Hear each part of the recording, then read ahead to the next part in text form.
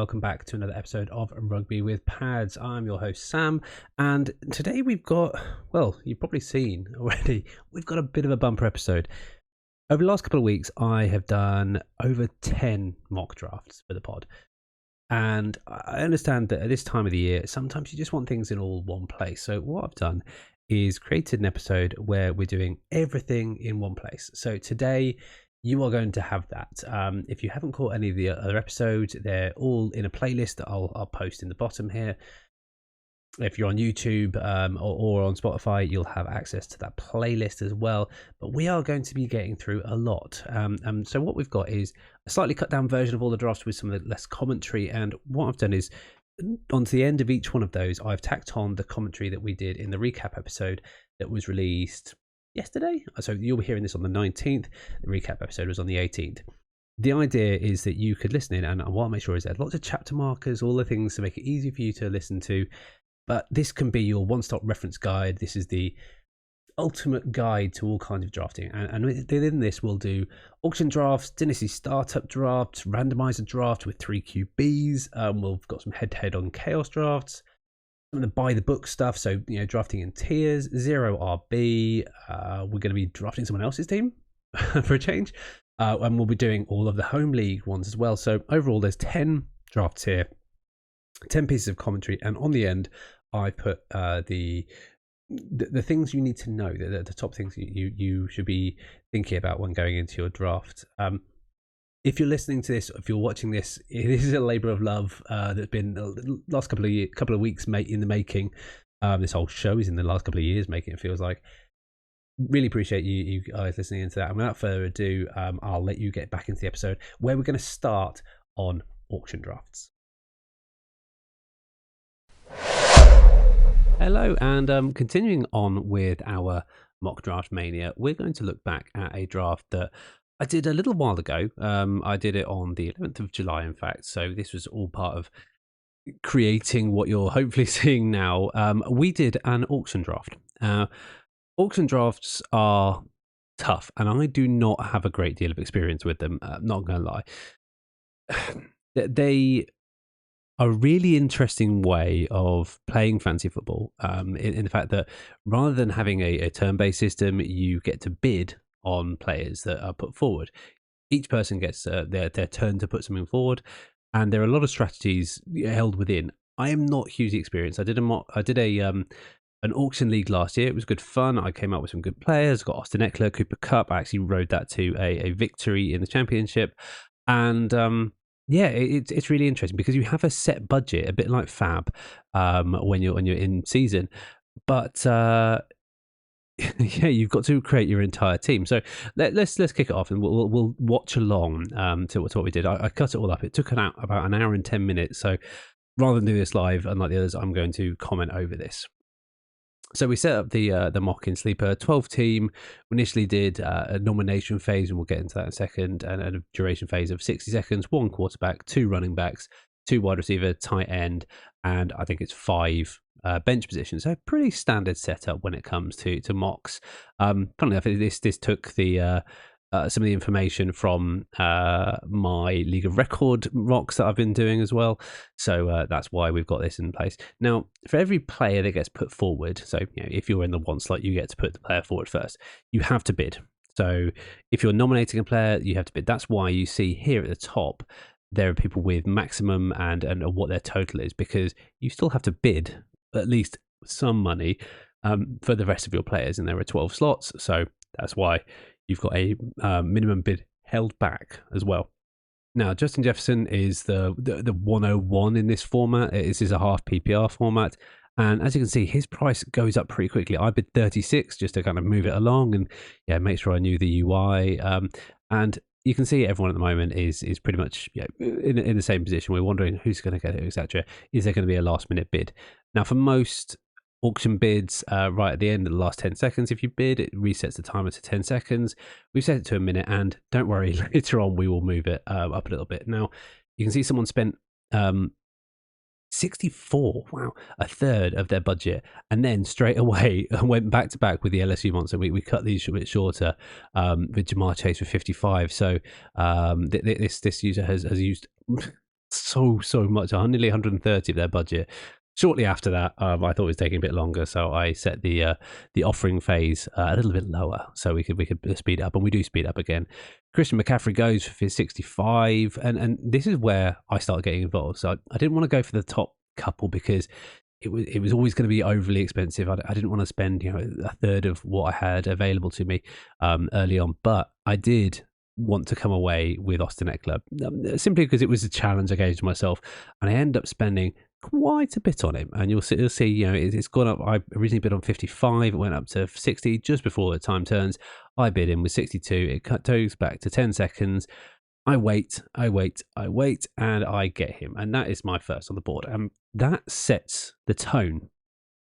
Because moving forward, you then have to budget everything. Now we see Saquon Barkley go for like 54, Cooper Kupp goes for 46, Tyreek Hill goes for 49, and we're seeing that a lot of budget. So 200 as a budget doesn't go very far when you've got players like Bijan Robinson going for 49. I show some of the players here that are going up.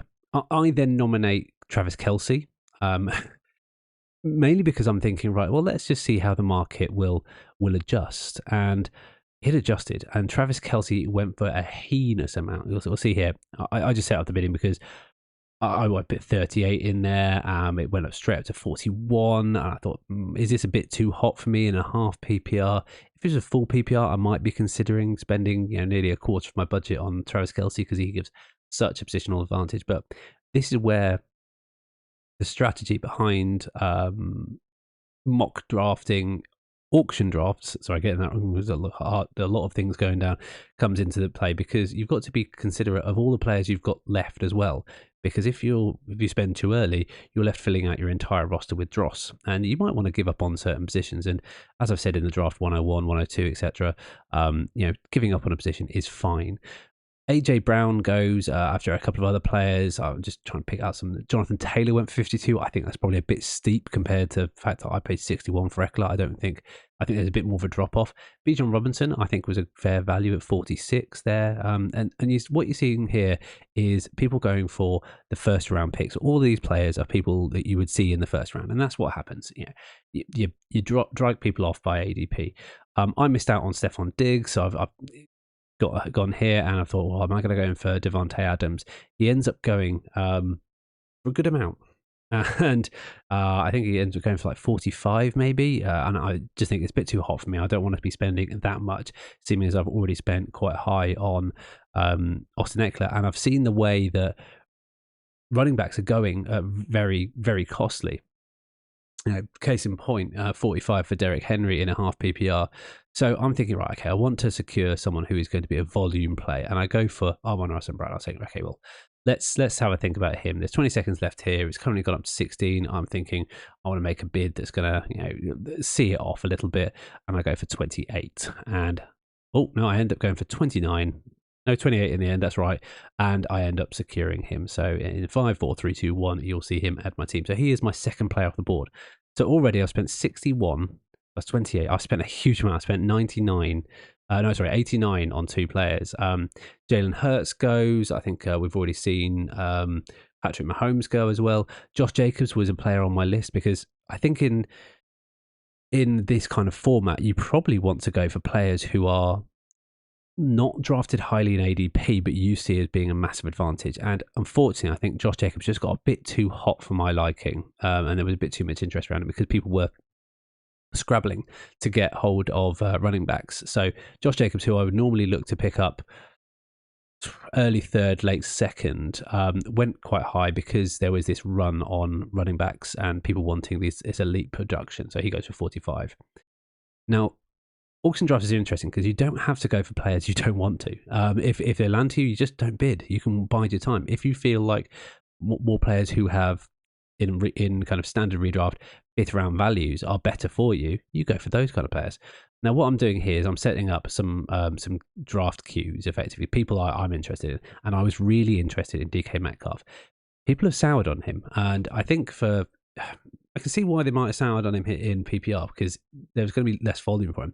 But I think the touchdown potential for him and the big playability, the yards ability for him is going to be great. You can see me here. I'm looking at other people, and I put a bid in of, did I put in a bid of 19? And I think that's great value, considering AJ Brown went for 42. And personally, in my tiers, and what I would always do is go back to your tiers ranking in the same way that you would do normally, and look at where you have people and judge accordingly.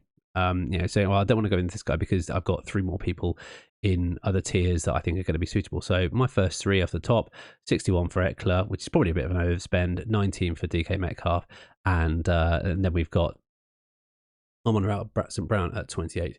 Ramondre Stevenson is a player that I am not particularly favourable on, and you'll see I pressed the pass button. I wasn't interested in bidding, so I'm just going to take it out and just wait for the next one to come along.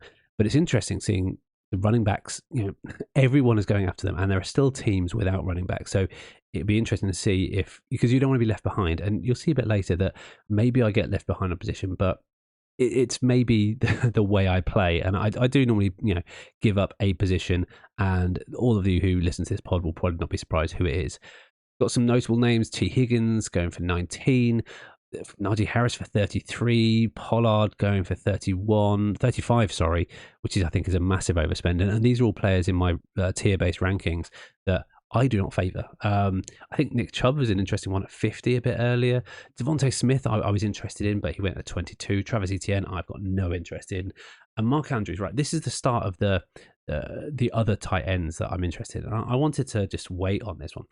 I took a look at what my budget was and thought about the players I'll do. And then if I go for Mark Andrews and go in for him, what does that sacrifice me elsewhere? Well, I need a second running back, and I know I'm going to have to pay up well for them. And I probably want a third running back just to make sure that I have a competitive advantage. So I start putting running backs in my queue, and I've got Mixon, who I think is going to go for about 20. Gibbs, who I think is probably going to go for a little bit more because I think people see a bit more upside with him in the passing game, and a couple of other players as well. And you'll see what happens next. Lamar Jackson goes, and then Jahmyr Gibbs comes up, and we do start bidding on him. Someone else nominates him. I think I'm up for I was the previous nomination. I think I actually put up Lamar Jackson, hoping that other people would bid on him. I'm then weighing up, do I go all in on Jahmyr Gibbs, or do I wait for Joe Mixon to come up? What are the running back options? Joe Mixon's going to be a cheaper version. Are they going to have similar range of outcomes? I do believe they are. I think they're both going to be league winner territory. But I go in on Jahmyr Gibbs because there was a little bit of me that says I haven't come up to the plate for a little while. Olave goes 21, Keenan Allen goes, Joe Burrow, Aaron Jones goes for a good amount. Aaron Jones, who I think he hasn't had a bad season for a long time, but I'm not sure if this is his season. Debo is trading on name value, and then Joe Mixon comes around. And again, those of you who've listened to the podcast know I love the prospects for Joe Mixon. I think he is going to get away without a caution this year. It sounds like these menacing charges are not being treated as hugely serious by the league yet. Maybe it's a case of Alvin Kamara where he gets deferred. If he has done anything, I'm not condoning it, but for the purposes of fantasy football, get on my team. There is a great opportunity there, and he becomes my flex option there. So I've started out Austin Eckler, Jahmyr Gibbs, Amon-Ra St. Brown, DK Metcalf, and Joe Mixon. I was interested in DeAndre Hopkins. Not sure where he lands there, so there was a bit of uncertainty. And I'm thinking I've got 5 players who are all in my kind of top 3 picks. So I'm thinking, right, well, I'm now filling out bench spots, so I need to go down a tier in terms of expense. And I'm thinking, right, well, who's the tier break at the tight end? And for me, it's Darren Waller. He is the next on that kind of next list. I'm thinking, right, well, if I go for him with the budget I've got 33 that I can spend on any one player. I've got 40 left. If I go 22 on Waller, that really hampers me for later negotiations and later bids. So I wait. I do wait, and I see Chris Godwin go, and I put him forward. I think I'm thinking he could be in my list. He goes for 13. I missed him, but there is a player who I'm more keen on. We see another run on tight ends. TJ Hawkinson going for 21. We see Kyle Pitts going, Calvin Ridley, who I'm not particularly interested. Terry McLaurin, who I thought would be good value at 16 as a number 1 pass catcher, unknown on the pass giver signal caller side. Sorry, yeah, we're not sure how Sam Howell's going to behave. Then we see George Kittle going, and I wanted to keep an eye on Justin Herbert because Justin Herbert as well was a tier break for me when it came to quarterbacks. thinking, is it going to be too rich? I did some calculations in my head. If I go for him at 20 plus, potentially, that is where he's projected to go. I hamper myself elsewhere and I have no depth. So I'm thinking, right, am I going to go back to my fundamentals? And if I think about this in a redraft, I've effectively got 2 first rounders, maybe two, well, 1 first rounder, 2 or 3 second rounders, and a third rounder. I'm thinking I've spent a lot here. So I'm going to go down and go for a 5th rounder. And a 5th rounder comes out to me in DJ Moore. I go for 12. It seems like people have been bullish on wide receivers. He gets bid again. I go 11. I end up bidding 13, which is probably 1 more than I needed to. But at the end of the day, it leaves me with a round number of 20 left. Do I make the bid? I do make the bid. Yes, there he is.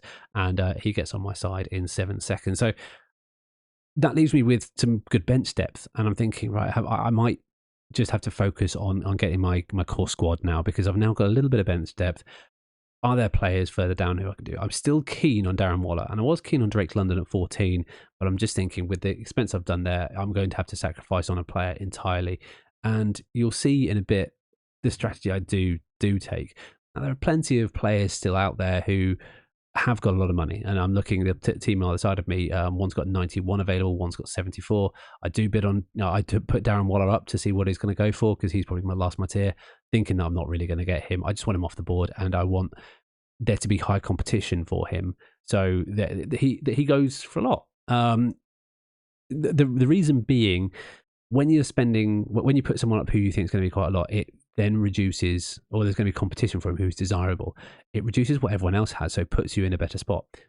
In the later stages, you probably want to have slightly more money than everyone else. No, I mean, no surprise there, to make sure that you have more maneuvering for bidding, but while balancing the fact that you want to ensure your team's health. Now, there's some interesting ones here. Damian Pierce goes at 29. He is a low 6th round player, and if you think of the fact that I bid 13 for a 5th round player, it shows you that the positional rarity here is a very different game to what you're doing in standard redraft, snake drafts, or your traditional taking turns kind of arrangement. Now I'm looking down the list. I'm just thinking about people who are projected, and I see a couple that are names that are interesting. Deontay Johnson being projected at only 1, and I know I'm not particularly keen on him. Oh, I actually do get Drake London. I didn't think I did. But I got Drake London, and I'm thinking, right, do I just need a 5th wide receiver? And I see Deontay Johnson. He was projected to go at 1, so I put him in my list. I was interested in Trevor Lawrence because he was the next tier break as well, and I'm thinking, if I don't go for him, I can't afford him. I've only got a max bid of 7 available to me now that I've gone Drake London. I've made my bed, and now I've got to lie in it, and I've got not much to play with. So I've got to find value at both the tight end and QB position, and this leads to a lot of waiting. What I want to do, I know I'm not going to make any actions here, but it was interesting to see how running backs were so highly valued in this system. Half PPR, they typically are. They're where the money is, and they're the high draft picks. But even Alexander Mattison, who hasn't been proven as a running back 1, going for 20 plus. 20, I think 22 here. Yeah, that's right. Which is 1 less than Joe Mixon, who is a proven running back 1. I think it's crazy. So, it's a completely different style. And if you're going to go in on doing an auction draft, make sure you know your way around the ADP of players. You make sure you know the board, and you know what kind of outcomes you want to get. In the end, I go for Jared Goff, because I'm thinking, right, well, I've got a stack there. I've got both Jim Gibbs and Amon-Ra St. Brown, which in retrospect may have been a bit overkill, but I think that the Lions are going to have a good time in the NFC North. So I wasn't, whereas I would normally advise against having 2 pass catchers, I'm thinking you've got so much upside, and there are actually, for the first 6 weeks, there are less pass catchers available because you've not got Jameson Williams available to the squad after he bet his games away a little bit. So it was interesting, even seeing players who are going to play bit parts, the likes of DeAndre Swift, Rashard Penny later on, going for good money. We're then getting down to the next tier of wide receivers. I think I'm good on wide receivers at this point. I think, I'm thinking if Deontay Johnson comes up, I can bid 1 or 2, and I've still got a bit of maneuvering around me. I'm seeing the players come down, and there are players who haven't got many options left. And if you looked at the ADP board now, there's not many good options and a lot of roster fill. So you want to balance going early with not overspending. Brandon Ayuk, I thought was a good steal at 14. Javonte Williams, lots of confusion around him. And because you have a budget available to you here, you want to make sure you're doing the best with that budget. And yeah, there are some players here that I think maybe went overkill. Deontay Johnson, I did secure him at 2. No surprise there. I think I then saw back-to-back George Pickens going at 2. And this is crazy. Those are 2 potent wide receivers. But because there are so many wide receivers, these guys are just also runs. They're afterthoughts because everyone spends money on the top 3 guys. So my advice if you're going into an auction draft is make sure you don't miss the running back room because you can pick up a lot of value later on in wide receivers. I mean, Jahan Dotson, who a lot of people are speaking very highly of, going for 3.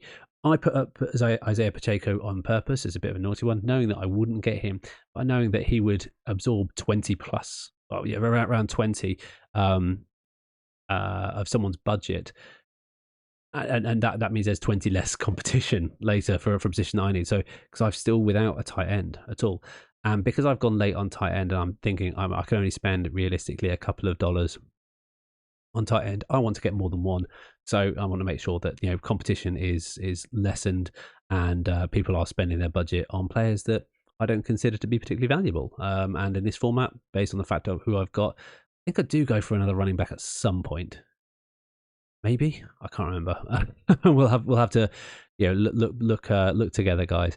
But yeah, you can see the range of people going. It's crazy how much high bidding there is at the start and how much it drops off towards the end as people run out of money. And you'll see a couple of players actually left with a lot of money in the tank because they didn't use their budget wisely. Jordan Addison goes for 4. AJ Dillon goes for 17. That's a lot, cracky. Even James Cook, who is got so many questions marks around him, goes for 14. Then we get some players who I'm not hugely hot on. If I had a stack with Patrick Mahomes, I might go for Kadarius Toney. That was an interesting one. Zach Charbonnet goes for 4. Yeah, there's some interesting ones. And you know what? On the point of stacks, that's really interesting because you're not beholden to the run. So you can see I very easily got a really nice super stack in Detroit. And I end up going, this is what I end up doing. I see some RJP run, I'm thinking, can I steal him? And I do. I offer 2 right at the last and thinking, right, I'm just gonna have him because I do think he's got a chance to have some good games potentially at the start of the season if Javonte Williams is going to run out. And thinking about the balance of play there, I'm happy with that. You can see even top names, historical top names like Michael Thomas only going for $1. So there's a really interesting dynamic going on in this one. I'm thinking, right, well, I need a player now, and I need to go maybe a bit harder and just test the water on tight end. We haven't seen them go for a little while. I put 2 up with Okonkwo. I can't bid anymore. I can only bid 5. The computer-virus version of Ed has beaten me here with 5. Dak Prescott goes for next to nothing. He goes for 2. And this is interesting because at that point, no one needed another quarterback. So quarterback is another one that you can wait for in this format because you either pay a huge amount for 46 or and I ended up putting a bid in for 2. Just got gazumped on that one. But people are down on Dak, and I think he's a very serviceable quarterback who is part of a tier involving Tua as well. I thought I might try and get on there. It's interesting to see David Njoku, who's predicted to go at 20, and I thought that's way too much to pay. And even the group here, Pat Fryermuth as well, who has had some good games, but I'm just thinking down the list here. Dalton Schultz could be a target maybe later on if everyone's already full on tight end. Maybe I can look to him. I'll see how that goes. I like the idea of Anthony Richardson as a number 2, but maybe I'm going for someone a bit more consistent when it comes to the quarterback position because I've got Jared Goff who can have off games. Yeah, we'll have to see how it goes. So I'm contemplating at the moment who needs what at the moment. Everyone's got pretty much a full roster except me with a tight end. So I might have the availability to go for tight end, but I don't. I wait for a little bit. I just, pop Aaron Rodgers in there because no one really needs a QB. I can pick him up for 1. And the idea behind it is if someone else nominates him for 1, you've got to pay 2. So I thought this is the cheapest I'm going to be able to get him if someone else wants him. Dalton Schultz comes up. I end up having the highest offer at this point, but got gazumped once again. I can't make a bid over 5 at this point. You can see there are some players who can't make max bids more than 1, which means they can only pick up the player they nominated. I looked to go for Komet, but I wasn't able to either, and I thought that's a shame because I think he will have a decent season. So I'm thinking players with historical upside, and I nominate Tyler Higbee. I get him for $1, which I think is a good pick. And I think if you're punting on those positions and you've got a team like I've got with Austin Eckler, Jahmyr Gibbs, Mixon, Metcalf, and Amon-Ra St. Brown, you're laughing at that point. And I also do the same with Mike Gesicki to finish off my draft as well. I'm just thinking, I'm just gonna go in on him, and you can see now it speeds up quite quickly because there aren't actually that many players with any money left, so we have to speed up at this point. And it goes on. There's a couple of players left at the end who I've skipped out, but you can see how it all balances out. If you want to take a pause of anything, you can take a look. I mean, we'll take a quick pause on our team. We've got who do we got at the top there? I'll go through it for the audio listeners. If you've managed to get through this audio, guys, well done on you. This format is definitely better on YouTube, I can say that. But Jared Goff, Austin Eckler, Jahmyr Gibbs, and the money. So I'll go do the money as well. Jared Goff for 1, Austin Eckler for 61, Jahmyr Gibbs for 29, Amon-Ra St. Brown for 28, DK Metcalf, which I think was a steal at 19, Tyler Higbee at $1, Joe Mixon at 23, DJ Moore at 13, Drake London, probably a bit of an overpay, and I didn't really need him because I've got quite a lot of depth there. At 15, Deontay Johnson at 2, Samaje Perine at 2, Aaron Rodgers and Mike Gesicki at 1 apiece. And I end up spending not quite all my money. Actually, I ended up spending 96. So normally in a league like this, it would be carried forward as fab, but you get a reload of fab budget. It doesn't make a huge amount of difference. But yeah, that was my my experience doing an auction mock. Let's start with what we started on at the end of at the start of the first week. We did our auction draft, and the auction draft was interesting. It really was. It was a draft where I went in there a bit blind, and I had a semi kind of strategy that I wanted to achieve. But really, I just wanted to be exploring how other people value players, and it was a bit of an enlightening one. I don't think I had the best strategy early on. I think I probably overpaid for my running backs. Austin Eckler went for 61, but Jahmyr Gibbs went for 29. So out of my budget of 200, I believe it was, when you're spending 90 on 2 players, it leaves you lacking elsewhere. And in fact, I also spent 23 on Mixon, meant I was going heavy on running backs, especially when I only am allowed to play 2 in any 1 week. Obviously, I've got flex position. But, in terms of the players that I value all these guys quite highly. Where I potentially made a little bit of a mistake was drafting Amon-Ra St. Brown. And I think at that point, I was thinking, right, these top tier guys aren't going well. I had a plan to potentially look for Goff later on because he basically goes free, and I proposed him late on. Because everyone else was spending money on premium quarterbacks. Let's say, they were spending in the 30s for the premium quarterbacks, which meant I mopped up in the middle rounds. But I think Amon-Ra St. Brown was probably an oversight. And if I'm going to be playing Gibbs, he's a bit of an insurance. So effectively, I played 57 on maybe playing one of those players each week. So that could have been definitely better spent elsewhere. I could have looked for a better wide receiver or a better running back, or a more or less expensive running back. I think Jahmyr Gibbs and David Montgomery will be splitting reps, and they both have different reasons for being there. I like this stack with Goff and Gibbs, but Amon-Ra St. Brown somewhat dilutes it. Yeah, it was an interesting draft, but overall, I was happy with what I came out with for this draft. For those of you on audio, I've got it on the screen, but I paid. I'll run from the top. I paid $1 for Goff, Eckler 61, Jahmyr Gibbs 29, Amon-Ra St. Brown 28, DK Metcalf I think was a steal, and at the time of doing this, he was undervalued. I got him at 19. I got my tight end one, and I don't think it was a good tight end one, and that's maybe where I could have spent a bit more money earlier on. And Tyler Higbee with $1. I also got Mike Gesicki for another $1 as well. Joe Mixon for 23, DJ Moore for 13, Drake London for 15, Deontay Johnson, which was definitely a steal, for 2. And I look at the output projected, I don't think there's too much difference between Deontay Johnson and Amon St. Brown in my projections. Yeah, Amon St. Brown probably more in the red zone, but yeah, when you're looking at the team makeup, that's where I maybe messed up. Samar JP Ryan for 2, just a bit of a throwaway, and Aaron Rodgers for $1 as a bit of an insurance case for Jared Goff.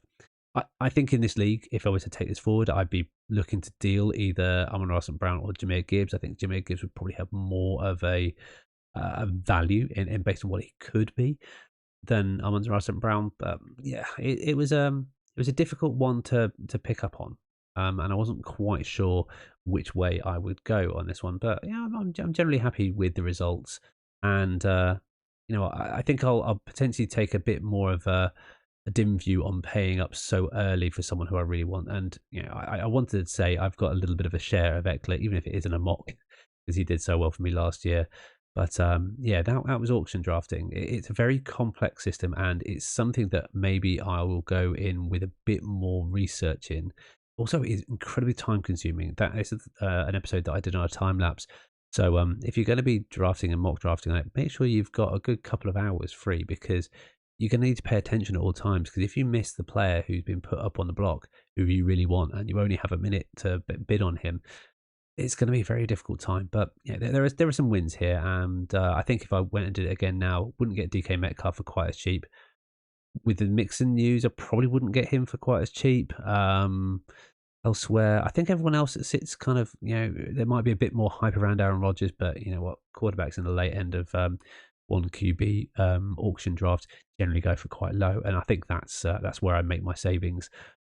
I think the strategy I took was to wait on a lot of players and try and snipe players who are slightly less interesting, and waiting for people to expend their money. So making sure that I could win it. If I knew someone needed a wide receiver and they only had $17, for example, I knew I could bid $19 and beat that person out. And that's what I did for DK Metcalf. But yeah, really interesting strategy. And yeah, definitely, I would like to enter a proper auction league one year. And we're actually thinking about making the League of Collusionary Gentlemen an auction league next year as part of a keeper system, potentially. We'll have to see how that plays out. And it's definitely an interesting one if you're looking at any Dynasty re-rolls. You keep some players, have some budget. It could be really interesting for you as well. So, who's up for another mega draft? We are going to go straight into a Superflex Dynasty draft, and you can see the settings here: 1 QB, 1 Superflex, 2 running backs, 3 wide receivers, tight end, 2 flexes of different types, and 7 bench spots. This is going to be a big draft, but I won't do too much commentary. We'll make it go quickly. We'll make our decisions quickly, and I'll just tell you how I'm changing things around a little bit when I'm considering this kind of thing. Now, because it's a Dynasty setup, the startup typically you would do vets only, and then you would do rookies afterwards. So I'm going to do it as veterans only for the time being, and we're going to see how that looks. So yeah, over the course of the next 20 minutes or so, let's see how this looks. So update, and come out of here, and we're going to start the draft straight away and see what happens. So we get a middle slot. We're doing a 3rd round reversal. As you can see, lots of QBs going. I'm going to go with the QB that I picked in my Dynasty startup, and it's going to be Justin Herbert. I think he has longevity, and that's what you're looking for in Dynasty. You want to win now, and I think that's something that a lot of people miss when they're drafting Dynasty. You definitely want to win now, but you need to be mindful that your win now window is 2 or 3 years. It should be 2 or 3 years, whereas in a redraft, your win now window is generally only 1 year. Apologies if you can hear anyone mowing the lawn in my background. I'll try and get that out in post. It comes back to us. Travis Kelce has just gone. A couple of people didn't pick QBs in the first 2 rounds. That's interesting, but and I think there is a look away from QB, so I'm going to go with a position that I think there are not enough of, and there's one here that's jumping out at me. Austin Eckler is really jumping out at me as being a really interesting option, but I'm actually going to go a bit deeper, because Austin Eckler, as much as I love him and his win now, is how old is he? He's like 29, 28. He's going into a 29-year season, and that's where people drop off. Saquon Barkley is hugely influential. He's 26, but I really like this year, and if I look at it win now, I'm going to go Josh Jacobs. He's got a year on him. He showed elite production. He's shown a bit more injury tolerance than Saquon Barkley. I'm going to go for him. There is a third round reversal, so we don't see the turn at the one. Saquon Barkley goes at the end of the second round. Dak Prescott goes at the start of the third. Tua goes because it's a 2 QB league, and it's back to me. And I'm thinking, who would I want next? And he's come back to me, Austin Eckler, and I really like him. But I'm actually going to go with a guy that who's so young for the position and probably is the tight end one in most dynasty formats. I'm going to go with Kyle Pitts. So it started off Justin Herbert, Josh Jacobs, Kyle Pitts. Drake London goes at the end of the third. Austin Eckler goes just after my pick. It's a shame. We get a bit of a run on running backs. And you know what? I need to get a running back now. I'm going to avoid Derrick Henry because he has not got as much value, even though he is definitely a win now kind of guy. And I'm going to go with another win now kind of guy. You know what? Yeah, I am. I'm going to go with Nick Chubb. And you've noticed here, but by doing this, I've actually sacrificed some positions later on that I will go after, namely wide receivers. And there are a couple of wide receivers that I might be keeping an eye on in rookie drafts, but this is a 3 wide receiver league. This mirrors the league that I'm in as well. So I need to focus on wide receivers now. I've got some core positions. I've sacrificed because I've gone for tight end early, which is a position that is a one for, so to speak. And I'm going to have to go for some wide receivers now. And I'm looking at young guys who I think could form part of my team for years to come. And Michael Pittman, I think, is really interesting, very talented, coming to a second contract. He's going to go big. George Pickens, sophomore season. I'm liking Michael Pittman, so I'm going to go with Michael Pittman. And again, this is looking very similar to my actual dynasty squad. I favour players. I've got a good dynasty squad this year. Hopefully, if you guys have watched the dynasty recaps, you can see that. And this leaves me in an interesting predicament because this is 2 QB and people are starting to take QBs. I look at the next ones coming up. Who do I really like? Aaron Rodgers is still there. He's still got a couple of years left, and again goes to my dynasty history there. As far as wide receivers go, George Pickens has come back to me, like Brandon Ayuk a lot, going into second contract, and the wide receivers generally do well. He's going to be probably the number one in a good offense there. So I'm going to go Brandon Ayuk. So started off Herbert, Jacobs, Pitts, Chubb, Pittman, Ayuk. I like how this is going. Pickett, Geno Smith, Jordan Love go. It's interesting, Jordan Love going above Russell Wilson and Aaron Rodgers, who I am going to take a slam dunk pick because there is a run on running quarterbacks. I've mentioned it before, but if you're in a super flex, you want to make sure your super flex is a quarterback who's going to score you points. Even in Dynasty, even though Aaron Rodgers is, in his age, how old is he? Let's have a look. 39? Yeah, he's in the 39 season. He's going to play till he's 42. I've got convinced. And this is win now. You want to balance players around a little bit, but it's definitely win now. Alexander Mattison is young. James Cook is young, but I don't like their I don't like it this year. Might have to go for a bit of an older guy. Mike Evans is getting up there in age. He's definitely win now, but as you can see, my options are limiting. I do think Gabe Davis has enough in him to have a second contract with someone. But you know what? Based on this and the fact he's going to come back to me, I'm going to go with best player available. And it might even be Alvin Kamara, although he is coming to his over-the-hill season as well.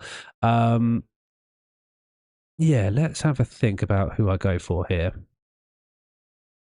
Hard to think because I've got a very loud streamer in the background from next door, but hopefully you guys can't hear that, and I might pause in a minute and take a beat so you guys can hear properly. I'm weighing it up, guys. I'm really, really struggling here, and I'm thinking, do I actually go for a third QB to protect that? I think people maybe overvalue third QBs. I'm instead going to go for... I'm going to bite the bullet. He's on a good offense. Kadarius Toney. He's young. I think he's got something to prove. He will get a second contract somewhere because of the draft capital that was associated to him. And that's maybe what you've got to think about with vets is what was their draft capital? How far are they into their first contract? And how much do they need to make it work? And fortunately, Gabe Davis comes back to me. So I'm going to take Gabe Davis as my first flex position. So interesting one there. I've got a wide receiver running back flex as well to have. So I'm thinking more about skill positions as people fill out their rosters with quarterbacks and tight ends. I'm going to wait on tight end because I'm only have to play one of them. Really happy with that. I really like the idea of Cortland Sutton. I still think he's relatively young. He's 27, so he's coming to the end of his first contract. Probably going to get a second. He has got really high red zone usage, and you've probably seen it in a couple of these drafts. I tend to go to the same players because no matter what position, you find a way to get players you like, and I would always get players you like. I end up, if I'm in multiple leagues, with some commonality of players. But yeah, I try to give myself a good chance to experience lots of different players' fortunes, so it's not all or nothing based on just a couple of players. I do think there is a big drop off at QB at this point. So just to recap, I've gone Herbert, Josh Jacobs, Kyle Pitts, Nick Chubb, Pittman, Ayuk, Rodgers, Tony, Gabe Davis, Cortland Sutton, and there's a couple of quarterbacks here, but they're not going yet. So, and it's going to come back to me pretty soon. So if I take a look at it, yeah, maybe there's a drop off after Matthew Stafford. He's going to go a little bit later potentially. The ADP doesn't really tell the full story because people have got to fill out their rosters. I'm thinking at this point it's best player available. And you know what? I really like the idea of Romeo Dobbs. He's young. He's got potential to become the PPR guy there in that offense with a young quarterback. There's a lot of unknowns there. I'm going to go with the upside of Romeo Dobbs here. Rondale Moore goes shortly after. Wandale Robinson, Rashard Penny, Dawson Knox. We are getting into the doldrums of tight end, so maybe I need to go back and revisit that. But I am going to go back instead and get Matthew Stafford. Oh no, he does not hold much value because I think maybe he's only got 1 year in him. No, I'm going to go away from Matthew Stafford. I'm going to rock with two quarterbacks. I'm going to look at tight end and see if there's someone who jumps out. Juwan Johnson is sneaky old / sneaky young. Jelani Woods for a second year breakout. I really like the prospect of Jelani Woods, but is he going to get back to me? He probably is, you know. So I'm, again, thinking best player available, and you don't need to have the youngest squad in the world here. You need to have players who are going to help you win. Jerick McKinnon is only going to be in the league 1 year more. Can he help me win this year? Maybe. Alec Pierce is an interesting one. He is young. Has he had not particularly interesting career there. He's definitely been a number 3 for a long time. You know what? Going into a dynasty, what I would do is look for trade capital as well. And there are young quarterbacks who are starting at this point. I'm going to take a punt on Desmond Ridder. And funnily enough, this is the same 3 quarterbacks I have in my dynasty league. Weird that, isn't it? That I've just been drawn to them. You know what? When you watch players and you've got certain players on your team, you gravitate towards them because you learn more about them by default. Zeke Elliott goes, Juwan Johnson's gone, so that was a tier break kind of for me. Mike Gesicki, is he youngish? Mike Gesicki is reasonably young for a tight end, so I'm thinking Mike Gesicki here might be a shout. Outside of that, I am looking at Jelani Woods in the next round, so I'm going to go Mike Gesicki as a bit of a tier break there. He's definitely a tight end 2 in my opinion. And a good one, a good value at that low because he could definitely be the number 1 pass catcher in that offense. And I am going to go and...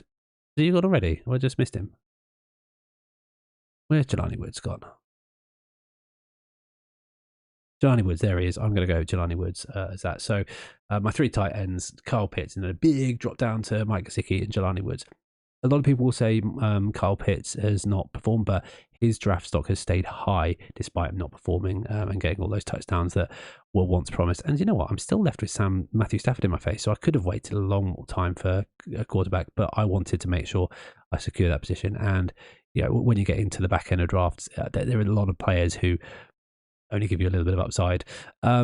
I'm not going to be able to get a hugely young player. Van Jefferson, I still think has opportunity to be productive this season. I'm going to go Van Jefferson there. And at this point, I'm not particularly looking at age unless I can find someone who's going to have a mega second year breakout. And when I'm getting down to the likes of Robert Woods, Gardner Minshew, Darius Slayton, you can see how your lineup can be very lost. But there is a name that jumps out to me here. Adam Robinson, 29. But is he due for a career resurgence? Because he has been good before. I might be stung once, I might be stung again. I dropped him in my league of record, but I'm going to pick up Allen Robinson in the 16th round for nothing. So it'd be interesting to see how this lineup actually looks at the end of the day. Elsewhere, who comes back to me? Oh, we get the run on quarterbacks. Yeah, everyone's getting their 3rd quarterback now. So I'm glad I got there early because I probably would have been left behind had I waited a bit longer and left with holding the bag with Mike White or Zach Wilson, who are the best options available now. Actually, Jacoby Brissett probably the best option if you need a functional quarterback. Josh Palmer has been superseded by Quentin Johnson now. I'm not enjoying that. Zach Ertz has opportunity to impress this year, maybe, but I think it's going to be Trey McBride's lineup there. Devontae Parker, Calvin Austin. No, I don't like any of these names. So I'm just going to pick the player. Yeah, this is an absolute throwaway pick, and you can have throwaway picks even in Dynasty. There can still be a market in trade elsewhere and what have you. So I'm just going to pick a young player who I like. I haven't heard, have anyone of you heard of this Tom Brady guy? He's been quite interesting. No, we're going to go with Tom Brady. Ben Skoranek could be fun to have, and this is just a throwaway pick. I'm going too far down the list for it to be relevant at all. You know what? I'm going to take a punt on Donald Parham. They brought him back. They gave him a little bit of money. Let's go with that. It's a non-pick. I probably should have only gone with 6 picks because this is pre-rookies, and my pre-rookie Dynasty startup, which I am not unhappy with because I really like my my running backs here. But I've got Justin Herbert, Josh Jacobs, Nick Chubb, Michael Pittman, Brandon Ayuk, Kadarius Toney is the 3. Arguably, you've got Gabe Davis as a 3 there. Kyle Pitts, though, with a positional advantage at tight end, and he is young, 22. 22. That's crazy how young he is. So that is a huge advantage for Dynasty, and that's a position you never have to think about again. And the hit rate for young tight ends is low. So even Kyle Pitts underperforming, his draft value is still good. Romeo Dobbs. Finish off Cortland Sutton, who could be a 3 as well. So I've got a lot of guys who are in that kind of wide receiver 3 range, so I'm pretty happy with that. Cortland Sutton, Aaron Rodgers, Romeo Dobbs, Desmond Ridder, Mike Gesicki, who I think is a value, and then I go for a bit of a tear on tight ends with Jelani Woods and Donald Parham. Sandwich there, I've got 2 wide receivers as well, Van Jefferson and Allen Robinson. If I was to, make any holes in this, I have not gone hard on running back, so I am very light on running back, and that is a big oversight from me. But looking back at here, who would have been good at this range? I think my last option for a usable running back as a backup would have been probably Brian Robinson, and maybe I should have gone for that instead of Gabe Davis potentially, but I still needed the wide receiver position. I'd gone another round. I maybe could have got Khalil Herbert, who is in interest. Probably should have gone Khalil Herbert or Rashad Penny. Elsewhere, it's Zeke Elliott. Actually, probably would have been a good shout later on, and Jarrett McKinnon if I'd again gone for him over Mike Gesicki, who might have come back to me, but I would have got Jelani Woods, and then I would have got Parham later on. It's a tough one, guys, but super flexes are tough, and if you're in it, in a Superflex Dynasty is really tough, especially when you're doing that 2 QB thing. It makes it extra hard. But good luck with everything, guys, and I will see you on the other side shortly. So on Tuesday, we did a slightly different draft. It was more of the same in terms of kind of typical standards with regards to PPR, etc. What we focused on was a subject I don't talk enough about, except to do an hour and a half episode on the topic. But we wanted to talk about Dynasty and format in Dynasty that has become increasingly more popular, which is, of course, Superflex. Now, Superflex, for those of you who don't know, is where your flex position, which is normally wide receiver or running back, can be extended to any skill position, so that's including quarterback. So many of these are really considered to be 2 quarterback leagues.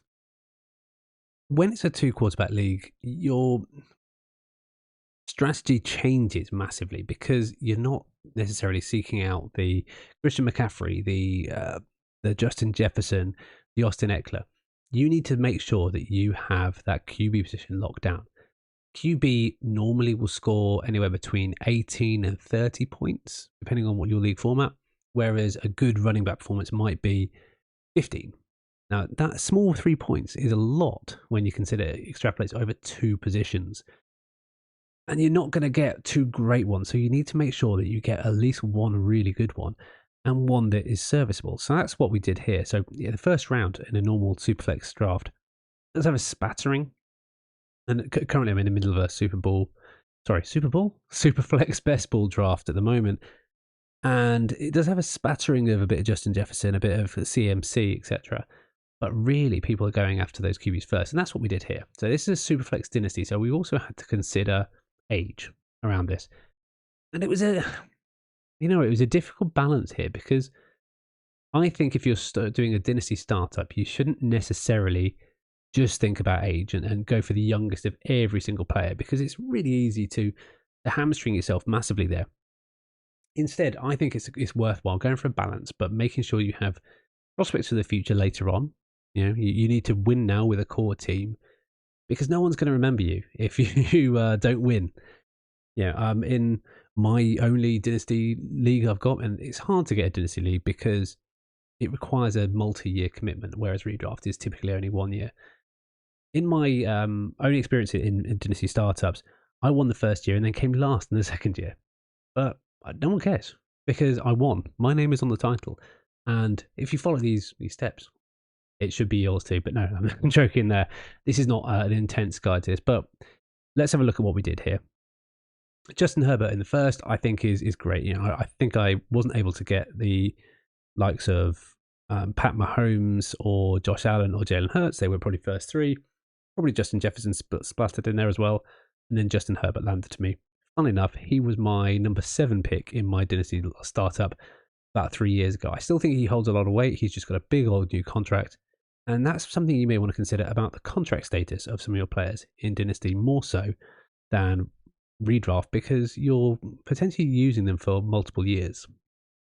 I believe this was a 12-man based on where I've landed in these positions. Sorry, just closing the door behind you there. The ghosts are in the mix here. So this was a 12-man. So I ended up with the 8th pick there. Ended up with Josh Jacobs. Reasonably happy with that. Although this was done before some of the outrageous stuff that's been happening with running backs. But further down the line, because he's a bit older, I get a lot of value in Nick Chubb. So I'm thinking those two guys, if I can really go after it and go after it this year, that's a secure win there. And I ended up going for players who I thought would be advantageous at key onesie positions, and managing to get a secure slot in tight end with Kyle Pitts. He is 23 or something like that. He's got elite prospects, I think, and potentially people are waving on him because he's a bit too young. He hasn't been performing quite as well as maybe his draft capital should. But the first couple of years for a tight end are going to be hard. They're adjusting to what is a very difficult position in the game. He hasn't really had the coaching around him to make it really work. I think with Arthur Smith, it will work him into the game. I was less happy with my selection at wide receiver. So instead, I went for volume because I thought, here, this is not a position I can really be strong at. I didn't go for one of the main kind of Justin Jeffersons or anything like that early on. I wasn't able to secure myself a Chase or a Cup or someone like that. And in Dynasty, people like Cup really drop down because at age 30, it really does make a difference to people's perceptions of their value. But I think in terms of a win now scenario, this is okay. It's not great. I've got guys who could be a number 1 here and could make a decent contribution, but if not, their prospects are still good. Pittman, Ayuk, and Tony are. You know what? I'm looking at this and I'm not enjoying this anymore. I think at the time I was maybe on the back foot a little bit. I am pretty happy with my my second QB in Aaron Rodgers, and that was very much a win now pick in the 7th round. He's going to be around for a couple of years. He's a rental, but this is a case of, can I build a team to win me over the next couple of years? And I'm looking at this further, and I'm really not thinking this would be great. And maybe this is something that I really need to look at if I do a Dynasty startup again this year. That although I'm trying to win at tight end and QB, I have sacrificed on wide receiver. And looking at this, 3 wide receivers in the mix, you need to be able to make sure you win that position. So not a great lineup here, and I probably this was a valuable thing to mock. I don't do mocks on these kind of things particularly often, but you need to make sure that you are keeping an eye on these things and making sure you keep up with the times and have a strategy if you are thrown into these, because this is a team that you could be lumped with for multiple years, and it's very difficult to tear down and rebuild the team, which is something that, if you listen to the podcast, I've done recently.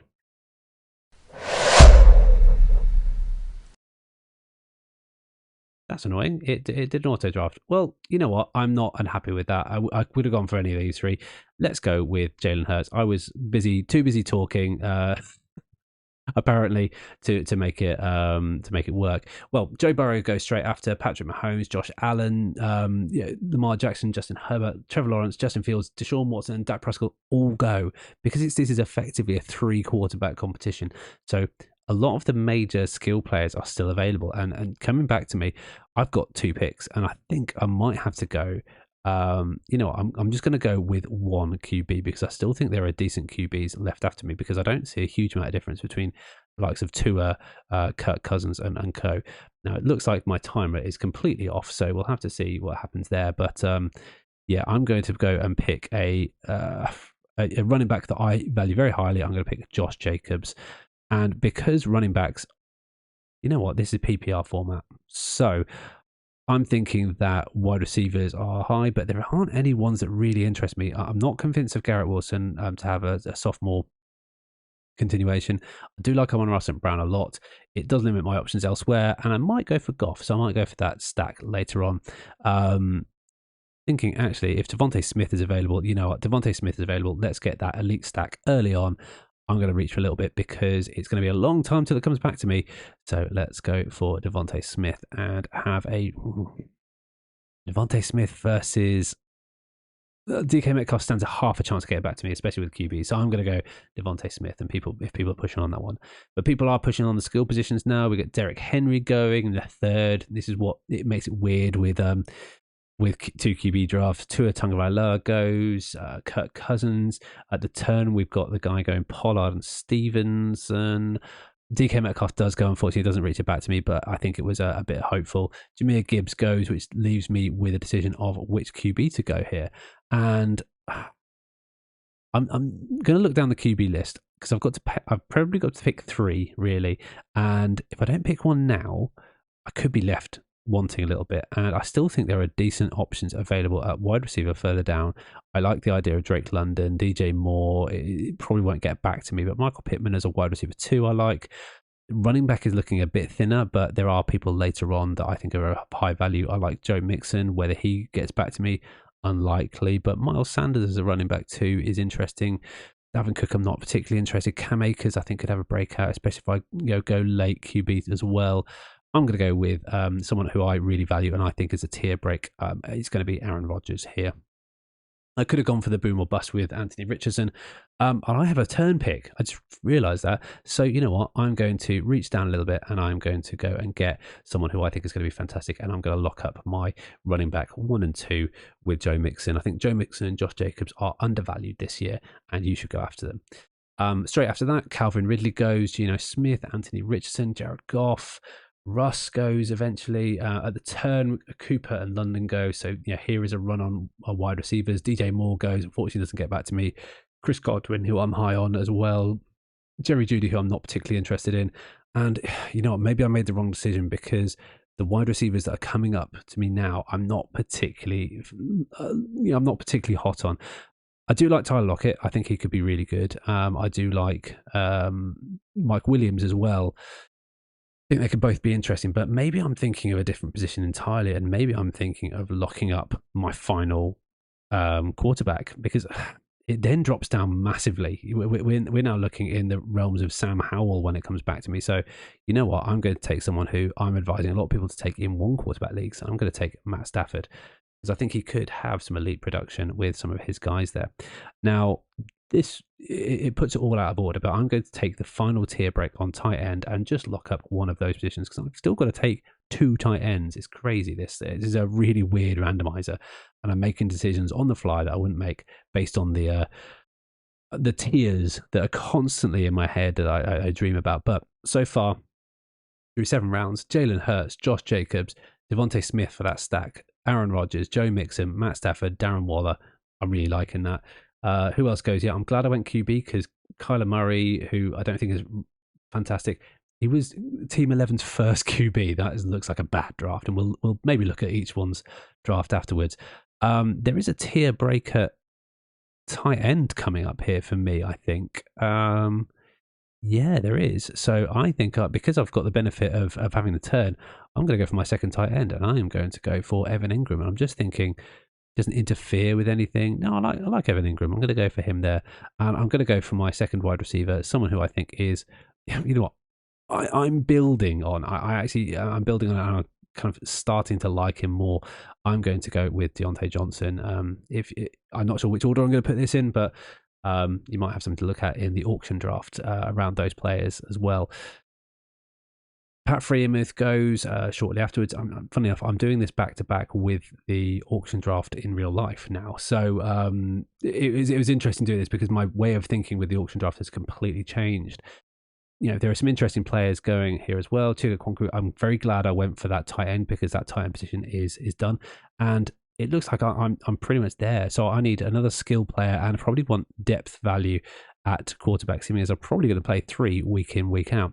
Now, Michael Thomas is a name that's interesting. Are we trading on name value alone? I think Cortland Sutton is massively undervalued. I like the looks of him. And because this is a PPR, I do want some additional depth at both wide receiver and running back. So I'm going to go wide receiver running back here. And because I'm at the turn, I've got my choice. I'm going to go with Cortland Sutton because I like him better than the other options. And he might come back to me, Jerick McKinnon. So if he comes back to me, I'm good. Devin A. Kane won't come back to me. And I think there might be a rush on some lower quarterbacks moving forward. Because if I look at the other players and other rosters, I don't think there are some players who are suffering without. Everyone's got 2 quarterbacks now, so maybe not. You know what? I'm going to wait on Jerick McKinnon. I'm going to go Devin A. Kane. Devin A. Kane, if you've been listening to the pod for a little while, he is one of my guys this year. So I'm really happy. I thought this was 13 rounds. It's 15 rounds. Sorry about that. I lied to you all. Michael Thomas, who I was interested in, the name value goes straight afterwards. We're looking for Jerick McKinnon, and he unfortunately goes for someone who's got a fair few running backs who've gone late running back. And that's a technique that I would always advise. If you're going to go late running back, go plentiful running back. Now, I'm looking at building depth now. I'm glad I got Devin A. Kane because I do rate him better than Jerick McKinnon. I think Jerick McKinnon maybe has a better floor. And I'm looking at some second year players here that are interesting to me. I haven't got any depth in my squad yet, which is fine. It's what to be expected when you've got a short bench and lots of 2 for positions to pick here, 2 for and 3 for positions as well, because you've got those flexes.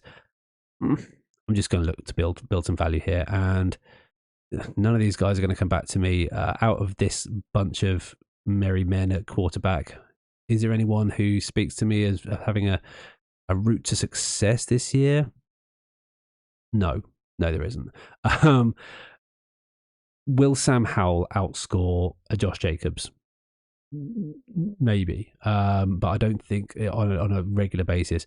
But I am going to go with the upside, and I'm going to go Sam Howell there, just to cover off that and make sure I've got bench depth at Superflex as well. Then it leaves me in a tough position because the only player that's really jumping out at me here is Sky Moore. I don't know why. I've been quite interested in him as a player. I have got him in Dynasty, so maybe that's why. Outside of that, there isn't anyone really that's jumping out at me being available in the next lot. So maybe I can just go down another tier and pick up some bums later on. But I'm going to go with Sky Moore because even if he's not great, he is going to be part of a good offense. So let's go with him. And we're going to go into our 14th and 15th pick, not knowing who's going to go. Rondale Moore, Sky Moore's compatriot Rashee Rice goes in 13th round. Then we get a final layer of tight ends, which I don't have any backup for. I think I'm going to have to go...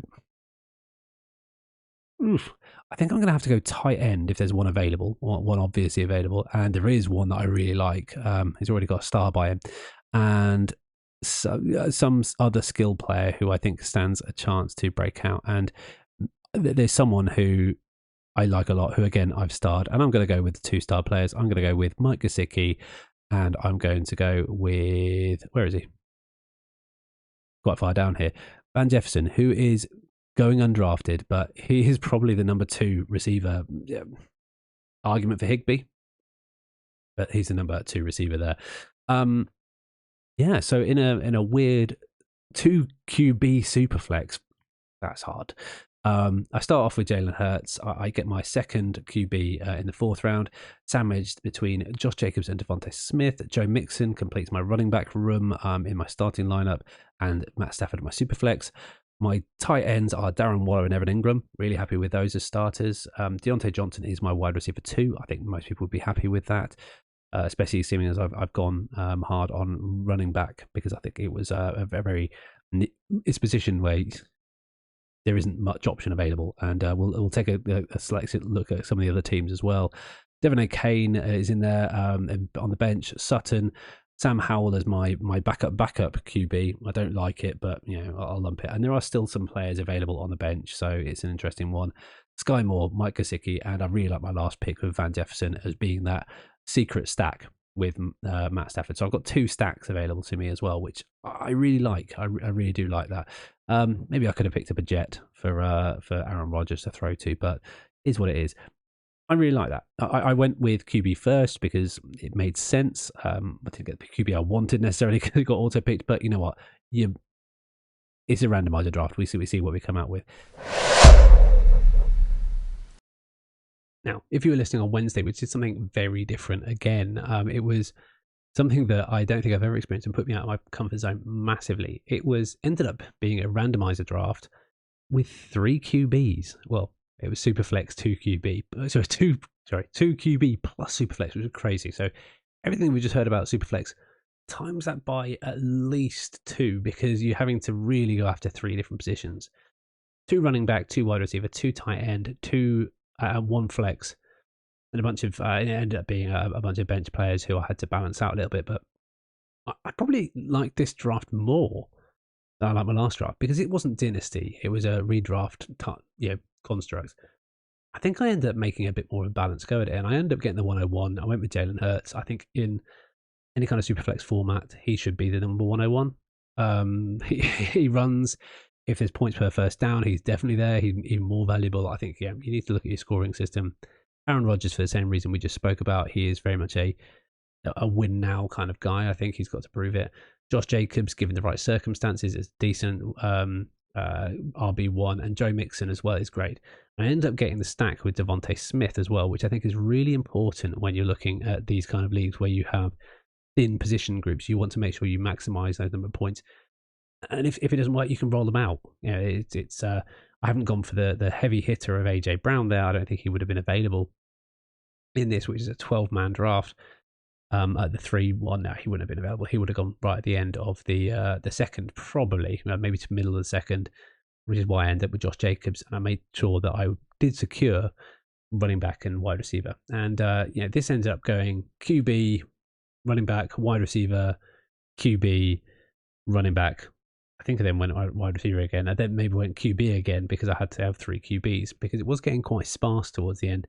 And my third QB being Matt Stafford. He's someone I actually like this year. I think a lot of people have something against him, but you've got to follow the money. He is due, I think his cap hit, and you can look in what cap hit means, etc. His cap hit is like 50 million this year, and it's the same next year. They've got to go in on him. They have no choice, and I don't think they want to waste the best year of Sean McVay's coaching career playing someone who doesn't want to play. I think he wants to play. I think he wants to be there. Yeah, he's got a weird contract, but he's going to do well.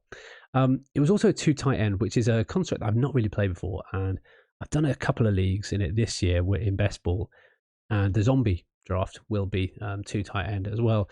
And it really put the cat amongst pigeons, because you've got to balance on 4 different fronts here. You've got to balance on QB, you've got to balance on running back, you've got to balance on wide receiver, tight end, and any of your super flex and flex positions as well. And I ended up with Darren Waller and Evan Ingram. Really happy with those in the middle of rounds, 7 and 8. Picked a little bit further after each other because they end up being separated. Really happy with Darren Waller in the 7th, because he is, for me, the wide receiver 1 of the Giants. Evan Ingram could end up being the possession guy for the Jacksonville Jaguars as well. I would have loved to have gotten this stack with Trevor Lawrence, but unfortunately didn't manage to get that. But overall, I think this is a pretty sound team. Really happy with how it worked out, and it did throw up a few question marks. I ended up going with a 4th QB in Sam Howell late on. I think people make a lot about with two QBs going or Superflex going for that third QB early. I'm against it.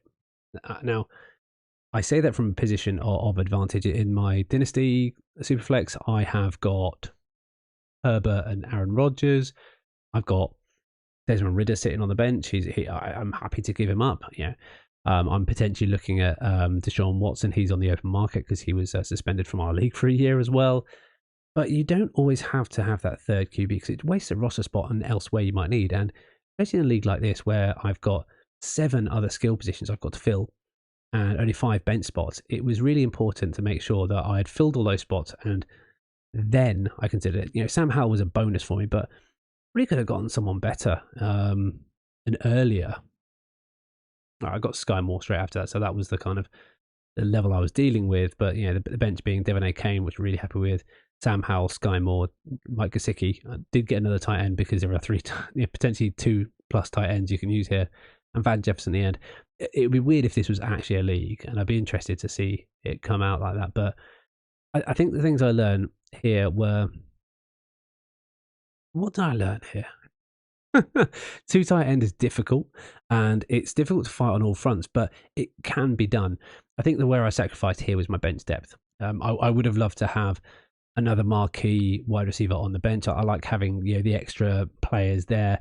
Devon A.K.A is a massive gamble. Sky Moore is a gamble. So those wide receiver and running back slots don't really have backup outside of Cortland Sutton, which I think is less of a gamble. I do like him a little bit more.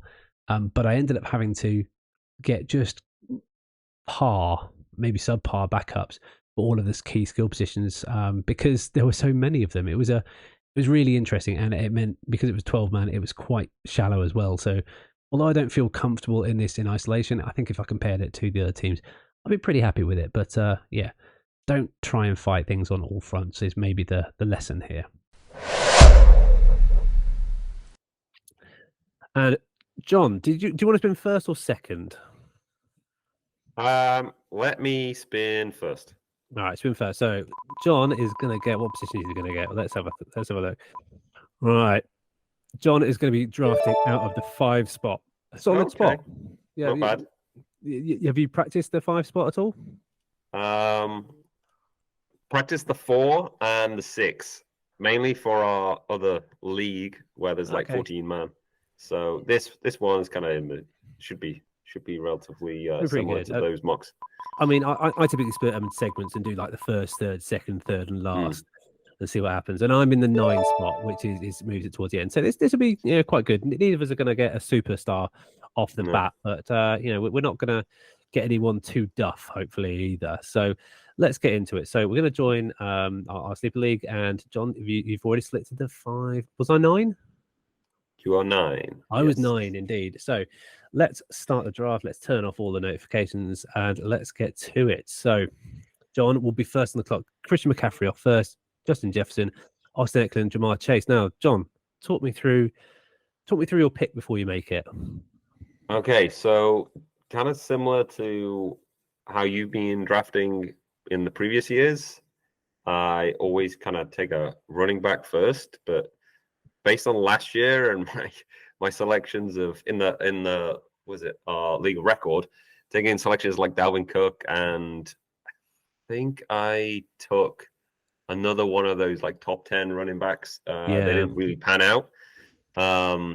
I decided this year I am more kind of towards taking one of these high-end wide receivers. So people, obviously, if Justin Jefferson hadn't been taken off the board, Jamar Chase, Cooper Kupp, I would be taking one of those first. And then if they were, then I'd take one of the higher end running backs.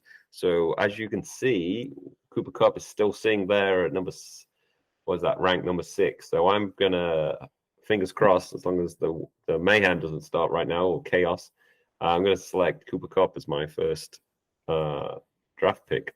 You are allowed. You were allowed. You were allowed. I didn't pause the draft. I could have paused the draft to really do you in there. You know what? I probably would have done similar. I might have chosen Kelsey because I am warming to the idea of not going too late with tight end because it's such a shallow position. But there are lots of shallow positions. And you made a good point about running backs. So unpredictable. I mean, we're not even sure if if two of the kind of Yeah. top 5 guys are actually going to play this year. It's crazy, but yeah, you're not going to get anyone out of the top 4. Yeah, Christian McCaffrey, Austin Eckler, Justin Jefferson, and Jamar Chase are going to go in that order in some way, shape, or form. So I think Cup was probably the best choice. Diggs went shortly after, and Travis Kelce at the 7, Tyreek Hill, which leaves me with a tough choice. And I haven't drafted out of the 9, I realised much. I normally draft a bit towards the end. This is a bit of a kind of tweener spot. But I am actually going to draft someone who I think is going to be guaranteed volume, and it's going to be a player who hasn't even taken a snap in the league, if John lets me. That is, it's of course going to be Bijan Robinson. I think with such, I don't think the Falcons are going to be as bad as everyone thinks they're going to be, and I do really like Bijan Robinson's prospects.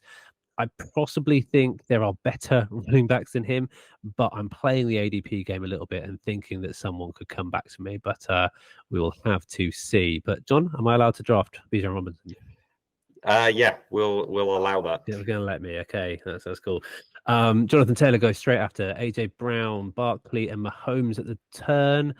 Devontae Adams and CD Lamb, and that leaves me in a very interesting position because there are still 2 players I really, really like. And yeah, if you've watched any of these mock drafts, I've been really a big fan of Josh Jacobs. I do think he'll play, and I think at this stage, if you're going to miss out 1 or 2 games, because there's a chance that him and Saquon could miss a couple of games potentially in contract holding, but he will play a lot because if he doesn't, he doesn't get an eligible year in the league and he'll be stuck in the same position, just like Le'Veon Bell was. It doesn't work out for him. I don't like Nick Chubb for the passing upside. Oh, I do a little bit. He's a bit better this year, but he hasn't proven it. Josh Jacobs has. He did it in college. He did it last year. Derrick Henry, I think, might tire, and he's only a foot injury away or a foot re-injury away. Josh Jacobs, relatively clean history. John, am I allowed to take Josh Jacobs, or am I going to have to pivot? I think I'm going to allow this pick. You're going to allow it? Okay, I've got 2 running backs off the board. Based on the fact that he may not sign his franchise tag, so he may be looking at him sitting out for the whole season. But it's crazy right now with all the news going on with running backs and not getting contracts that they want, and possibly him and Barkley sitting out the whole year. Oof. That's top 2.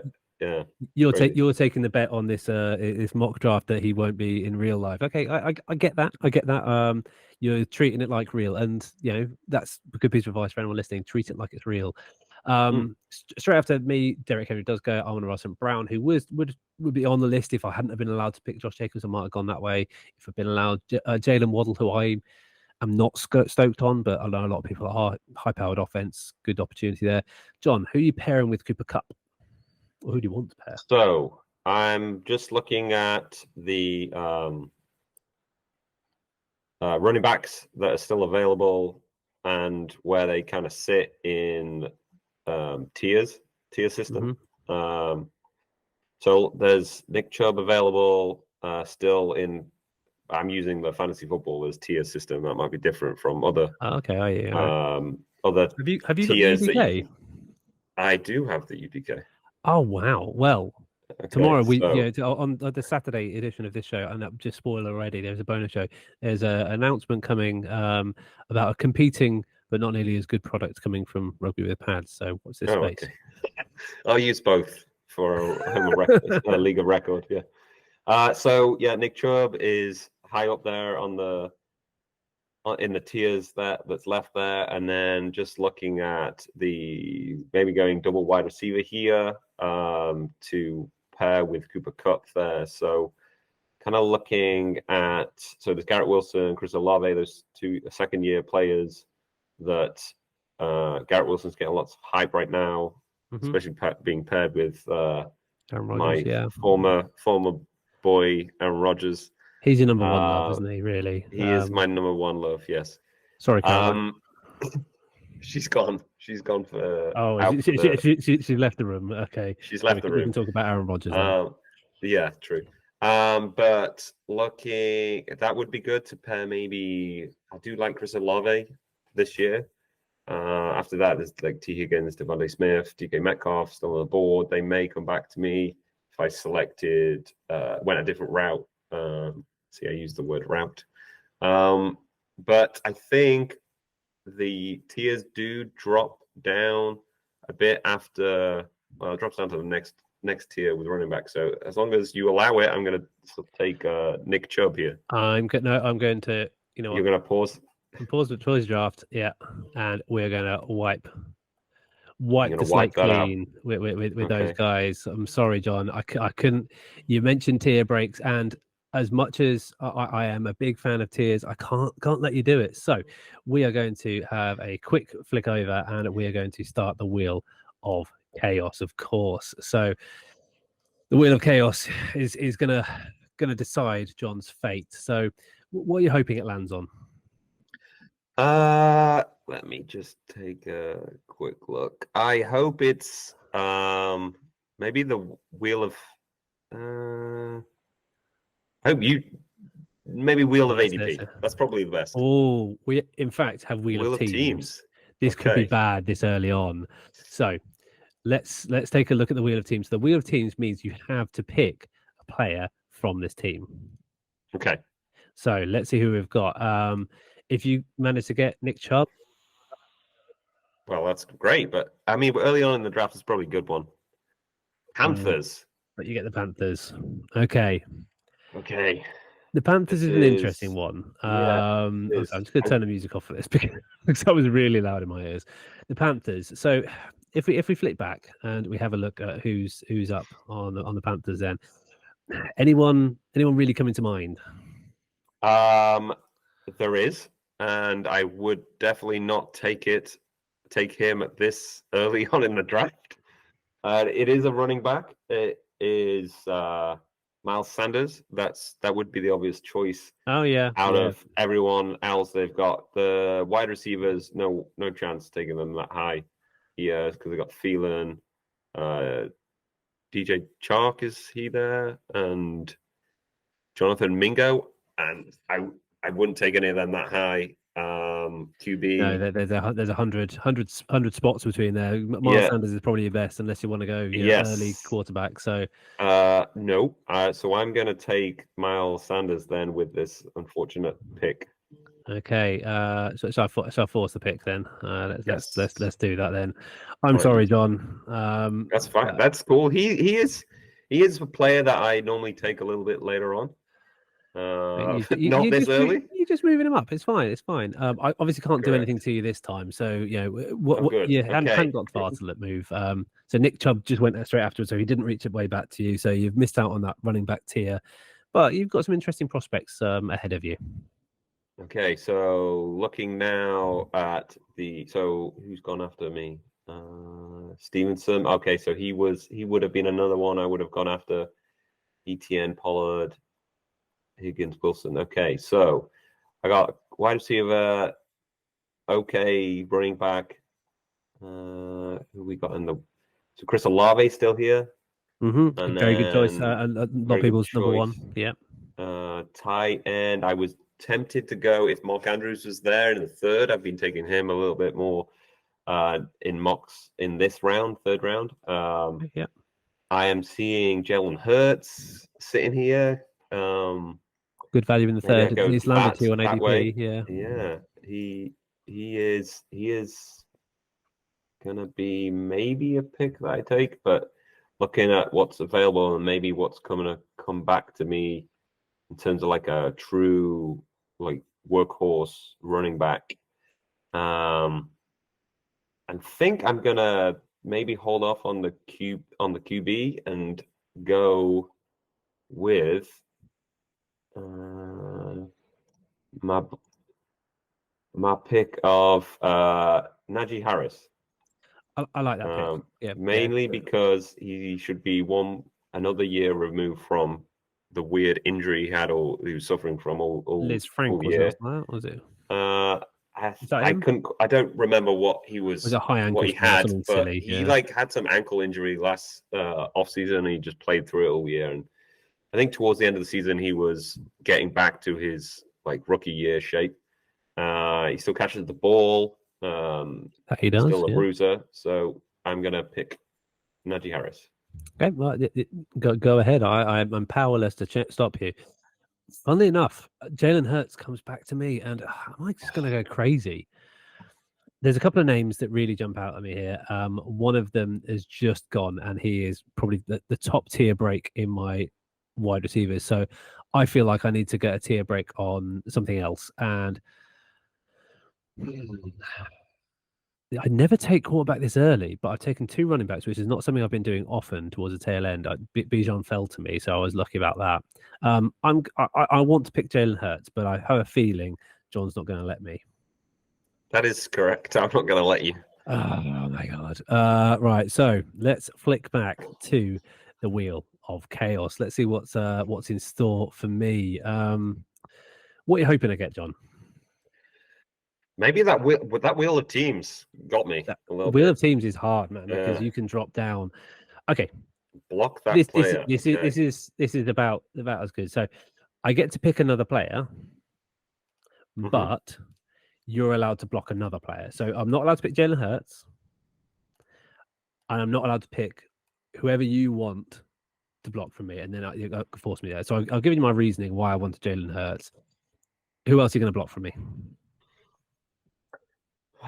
So let's just jump back to the tiers. If you were thinking of going quarterback, maybe Lamar is another choice that you could have made if you were kind of decided on a quarterback this early to pair off with your Robinson and Jacobs. He's another runner, so this year should be better at passing now that he's got more targets. And again, he's recovered from his injury. So, but if you didn't go quarterback, running backs that are available, you may go with your dynasty boy, Jahmyr Gibbs, but I feel like you probably will not go that route because you've already got 2 running backs, and you don't tend to do stack up on like 3 running backs all in one go. But who's at wide receiver? So we've got Devontae Smith, Deebo Samuel, Keenan Allen. I feel like you want someone that's going to get volume, and you do like Keenan Allen. So yeah, I think I would. Oh, it is difficult. You're not going to take tight end. I feel like the choices here are really good anyway. So no matter who you block, I'm gonna find someone good. Yeah, exactly. Who's available still, and where wide receiver, I think you'd just generally be happy with. So I don't know who I'd block for myself, but I'll let you decide, and then I'll decide whether I'm going to block it again. All right, I probably would have gone Lamar Jackson here. Okay, I'm going to block it again. Okay, so I get my second choice, and I am weighing up on some of those players. Jahmyr Gibbs and TJ Hawkinson was screaming out to me, but I think playing the ADP game, he could come back to me. So I'm going to go Jahmyr Gibbs because same thing. I'm going to go rookie, young, Dynasty. I think he's got a good route for first 6 games to come good. So I'm going to go with him. Keenan Allen, Jamal Hurts. Jalen Hurts, Devontae Smith, Kenneth Walker, and Breece Hall all go. Lamar Jackson goes just before he comes back to me. So I think it's an easy pick for me here. I'm not seeing this is not a tier of wide receiver class that I really like at this point. There is one guy that really calls out to me. I feel like I should go tight end. No, I don't want to go tight end. I feel like I need to go receiver. I don't rate Deebo. DeAndre Hopkins is an unfortunate fade for me. Terry McLaurin's calling out, but I'm going to go with someone who I think stands out to be a good opportunity to be a league winner. I'm going to go DJ Moore. I think, despite everything, I think he's got a good chance to come good this year. And tell me what you want. So after DJ Moore, Justin Fields, who is the pair to him, goes straight afterwards. Deebo Samuel, I could have taken Justin Fields. That would have been a good shout, But TJ Hawkinson goes. So for me, that break of tight ends goes. John, who are you looking at now? You've got a wide receiver and 2 running backs so far. It's looking pretty good for you right now, isn't it? Yeah, I'm relatively happy with the picks that we got right now. Seeing after the punishment round, But looking at who's available still, so we have Aaron Jones, running back, Aaron Jones, Joe Mixon. Aaron Jones is getting overlooked a lot. I think he's still going to be involved in the Green Bay offense. So that could be a pick. Joe Mixon, I mean, things have turned around for him in the last couple of weeks, getting re-signed. Very fortunate there in Dynasty, yeah. Yeah, exactly.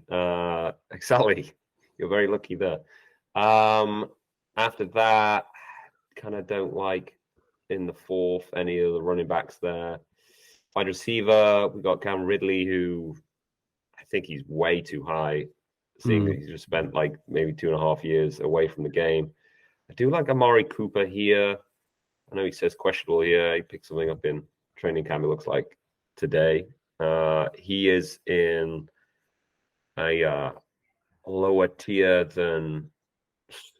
Actually, no, we're into like the 5th tier of available players right now for wide receivers. So to pair with Cooper Kupp, that wouldn't be too bad. Amari Cooper or Hopkins, maybe. I'm going to come out and say it. John, I'm not going to use the wheel yet. I've decided I'm not going to use the wheel on this one. I'm going to bide my time a little bit further. Yeah, I'm just wasting time reading out all the players. You give me strategy tips for next. Yeah, so I wouldn't pick tight end. I know you were looking at Hawkinson, but this again, tight end last year was just, if you didn't have those like Kelsey or Andrews was injured as well. If you didn't have Kelsey, it was completely flip of a coin whether you were going to get a good tight end or not. So I'm going to keep my strategy of just taking that position kind of later on. So Kelsey it was 206. PPR 316 points. Mark Andrews last year was 190. Wow, there's 120 points in PPR difference between the two. So if you didn't have Kelsey, you didn't have anyone. That was the thing. I think I am looking at who has got what in front of me. It's hit and miss. I think I'm probably gonna go with Amari Cooper to pair with Cooper Kupp. Nice, yeah. Thing with the Coopers. Okay, Amari Cooper. I like that pick. I like that pick a lot. Straight after Aaron Jones, Joe Mixon, who I like a lot and big upside. Calvin Ridley goes at the end. George Kittle, Chris Godwin, who I think has gone up in people's minds. D-Hop doesn't come back to you. Terry McLaurin and Damian Pierce. And you know what? Because there are some interesting players coming up, and this is getting to a zone where the 5th round is really interesting for me because QB round. There's QBs on the board. You're looking at there potentially. But it's also sets the pace for your team. So if you can't get the player you really need, you have to probably pivot at this point, because John's gone 2-2 in wide receiver and running back. I've gone 3-1 running back to wide receiver. So I am definitely going to be going wide receiver or other position at this point. It's a difficult round because so many people are chasing players now, and I'm going to come out straight and say it, John. I'm coming after your pick here. Okay. So I'm going to go Wheel of Chaos, and let's let it ride. Let's see what happens. Yeah. Oh, anyone from the next 20 ADP slots, John? I've shafted you twice here. I made you draft 40 players down ADP on the last wheel spin, and now I'm making you draft up to 20. So what we're going to do, open up the roulette random number generator here, and we're going to see where it lands. You could get 1. We're just going to let fate decide. We're going to go down 8. So who does that leave you with? Let's have a quick look here, shall we? Who do you think that gives you? Well, who do you want? So I was looking at QB here. Justin Herbert's still there. I would have taken him. But my God. 8 down from the available players brings me, I believe, Swift. It does. I'm sorry, John. That was awful. I've given you 2 terrible running backs, and you've got Miles. Oh yeah, sorry. You get DeAndre Swift. Sorry, buddy. Do you want to take that pick? I'll take it. And I'm kind of seeing what's going to happen here. Are you going to pull the trigger? No, because I did it last time. So No, you did the round before. I got did DJ I? Moore, so you did it on the Gibbs round. So I So you're could. allowed to do it. Yeah. So what have we already did? What have I already done to ruin your draft? Not a huge amount so far. I'm Not a feeling pretty huge unbiased. amount. Yeah. Well, I'm starting to enjoy this chaos. So yes, we'll spin the wheel and see what you get. Oh my goodness! Again, the fans at home are gonna get bored of this. No. Hopefully not. This is meant to, All right, okay. Well, you get straight up decide the next player I get to Okay. pick. So it has to right. Oh, So there is a caveat what's the here. rules? It has to be within the next 20. Okay.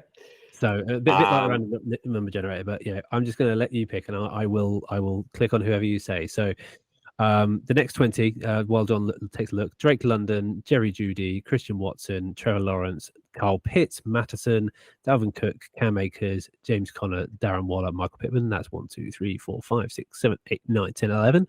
So I get 9 more from there: Marquise Hollywood Brown, Brandon Ayuk, Mike Williams, Tyler Lockett, Rashad White, Alvin Kamara, Christian Kirk, Isaiah Pacheco, Javonte Williams. So all the way down to Javonte is what you get to choose from. Okay. What does the most damage? What does the most damage? Well, you are in dire need of a wide receiver. So we'll probably end up taking a tight end or a running back here. Yeah. And for you to try and make you pivot and salvage your team later on. So I think what we'll do is 90 ADP 19 and 20 looks like Pacheco or Javonte Williams, both of whom are questionable right now. So I think what we'll do is we'll pick out Javonte Williams for you. So get that fourth running back that you really Brilliant. That's just what I needed. Yeah, as you can imagine, I'm thrilled by that decision. All right, well, I'm going to make a quick choice. Luckily, only Drake London and Jerry Judy went next. I've got Christian Watson staring at me there. There is a bunch of great wide receivers, but not ones that I really think that I can rely on a week in, week out here. Michael Pittman is probably coming out to me as being the top guy. Tyler Lockett has competition from Jack Smith and Jigba. Mike Williams can't stay on the pitch, but I'm going to pick a guy who I love as well, and who I've been picking up a lot of. I think he's going to be the number one in his team. It's going to be Brandon Ayuk. I'm going to start rescuing my team. Good pick. So yeah, I'm happy with that. I think that's a yeah. You need a wide receiver for me. You need 2 guys who are going to get volume. The other guy can be a bit of a flyer if you need. So that's what I've gone for. John, you got a free pick again. See what you can do. Okay, so I'm in need of maybe another wide receiver here. Looking at the tiers there, and who probably come back to me. I think I wouldn't be too upset if I didn't go wide receiver. I don't like Michael Pittman this year just because of rookie QB who's bound to start for the Colts, and so I'm not interested there. Marquise Brown is interesting, only if Kyler Murray comes back. He could play week 2. You never know. Yeah, he could play week 12. He could play week 2. You never know. No one actually knows. You already talked about Mike Williams, injury prone. Tyler Lockett is interesting here, just for one more year. Christian Kirk, Mike Evans. Nothing's kind of jumping off the page at me here. Just taking a quick peek of who's left at tight end position. We got Darren Waller. Ooh, that's interesting. Not looking at the team though and what I need. I'm probably not going to take a tight end here. I'm just going to take that later on. Running back, kind of feel like I know I've got 3, but I feel like I need another. Yeah. I need another one. Alvin Kamara. He would normally, just because of the big name, previous years, you'd be taking that if he was still available in the 6th. So he's pleaded down to a misdemeanor. This feels weird. This is not a legal podcast, I promise. But he's pleaded down to misdemeanor. So I think by the letter of the law, that means 2 to 4 games. I don't think he can get done for 6 unless he's done for like 7 apiece now or something like that.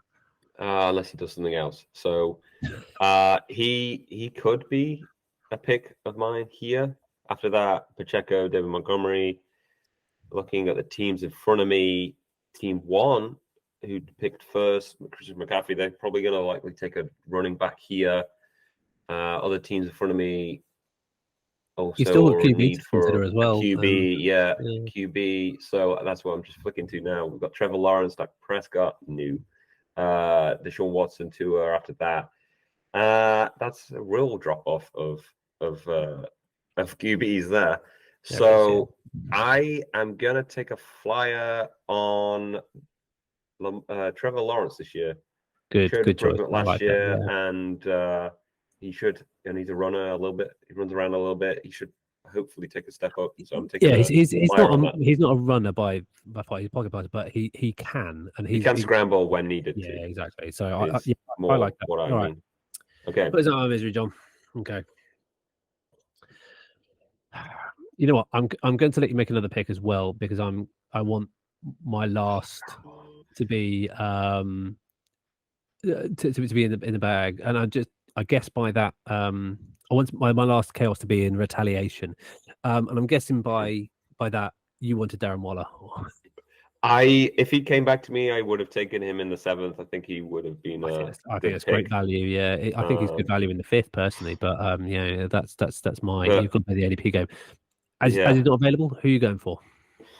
So I've got Trevor Lawrence, Miles Sanders, Najee Harris, Cooper Kupp, Amari Cooper, and then in my flex, Andre Swift right now. So again, like before, running back needs to be bolstered a little bit. Looking at the guys who may come back to me, there's not a huge amount of starters left here. James Cook, maybe. Is he the starter at Buffalo? Who knows? I think it'll be a committee because I've got Damian Harris. It could be. He might get some second and third down. He'll get passing work. Damian Harris isn't that guy. Maybe just looking at wide receiver who's left, Tyler Lockett, Mike Evans. He's still available. Mike Evans to go. Deontay Johnson. I'm thinking for my team, I've got 2 good wide receivers, and I think I'm tempted to take a wide receiver here for the flex position and go most weeks 2 running backs, 3 wide receivers here. So out of those, I've got Tyler Lockett, Mike Evans. Tyler Lockett, yeah, like you said earlier, could get some of his snaps eaten into by Jackson Smith in Njigba. Close enough. So, yeah. JSN, yeah. JSN, yeah, let's just shorten it. Let's use acronyms. Like Americans. Acronym everything. Yeah. So I am gonna probably take the fact that Mike Evans is still the wide receiver 1 on his team. I'm gonna take him, despite his weeks last year where they couldn't get him the ball. But I'm relying on the fact that wide receiver 1, you can still get it done. He's still less than 30, I believe, 29, maybe turning 30 in the season, but still, he's still a beast. So I'm going to take him as long as you can allow it. No, yeah, I've already said you're doing. Yeah, and he is a 1,000-yard receiver, but I think this might be the year it falls off. I probably would have made the same pick, maybe. In fact, now it's fallen to me. I want to go Deontay Johnson if I'm allowed, and I'll wait to see if John lets me. But just on the Mike Evans thing, I rate Godwin above Mike Evans because I'm thinking about who's passing it. Baker Mayfield, it doesn't shout out to me he's a bit shorter. He's not the downfield guy anymore. I think he's lost some confidence. So I'm thinking check downs, slot play. I'm thinking Chris Godwin, but that's my thoughts. I rate him above Mike Evans, but I think Mike Evans still can do some damage, especially in the flex spot. So, John, are you gonna let me take Deontay? I need a guy who can pick up a couple of passes. I'll allow it. Oh, you're going to allow it. Okay, all right. You're going to let me breathe. The other choice for me was Jahan Dotson. I like him as a number 2, but yeah, Deontay is going to have regression, to the mean in terms of touchdowns. I think he's going to get better there. Then it leaves me in a difficult position, and I've got four running backs, three wide receivers. I think I need to pivot to another spot. I'm not going to be the guy who takes Pat Fryermuth, but Pat Fryermuth is the kind of guy who always gets picked because there's no one else on the board. You've got to fill out your roster. There's a couple of players I really like here. I'm just talking out. I like Antonio Gibson a lot, but I've got a lot of running backs. I love Gabe Davis. I think he's really good, and I love Tua as well. Out of those three, I would like to take Gabe Davis. John, will you let me? Yes, we'll allow it, please. You're gonna let me because you don't rate Gabe Davis because you traded him away. I think yes, I was disappointed with his season last year, and I was same with who was it? Deontay Johnson. I traded him away. Yeah, these are all emotional picks that you shouldn't just trade players away just based on the previous season. So, but I think you was a trick here, John. I think you should have just done me in the dirt here, no matter what. Because that's exactly what I'm going to do to you, John. And after my pick of Gabe Davis, Jackson Smith and Jigba, Kadarius Toney and Quentin Johnson goes, there are not many wide receiver left on the board. The one I do like is Jahan Dotson here, and I want to give John as little chance as possible of getting him. So I am going to call upon my final chaos wheel and see what happens. Hoping for that wheel of teams again. That was fun. Yeah, that one's a good one. Anyway. But instead we get I just get to decide. Okay. The player decides. So you get to pick a player for me. Based on your team makeup, who am I going to pick? Let me have a think. Well, okay, I know what you're thinking. You're thinking tight end. I think potentially because you've got three running backs. You may be thinking about a fourth running back who could give you some luck. If I was being really nasty, and I might do this, I might pick you up a second QB. So how many have I got? I can go down to I think he's 12, 13, 14, 15, 16, 17, 18, 19, 20. I can go down to Elijah Moore. I'm not going to pick you up another QB. I'm going to pick you up a wide receiver who I think you won't like. I'm going to pick you. Who do you think I'll pick you? Okay, so wide receiver.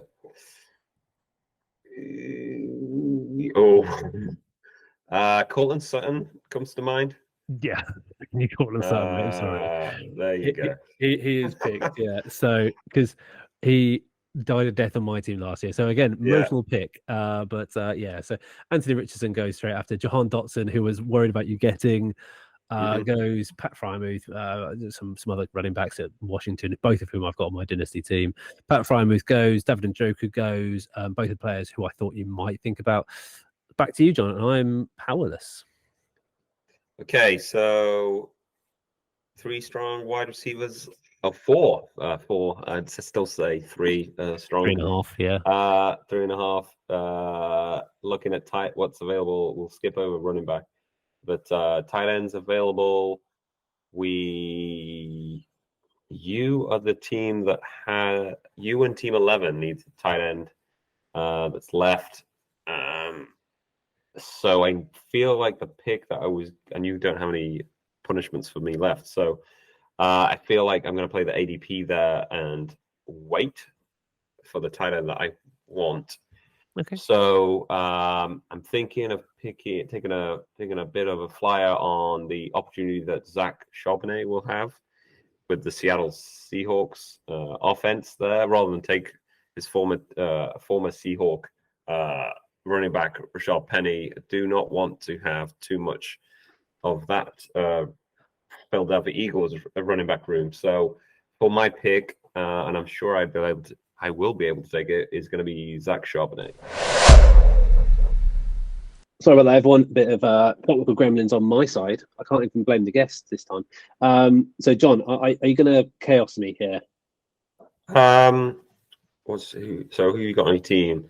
You got I think you're all set for running backs and wide receivers. So you got 4 picks left. You need a quarterback. And you need, choices of quarterback questionable. And then you need a tight end, which I also need. So I think I'm going to, I've got 2. Have I got 2 punishments left? No, you've only got the one, mate. I got one. Ooh. I think I am going to.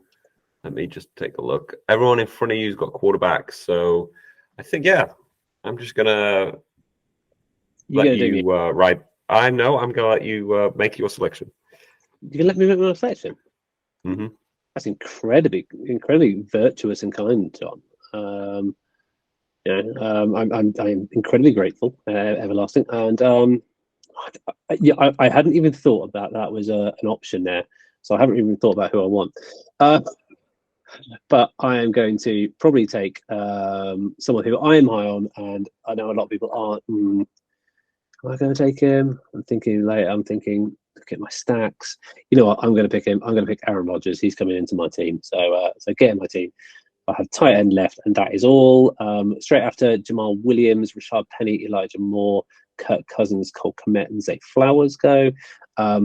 Leave me with another pick. John, what are we going to do about it?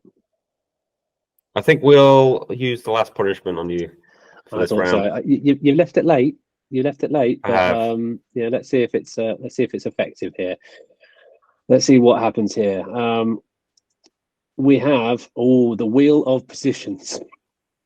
Ooh. So I'm not even sure I set this one up. So let's have a look. Let's see if we've got a wheel of positions here. So basically, it's just like you thought. Pick any position. I haven't set the wheel up even, so I'm just going to quickly do that. We'll vamp a little bit. And wide receiver. Okay, here we go. I'm going to have to do some editing on this one. Right. So sharing that. Wheel of positions. So, John, what are you hoping I get? Anything but tight end. So I think you need some more running backs. Who's available right now is that could have pick your second QB. That could also that's worse than I was gonna select for you. So at this I've just picked Aaron Rodgers. Yeah. You know what? I know who I'm going to pick, and at this point, it almost doesn't matter. But I'm going to pick Jared Goff because I've got some stack there as well with Jahmyr Gibbs. So I'm going to go Jared Goff. Get in my team. Enough said. John, you have a free draft now, so it's all up to you. Okay, so that's a good team. Number 6 just took A.K.A, which was another. I know you like A.K.A mainly for your dynasty, but that would have been a good pick there. As a just a flyer at this point, round number 10. You're just looking for upside, so A.K.A does have upside there indeed, with his speed. My team needs a tight end. I think in the 10th. We're in the 10th round right now, and who's left? We have Dalton Schultz, who's just gone to Houston. That could be a good pick. Or I could go with Okonkwo, and I think he has more upside than Schultz and on that offense. Okay. So I'm going to select Okonkwo. All yours, mate. All yours. And straight after that, Dalton Schultz goes a couple of picks later. Then we're into the doldrums of rubbish here. So, John, you've filled up your team. Who are you going to go for as your second to last pick? So I think at this point, my wide receiver room has got 3 strong wide receivers. I got some iffy candidates at running back. So probably just going to look at the upside of whoever's left in running back and start picking them because, the wide receivers after that. Yeah, I think at this stage you've just got to look for upside, haven't you? You really just got to look for upside. Whoever could have a spike week that you might land on. Yeah. Exactly. So we have Elijah Mitchell still here. CMC can't play every down, so he's going to get some use. Tyler Algier, he's a high-level backup as well because CMC has got injured. So Tyler Algier, he's going to be the backup to Robinson now, Bijan. So he's probably going to get less work than Elijah Mitchell. Dalvin Singletry's interesting. So he just joined Houston. You don't know how he's going to be better this year, but I just don't know how many drives they're going to sustain. Which means that for Singletary to still be on the field, it's probably going to be not as frequent as someone from like the 49ers or another team. So I think here, looking at upside, Elijah Mitchell, even though he has injury prone, he can still break off long TD runs. So we're going to go with Elijah Mitchell here. Okay, I love that pick. I think that's a very well thought out pick there. And I need to fill my team with a tight end. Probably, I could go away and not draft a tight end, and that is a consideration legitimately. But I think there's one here that I think could be the number 2 pass catcher in his team. Tyler Higbee, get on my team. I think you have to Cooper Kupp. Who else is there? I think some people say Van Jefferson, some people say Puka Nacua. Cam Akers could take a role there. It could be anything. Now, so I've got Tyler Higbee. So going into 11, I've got Bijan Robinson, Josh Jacobs, Jahmyr Gibbs, DJ Moore, Javonte Williams, who wasn't an awful pick, but it was the lowest ADP I could have gone for. Brandon Ayuk, Deontay Johnson, Gabe Davis, Aaron Rodgers, and Jared Goff back to back, brilliant, and Tyler Higbee. John, on the other hand, has got Cooper Kupp, Miles Sanders, Najee Harris, Amari Cooper, DeAndre Swift, Trevor Lawrence, Mike Evans, Cortland Sutton, Zach Charbonnet, Okonkwo, which I can never pronounce properly, and Elijah Mitchell. Now, John, I'm going to suggest something here. Okay. I suggest for our last round, we go all out and we just let the wheels of fate decide. I think, yeah. I think our teams are basically pretty balanced. Let's pretty balanced, yeah. So let's just let the wheel decide for the last pick for each. For me, there's one I really hope I don't get. But I've got Wheel of Teams. Okay, well, I'll go pick my Wheel of Teams in a second. Let's pick your one while we're waiting. And so I'll have the Wheel of Teams, and John will repeat the last position. Okay. So John has to draft the I was going back anyway. Oh, okay. I was running back. You have to draft on the running back. Yes. That's okay. Yeah. So Wheel of Teams. At this position, at this time, I don't think there's any bad ones. So let's see who I end up with. And I end up with a Chargers player. I'm not sure if there's any left. I might have to leave this to come back. There aren't any left. Oh, there is. There's someone who actually I wouldn't have been too upset about getting either. And that is Gerald Everett. Ex Ram. Gerald Everett, get on my team. And John, you've got to pick a last running back. Who are you going for? Okay, so we have. I think there's one guy who screams out as pick me, especially in the last round flyer. So who we got? We got basically the remaining running backs from Miami still on the board. We got maybe the running back one for Chicago, who actually knows. Kendrick Miller. We got maybe take Ezekiel Elliott. He might get picked up halfway through the season, but hasn't got a team right now. I've already got Najee Harris, so I'm going to pick up his handy handcuff. So I think here we are going to probably take one of the running backs from Miami, and I think I'm going to take I was going to say upside, but I'm going to take Jeff Wilson here. Oh, Jeff Wilson. Okay, I like it. Yeah, well, I think he's got the best chance to be the consistent number 2 in that. So, who would you have? I probably would have gone Zeke. Who did you have in? Yeah, you would have gone I think Zeke. He has a chance to become a number 1 on someone's team, or he has a chance to go back to the Cowboys and not be awful. So finishing teams from top to bottom, QB through, I've got Aaron Rodgers, Bijan Robinson, Josh Jacobs, DJ Moore, Brandon Ayuk, Tyler Higbee, Jahmyr Gibbs in the flex, and on the bench, Javonte Williams, Deontay Johnson, Gabe Davis, Jared Goff, and Gerald Everett. That's great. And on John's side, Trevor Lawrence, love that pick. Miles Sanders and Najee Harris, not the best initial running room, but not awful, very serviceable, I think. Cooper Kupp and Amari Cooper, I love the wide receivers there. Chig and DeAndre Swift, Mike Evans, who will probably play in the flex, Cortland Sutton, Zach Charbonnet, Elijah Mitchell, and Jeff Wilson. I think it's a pretty good draft there from both sides. So, guys, let us know what you think. Sorry for the technical difficulties, Nicole. You can't see my face. And Jon, thank you very much for coming. And any last bits of advice you've got for anyone drafting coming up? Not really. Just enjoy it. Look at ADP. Don't be pressured into picking a player just because there's a run on them right now. So it's let the fantasy season begin. Can't wait. Thanks, Jon. See you on the other side. Thank you.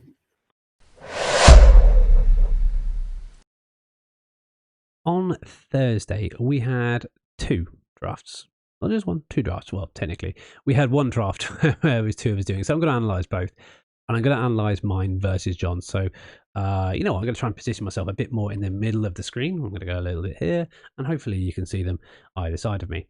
Let's start with mine over here. Yeah, I'm rugby with pads, if you didn't know already. and Jon, who really welcome back on the pod at any time, come along and you can come and have another go at this. But we went head to head, and the chaos part of it was us really trying to tear bits out of each other a little bit. But we were actually maybe nicer than we should have. We took a bit of inspiration from the fantasy footballers, had a wheel of doom, chaos effectively, that made decisions that we wouldn't have necessarily made had it's been an actual draft that we want to take forward. And it forces into some difficult situations. Overall, I think the ones where I was forced to make changes and not draft players, I don't think I was allowed to draft a tight end where I wanted to, so I ended up with Tyler Higbee. I was made to draft Jared Goff at a point, I think, so I had to go back to back same player. I think it was a team wheel one as well. Go back and watch the episode, it was interesting, but the confines of what it was, and it was a 12-man again. I started out with Bijan Robinson, went back to back with Josh Jacobs. I thought running back. That was it. Jon made me go running back early on, and I wasn't allowed to pick. And I was made to pick another running back, so I had to go Jahmyr Gibbs in the 3rd round. So I think that was my punishment at that point. That meant I was really fighting to find players who would be fantastic wide receivers. And in PPR, I rate fantastic wide receivers who are possession guys much more than I do running backs. Running backs with volume, great. And I think I've got 3 guys who I think can do a job here, but they weren't maybe the ideal picks. And given the chance, what I would do differently if I wasn't forced to do things. In the 3rd round, I would have picked up probably a better wide receiver and had DJ Moore as my 2nd, rather than Brandon Ayuk as my 2nd in the 6th round. Jahmyr Gibbs is incredible value, and I would have wanted to have him, but as a flex, there are better players, and probably as a flex, I might even play Deontay Johnson here based on the fact I'm actually increasing on him, and Javonte Williams is no slouch.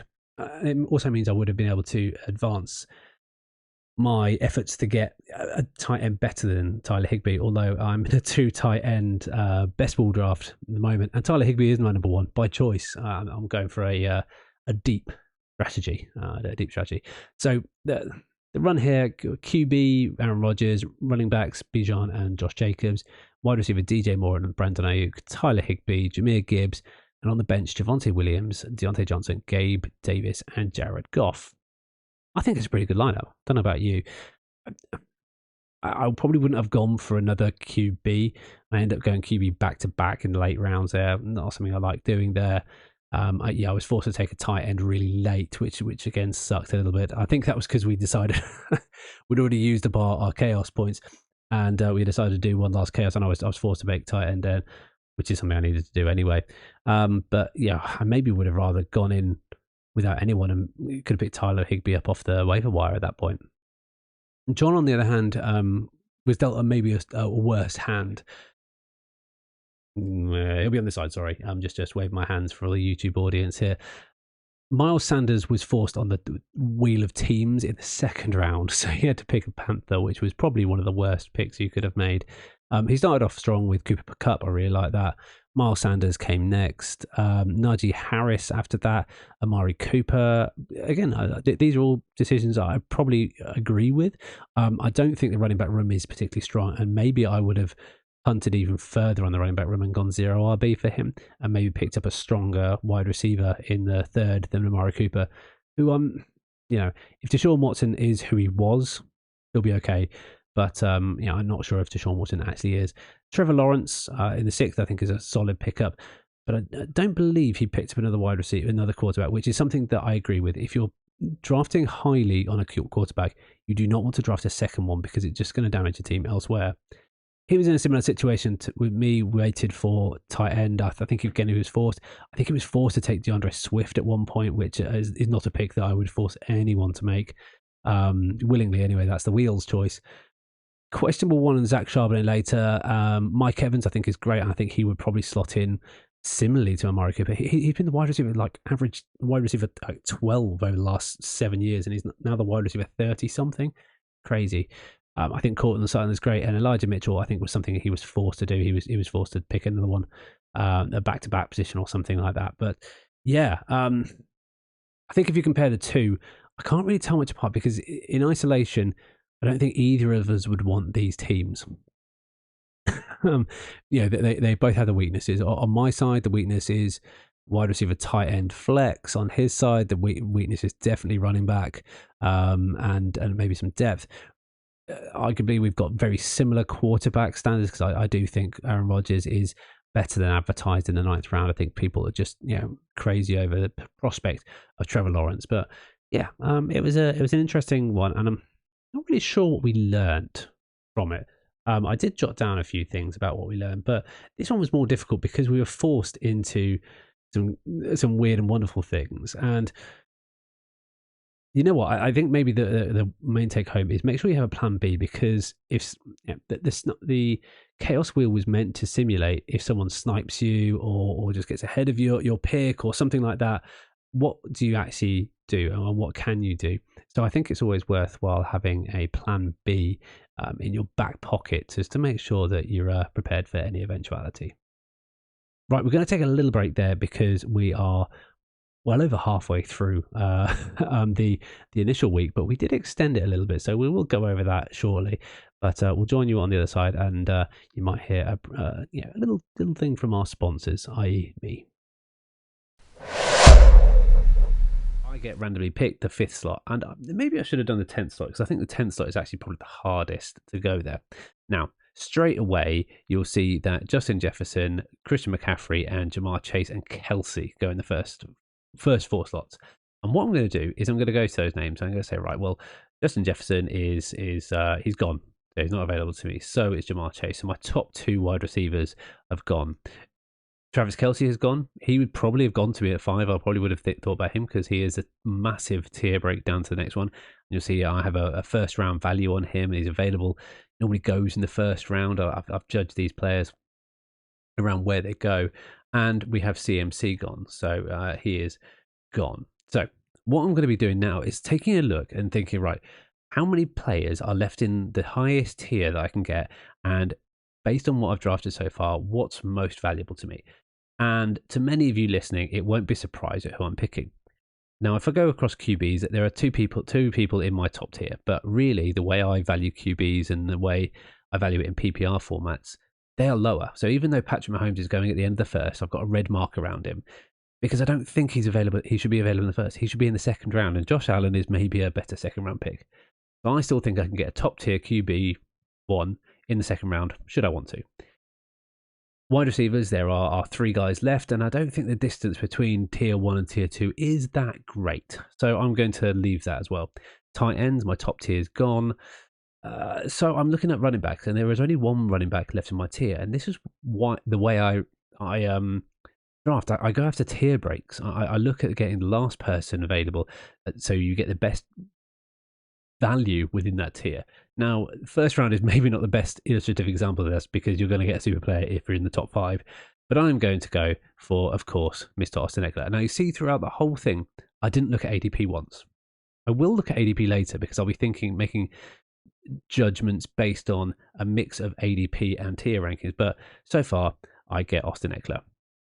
The rest of the first round goes pretty much as expected. Tyreek Hill, Stephon Diggs, Bijan Robinson, Cooper Kupp, Barkley, Adams, Taylor, Mahomes, AJ Brown, Amon-Ra St. Brown into second, Chubb, Lamb, Henry, and Garrett Wilson. Now, you know what? Am I going to go and mark these players? I'm going to mark a few of them. I'm probably going to mark them early in the round. But if you have time to do it, it's worthwhile doing because it clears your mind a little bit. And funnily enough, Patrick Mahomes is gone, so I've still got QB1 available. The rest of these guys, I think, Stephon Diggs has gone. Yeah, he's gone, and Tyreek Hill's gone as well. So my wide receiver tier 1's broken out. So I'm going to have a second, level wide receiver.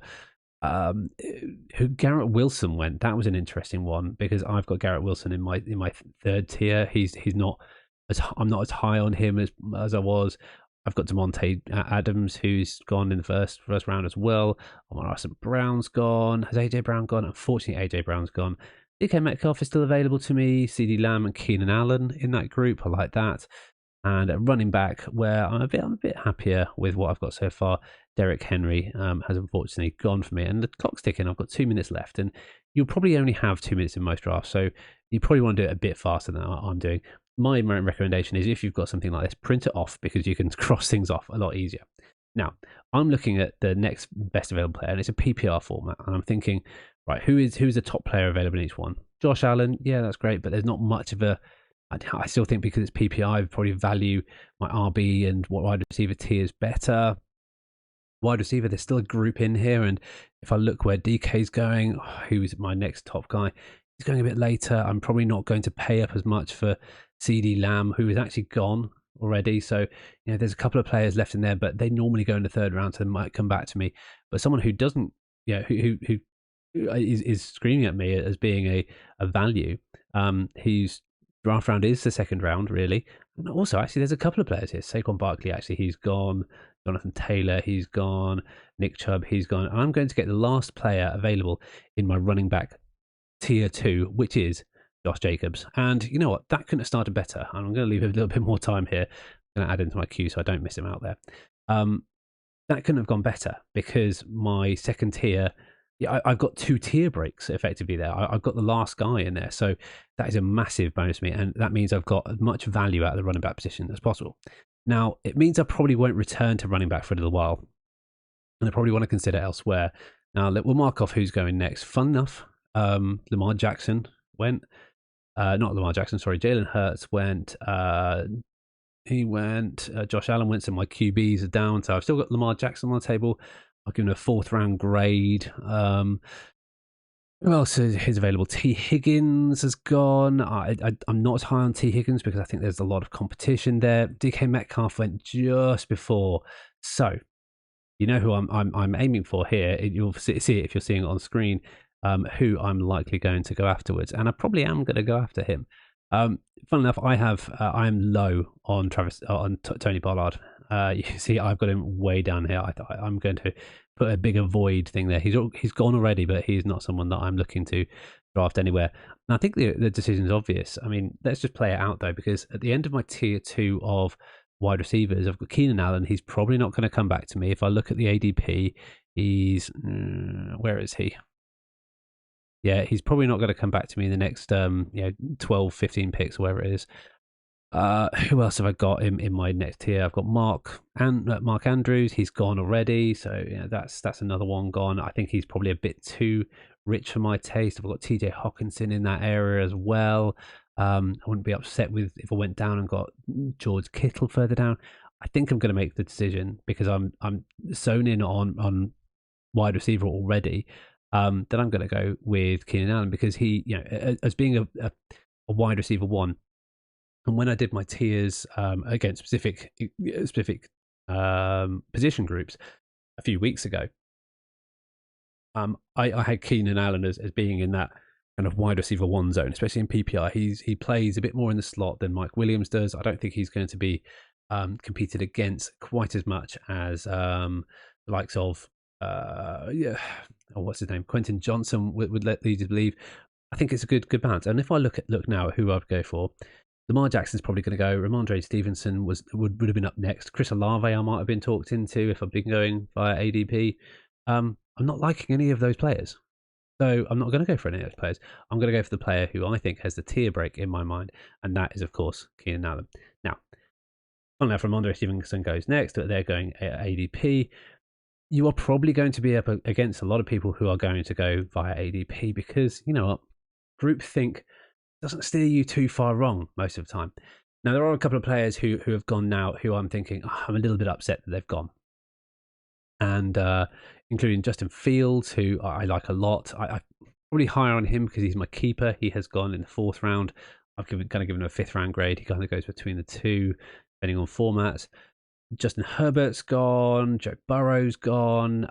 In the running back room, Joe Mixon's gone. That's a shame. And as has Jahmyr Gibbs. So we're stepping down a tier. So you know what? I'm thinking to myself, maybe I need to wait a little bit on running backs because the value high up there isn't there. Maybe Damian Pierce is actually a good shout in the next round. We'll have to see what comes out. But I'm starting to feel like more and more of my drafts, I'm actually just filling out the team almost in order. Not quite, but you know, we're not getting far away from that. Is that Chris Godwin or Chris Olave? No, that was Chris Godwin. Sorry, I should have expanded this a little bit, but that is that was Chris Olave. I thought he was going more in the 6th, but he's going incredibly high there. So I'm going to put him as a 3rd round grade there. Chris Godwin over here. Oh no, that should have been Chris Godwin. I'm higher on Chris Godwin than I am on Chris Olave. And we'll see if he's available later down. But I've got Chris Olave a bit lower down. I do think he'll be successful this year, but I don't feel like he's going to perform much more above these guys, especially with a new quarterback as well. We're running out of time a little bit, but we're just going to make sure we make the right pick. We're going to pick out players who we don't want to pick out. Devontae Smith has gone. That's a shame, but we do have DJ Moore at the top of my list here. I like that. But you know what? Someone's calling out to me here, and it's the Lamar Jackson. Yeah, it's Lamar Jackson. I realise that he's not gone. This is, you know, something that I would advise to you is just make sure you're marking them off correctly. I've got a few to pick. Lamar Jackson is at the top of the list. I've got a selection of players in the next group who I do like, who I think will come back to me. You know, DJ Moore stands a chance of coming back to me if I look at wide receivers here. Who else might come back to me? Jalen Waddle is still available in that grouping as well. Chris Godwin's still available, and he's probably available a bit later. I think he does go in the 6th, actually. Let's put him down there. Brandon Ayuk is in that grouping as well. DeAndre Hopkins is in that. So unless they all go for those guys, that's there. Now, TJ Hawkinson is the only guy who I might consider as well. But I'm feeling, and you've probably seen from the QB rankings, I'm not liking late QB as much unless there is a couple of really superstar players out there later on. But you know what, for this build, let's try it out and let's go. You know, let's go with what we said. Tier 2 guy. We're going to go with Lamar Jackson, and we've got him. So far, first 4 rounds of draft, pretty happy with that. Eckler, Jacobs, Keenan Allen, and Lamar Jackson. That means that with one of the one for positions, you know, quarterback, where you only really need one guy. Moving forward, and that would be something I would also consider is if you only need one guy, you probably only need one guy. Like, and if you draft him high, you definitely only need one guy. TJ Hawkinson has gone. Kittle is still available. I'm potentially warming on tier 4 there because for a tight end, and I'm going to refocus back on wide receiver and who's left because Terry McLaurin just went. He's gone. DeAndre Hopkins has gone. Christian Watson, who I am not high on. I like him. He's a big body guy, and I think he's probably still a value in the 5th, but it's just not someone I like. DeAndre Swift has gone. That feels way too early on me. And you can see here, like, he is way down the list. He is in my tier 6 of guys. I do not value him in that way at all. And you can see what starts to open up is a really clear tier break. And because I'm valuing at this point, I'm valuing. You know, I effectively closed off my tiers for QB, so I'm not really considering them anymore. So I'm not going after them. Not really going to consider that grouping. It might be easier actually if I just freeze the top row here. So I'm going to do that while I'm waiting. Yeah. So I'm feeling that the tier 3 of wide receivers, and those are your kind of late wide receiver 2 or the guys with the wide receiver 2 upside. Now, DJ Moore is ranked lower than Jalen Waddle and Chris Godwin, etc.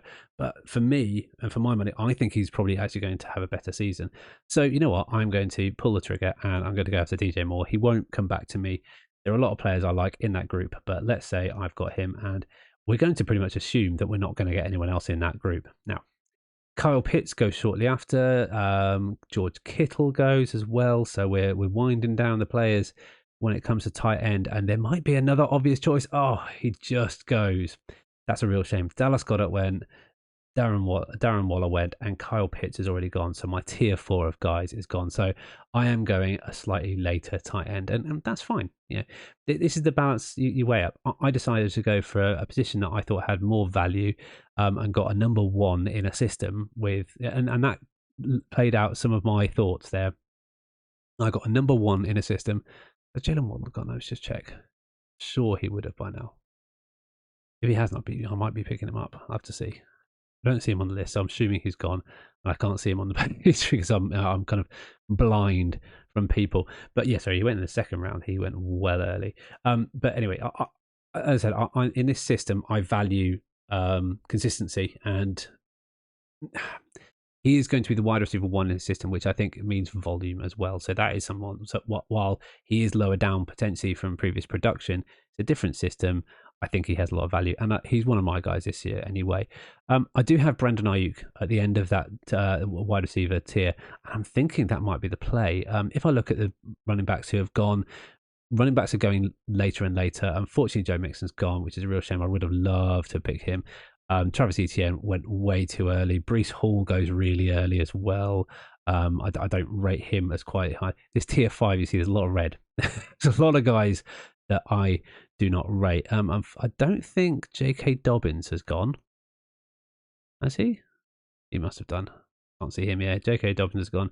That's my tier 5 run out there. So I'm getting down to tier. Yeah, I have 1 left in a tier 4 position. I'm not sure if he's even available yet, but I think I might be just going thin on running backs. But I've got 2 top running backs, and I'm pretty happy with that.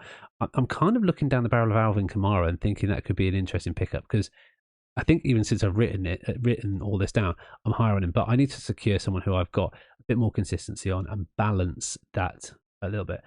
And see, in tight end world, I think there's opportunity to get people later on that I still hold a lot of value. My bottom 2 tiers are still valuable because I haven't rated everyone.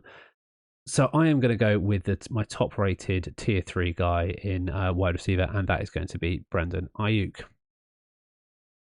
I can actually press the button to select him. So after 6 rounds, you see by doing this, I've actually got a really nicely balanced side. Lamar Jackson, Austin Eckler, Josh Jacobs, Keenan Allen, DJ Moore, and Brandon Ayuk. And at that point, I'm thinking, right, I need to focus elsewhere. But I don't want to focus anywhere elsewhere for the sake of it. I need to be able to make sure I deliver value to my team. Now, I think Dameon Pierce has gone. Yeah, Dameon Pierce has gone, unfortunately. So let's scrap him off there. He's gone, unfortunately. And we're looking at running backs and thinking, who's left? Who's left? Unfortunately, Alvin Kamara did go, and I was staring him down a little bit. But unfortunately, he has gone, as has Cam Akers. He's gone. Rashad White, has he gone? He's gone as well. Oh, yeah, we're running out of people pretty quickly. Isaiah Pacheco has gone. David Montgomery, has he gone? I don't think David Montgomery has gone yet. No, David Montgomery is still available. Javonte Williams is still available, although I don't really rate him highly. I'm probably not going to go after him too much. Rashad Penny is probably available later. But this is where it gets difficult. And tier 7, I'm thinking about, right, do I need to get a third running back to protect my interests? I'm probably not going to play anyone but Austin Eckler and Josh Jacobs if I have a choice, because I've got such high draft capital. So I'm maybe looking at tight end and thinking about who's going to come back to me. And if I think, look at the ADP, and this is where you have to balance ADP with everything you're doing. Pat Fryermuth probably won't make it back to me. David Njoku won't make it back to me. Pat Fryermuth is high on my list. Has Evan Ingram already gone? I think he's already gone by this as well. Let's have a quick look at tight end. Evan Ingram hasn't gone. Evan Ingram is probably the higher guy on my list here. He does. Yeah, he's probably slightly higher than Pat Fryermuth. There's not much in him. So I'm thinking, even though it feels like a little bit of a reach, in order to get my guys here, I feel like I want to go for them, because there's no one really in the running back room who jumps out to me saying I want to reach out for him. Particularly, Dalvin Cook has gone, so I need to get rid of him. And then we're down to Antonio Gibson. We can get later. I think James Connors has already probably gone. Oh, has he? Let's have a quick look at him, because James Conner could be a really interesting one. I think he's already gone. I can't see where he is on the board, but he is not available. And you can always do a quick search. Yeah, he's not available, so we're going to assume he's been gone in an earlier round. So, 38 seconds left on the clock. I think I've already made my decision. I'm going to go for a wide receiver, and I'm going to go for a guy who I think could have he had a great season last year. I think he's got a fantastic quarterback behind him, and that is a big difference maker in tiebreakers. So I'm going to go with Evan Ingram. Now, you can probably see I'm not filling out the list particularly well at this point, because tight end I'm going to punt on a little bit and maybe get a second tight end a bit later on. But there are some key players going here. You can see there's a bit of run on quarterbacks. Not something I have to worry about, because I've got my quarterback that I'm really happy with, and I am not one for storing another quarterback who's the same level, just because I have him on a bye in the whenever he's got his bye. Is it like the 4th round? Is it bye number 4? I don't know, but either way, I need to look at Baltimore Raven and find out where he's going. But I'm not one to get multiple quarterbacks just to protect against bye weeks. Not something I've ever really done, even when I've gone low quarterbacks, because you can always draft someone. You can always stream someone, unless you're in a 2 quarterback league. That's obviously a different kettle of fish. And we did a mock on that in a super flex draft. Anyway, I'm talking a lot. I'm just thinking about where I go next, because wide receiver, I've gone pretty wide receiver heavy, and I maybe need to revisit the well when it comes to running backs, because I think one more running back of that tier is probably where I need to go. And there's a couple of names missing on this, I think. I feel like I probably need to put Brian Robinson in this tier as well, and that's maybe something that I've overlooked before. I haven't put him in already. I do miss players out, and if you do double up on players, it highlights on this list as well, which is a little bit of a nice one. But I think I'm going to go for his running mate, and again, this is PPR. I think Antonio Gibson has more of a chance to be have a PPR effect, and I'm going to go for Antonio Gibson, because he's the last. He's one of the only players available in that last tier. He's gone. I'm assuming Mattison's gone. Let's have a look at our running backs here. And it comes back to us shortly afterwards. AJ Dillon goes shortly after that. Miles Sanders, I'm sure, has gone. Yeah, Miles Sanders has gone. I'm assuming Mattison has gone as well. Yeah, Mattison's gone. Okay. So we get the last guy in that tier. And again, this is what we want to do. We want to get the last couple of guys in the tier to maximize our value. You wait too late and you get stung.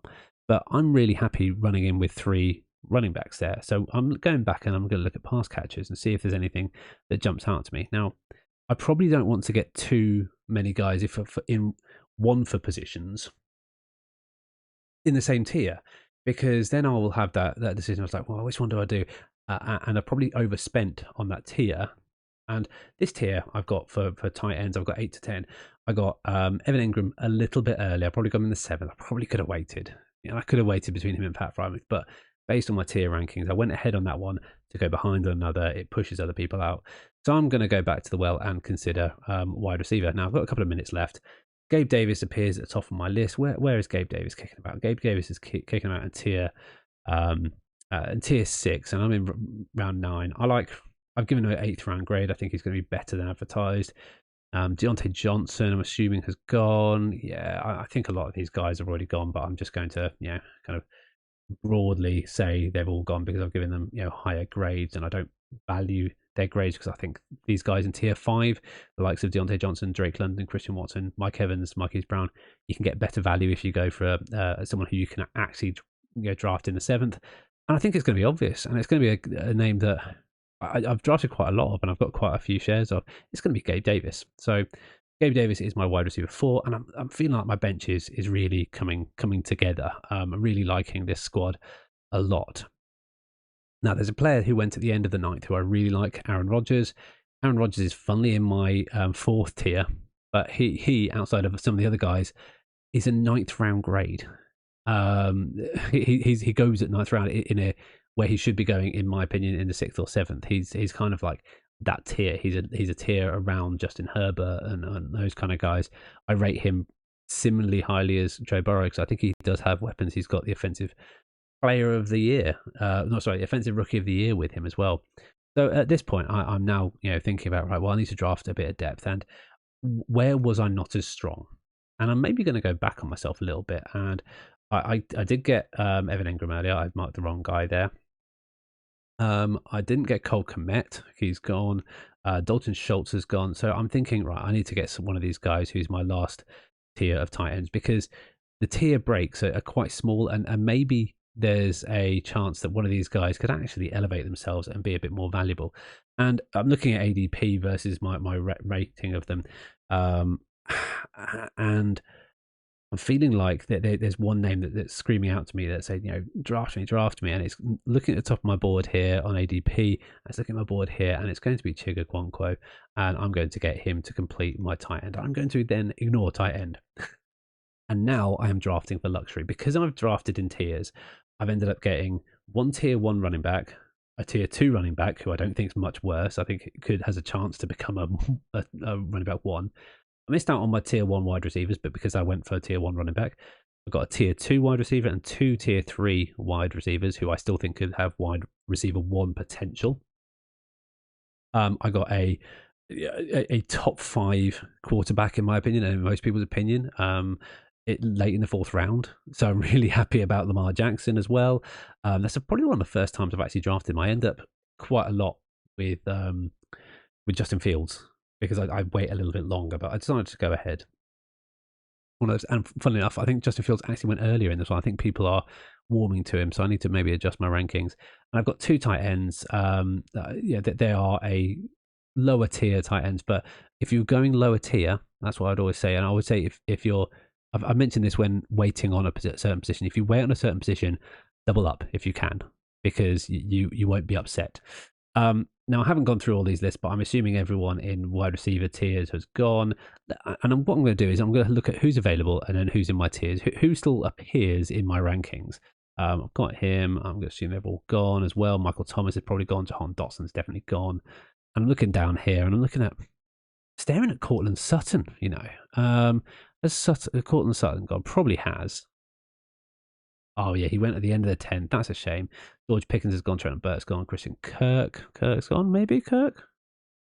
Yeah, Christian Kirk's gone. Unfortunately, Juju has gone as well. Trading on name value. And I'm down to, the tier 8 of wide receivers. So maybe I'm crossing over and I'm actually looking at the running backs instead. So let's look at the running backs available. And, towards the top of my list, Zeke Elliott. Ooh.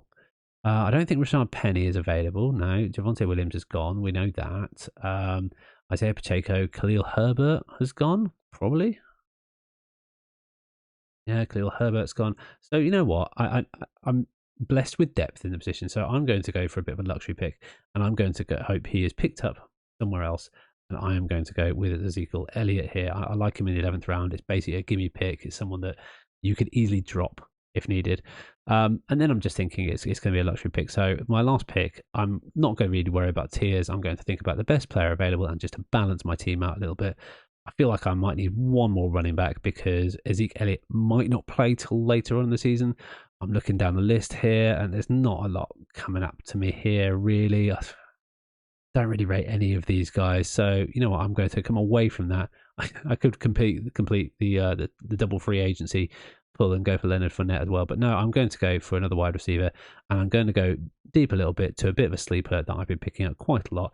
I think Van Jefferson is going to have a hell of a season. He knows the offense, and I think it's going to be a good offense who's going to have to throw a lot because they're going to be behind because that defense is young. And welcome back, everybody. And on Friday, we had another interesting one, but interesting for different reasons. And what I did is not apply myself with any constraints. I did something by the book. And you know what? Look at this lineup. I'm just going to wave it over here. Keep forgetting it's all mirrored on on YouTube here. For the audio listeners, this was a really, really fun exercise to do because I really stuck quite rigidly to my tier structure, and it forced me to analyze my tiers themselves, and I've since then changed them, but I'm still really happy with what turned out. I got the 5th slot, and I started out with Austin Eckler. Really happy with that. Ended up with Josh Jacobs. There's a bit of a running theme about when I did this. I think I was quite high on Josh Jacobs. Had it not been him, could I have gone with someone else? Yeah, probably. If Saquon Barkley had dropped, sometimes Chubb drops up early. Maybe I would have gone early on Mixon these days. I don't know, but Mixon is that kind of opportunity balance. Jameer Gibbs at that range would have been fine as well. But I stuck rigidly with that, and I saw value in those players because the players in other tiers had dropped or had gone. So I saw, right, okay, well, I still have the last break of my running back tier. I'm going to stick with that. Then went with Keenan Allen, looped back to Lamar Jackson, who was the last of my kind of really elite quarterbacks, paired him with DJ Moore. And yeah, those top 5, super happy with them. I ended up going to Brandon Ayuk as my flex, Evan Ingram next, and then filling out the squad with Antonio Gibson, Gabe Davis, Chigga, Zeke Elliott, and Van Jefferson later on. You know what? I can't poke any flaws in this. And I think maybe the take home, and I'm not going to spend much more time on this. So, running through Lamar Jackson, Austin Eckler, Josh Jacobs, Keenan Allen, DJ Moore, Evan Ingram, Brandon Ayuk, Antonio Gibson, Gabe Davis, Chigga, Zeke Elliott, Van Jefferson. It's a brilliant mix of this was perfect for me. In a PPR system, this would be perfect. Keenan Allen, DJ Moore, I think are going to be, and Evan Ingram going to be really target hungry. Brandon Ayuk could potentially be the target leader over there in San Francisco. Maybe competing with Debo there, but they're going to run it a lot. So you just want players who can be great. Gabe Davis is a fantastic number 2, and I think in certain game situations would be great. Antonio Gibson has a lot of hype in camp. This works for me. And Lamar Jackson's going to be throwing a lot. I think his value actually goes up because it means that I think when he does scramble, he'll be scrambling for more, and it'll be a bit more of a surprise. So yeah, this lineup, I cannot complain about it, and I cannot really poke holes in it. And I think there may be the take home message is this was from tiers that I made in the IDK. The IDK is available on www.rugbywithpads.com to any member. From a single £1 you can get access to it. I will send it to you with my updated tiers, and you can make your own tier makers. You can change things. It's all editable. It's all up to you, providing you have a Google Sheets license, which everyone can have with a Gmail account, or an Excel license. You're more than capable of doing it yourself as well. It's not a sophisticated tool, but what it did was really hone my thoughts. And rather than doing it off the cuff, which is something that I try and build in the tiers in my mind, I actually went through the process of deleting things and going through it. And you know what? It is a far better result for it. So I think it's maybe the take-home message is draft in tiers, and you will not be surprised by the outcome. Where do we land? We land with the 101. I have yet to get that. Even in mocks, I am not that lucky. And we're going 0 RB. So you know what? We're going for the best player available. We're going for Justin Jefferson. And you know what? I'm just going to mark these off as I go along. Can I do that? I'm not sure if I can do that here. I haven't got enough screen real estate to go and do that. But yeah, we you know what? We'll underline the ones we get. That's what we'll do, and see how closely we stick to it. So Justin Jefferson, get in the bag, and we have a very long wait here. You know what I'm actually going to do, because no, I won't do it this time. But I'm going for a first third. But I could demonstrate what it looks like on a third round reversal. I think that's a bit cheap to do right now, but you know how it is. If you're reading from this column, read from another column and it flips, you'll get what it means. So here it's recommending the best options for me at the moment are going to be Chris Olave or DK Metcalf. And you know what? Both of those guys are available to me. I'm saying go wide receiver early and often. Let's go for that. It's maybe looking at round 3, looking at Metcalf. So Mark Andrews to go for that tight end 2 position. He is available to me. So you know what? I'm going to do that. I'm going to go for Chris Olave because I think he is a 1 and he is an outstanding number 1, and Mark Andrews. So what I've got here by doing that, I can go, because I'm at the turn, I can go any order I want. So I'm going to go Mark Andrews first, Chris Olave second, and wait. So you can see how this works. It's designed to move you through the draft and give you options at each position. It's still saying wait on running back for the next position. So the next round, it's looking for Justin Fields. Now, obviously, there is an element of randomness, especially when you're playing against a computer. People might wait on certain positions. Justin Herbert's gone there. Justin Fields went just before. That's really annoying. And what it would have been nice to have is Justin Fields and DJ Moore. But I do have another option there. I have got DJ Moore available to me.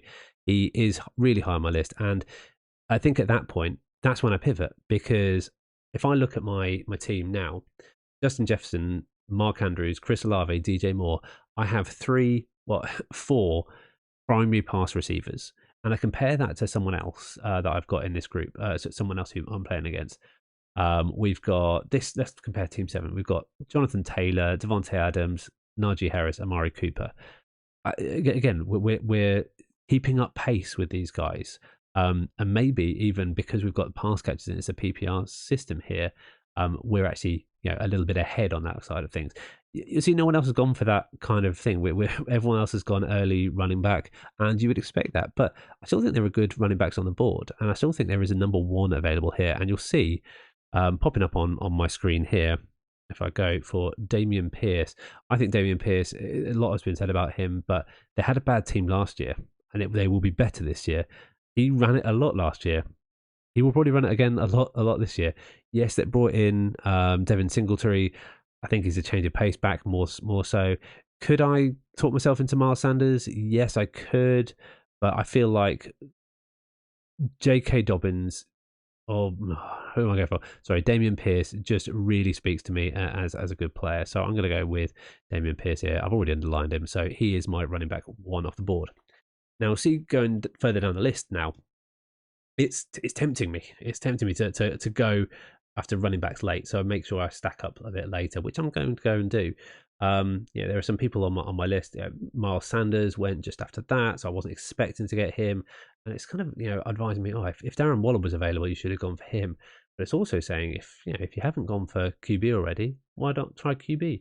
Trevor Lawrence has unfortunately gone, so this is where it breaks down a little bit, because sometimes there is a random nature to it. So I'm going to pivot, and I'm going to look a bit further down my list, and just always have a backup plan in mind. It's crazy that the first time I did this in earnest, it hasn't worked, but that's the random and ever changing nature of this. I know from my own tiers, I'm going to go heavy in volume on running back, so it means I can probably take a bit more of a risk at this point, especially if I've got 2 picks. So I'm going to go with Alvin Kamara, knowing that I probably won't have him for the first couple of games, and I'm going to go for my good option here, and I'm going to go for AJ Dillon. Now, I'm going to go for AJ Dillon because I've soured a little bit on Aaron Jones.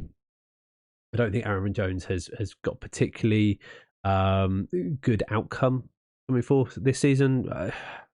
And AJ Dillon has already impressed and will be a more heavy pass catcher, I think, this year. You can see there's a couple more running backs going. I'm probably still going to be targeting running back, if not quarterback, if it doesn't fall to me. Right now, it's looking like AJ Dillon was the last best option. Antonio Gibson, he's gone already as well. That's a shame. So I'm maybe just looking a bit further down my list, and I think a good analog in round 8 for Antonio Gibson, I think he's got just as much chance of being involved, is going to be Brian Robinson. And the reason I'm going so heavy on running back right now is I don't feel like I need to not, because realistically, Justin Jefferson, Mark Andrews, Chris Olave, and DJ Moore coming out of my lineup? No. Could Dameon Pierce? Yes. Could Alvin Kamara? Yes, he will for the first few weeks. Could AJ Dillon? Yes. I've got to fill 2 slots, but I don't feel like I need to fill any more, really. So I could have a rotating cast in that crew. So I'm going to go for Brian Robinson as being a good analog for Antonio Gibson. I think it could be any one of them getting the snaps there. And I'm going to dip down into someone who I think could be quite useful in some RJP Ryan. So what I've done here in the 0RB, and I've followed it as closely as I can, really. We're going to put a little bit of italicized underline across under Antonio Gibson, because I didn't really get him. I got someone who is close to him, but I did get some RJP Ryan, who I do think stands a chance of getting, at the very least.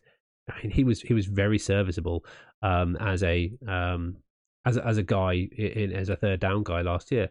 Now, unfortunately, this is where it breaks down, because that guy went for Aaron Rodgers, even though he had Josh Allen. So the one position that I really need is going to be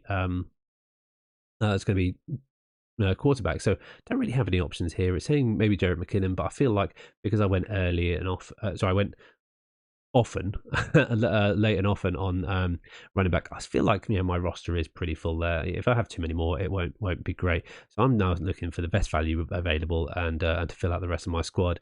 And funnily enough, it might actually be running back. Again, I'm not quite sure. If I'd have picked up Aaron Rodgers, I might have looked at Alan Lazard as a maybe mini stack there. I think Darnell Mooney could be interesting, but I've already got DJ Moore. Looking down the list here, are there some late players? You know what? There's a late player who I like a lot better. So what I'm actually going to do is I'm going to go for a guy who I have quite high on my list, and I think could be pretty good in Jared Goff. I think I'll go for Jared Goff. I'm just going to check if I've got any synergies with any of the players. Technically, I've got a synergy with Derek Carr, with Chris Olave and Alvin Kamara, but I don't really like Derek Carr's odds there. I think they'll be better in isolation. I think Derek Carr's going to throw too many interceptions, Jared Goff being a bit more reliable. So I'm going to go for Jared Goff in the 10th round, and then you'll see we're left to a bit license here, because I think at this stage it's very much up to the value that you think. And I am going to go for Kendre Miller, and I'm going to protect my investment higher up in Alvin Kamara and go for Kendre Miller, who at the very worst is serviceable for 6 games. We're getting him quite late in the 11th round. He's throwawayable if needs be. And finally, if you've watched a couple more of these drafts over the last few days, you will know exactly what player I'm going for. I'm going to go for a wide receiver, and I'm going to go for my man who starred down here, Van Jefferson. So that leaves me with a squad of Jared Goff, Dameon Pierce, Alvin Kamara, Justin Jefferson, Chris Olave, Mark Andrews, and DJ Moore as starters. That is an amazing starting set. I really like that. For Alvin Kamara as an RB2, you could replace him in the first couple of weeks for AJ Dillon. If Kendre Miller gets hot, it's great. You've got bench players here that can either be throwaways or not. And the bench player, AJ Dillon, Brian Robinson, Samaje Perine, Kendre Miller, and Van Jefferson. You know what? I'm really happy with that turned out. And that was not me thinking. I didn't think at all during that draft. I just took every player that the guide told me to. So that's one way you could use the IDK.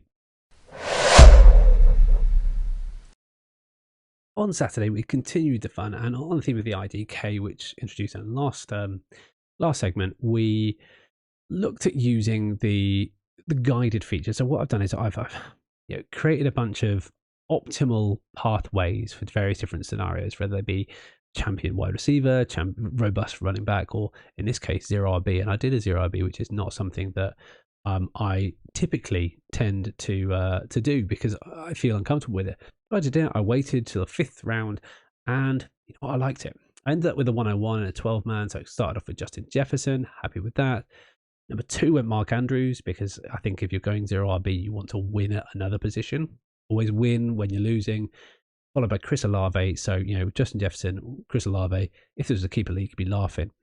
And then went to DJ Moore at the end of the 4th round. And only finally at the 5th round went Dameon Pierce to round out my, or to start my running back room. And he is probably the last of the volume guys you want. I think if you can't get flashy guys who are going to pick up the ball a lot, you want a volume guy. Dameon Pierce is your volume guy. They're going to run it a lot, especially with a rookie quarterback under center.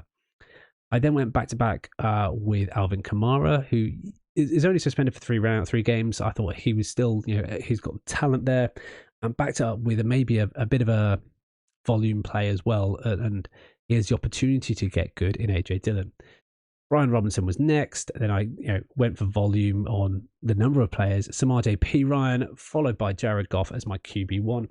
I think if you're going running back, 0 running back, you need to wait on the QB because you cannot fight on all fronts. There's a message that is still there. And then finally, Kendre Miller to back up Alvin Kamara.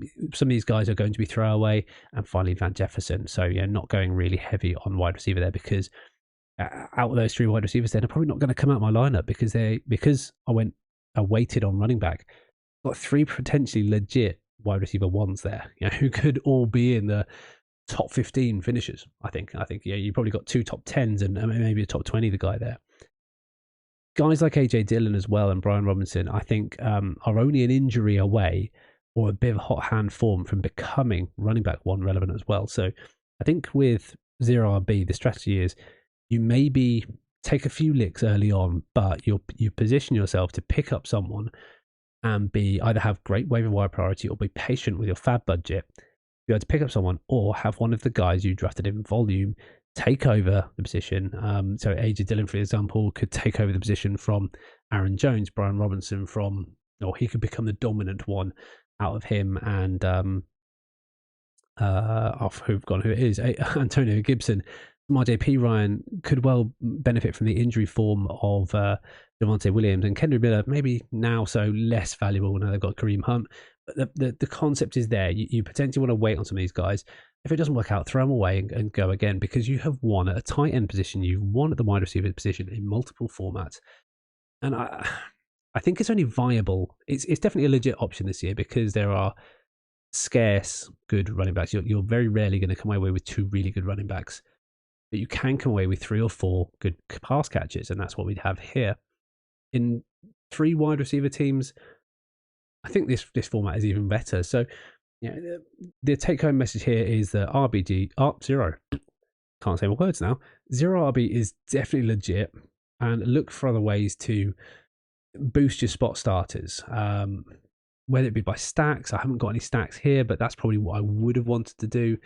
But yeah, make sure you try and own at least one other position. And this one, wide receiver, potentially tight end, getting the number 2/3 guy there is a fantastic opportunity. But you own those, you don't have to go deep on those, so you can go deep. And when I talk deep, go volume of guys who can be instantly replaceable should your first choices not work out. Those are kind of strategies that I would take in zero RB. Right, we're going to take another quick break, very quick here, because on the other side, we're going to take another trip back with Jon, where we drafted each other's lineups.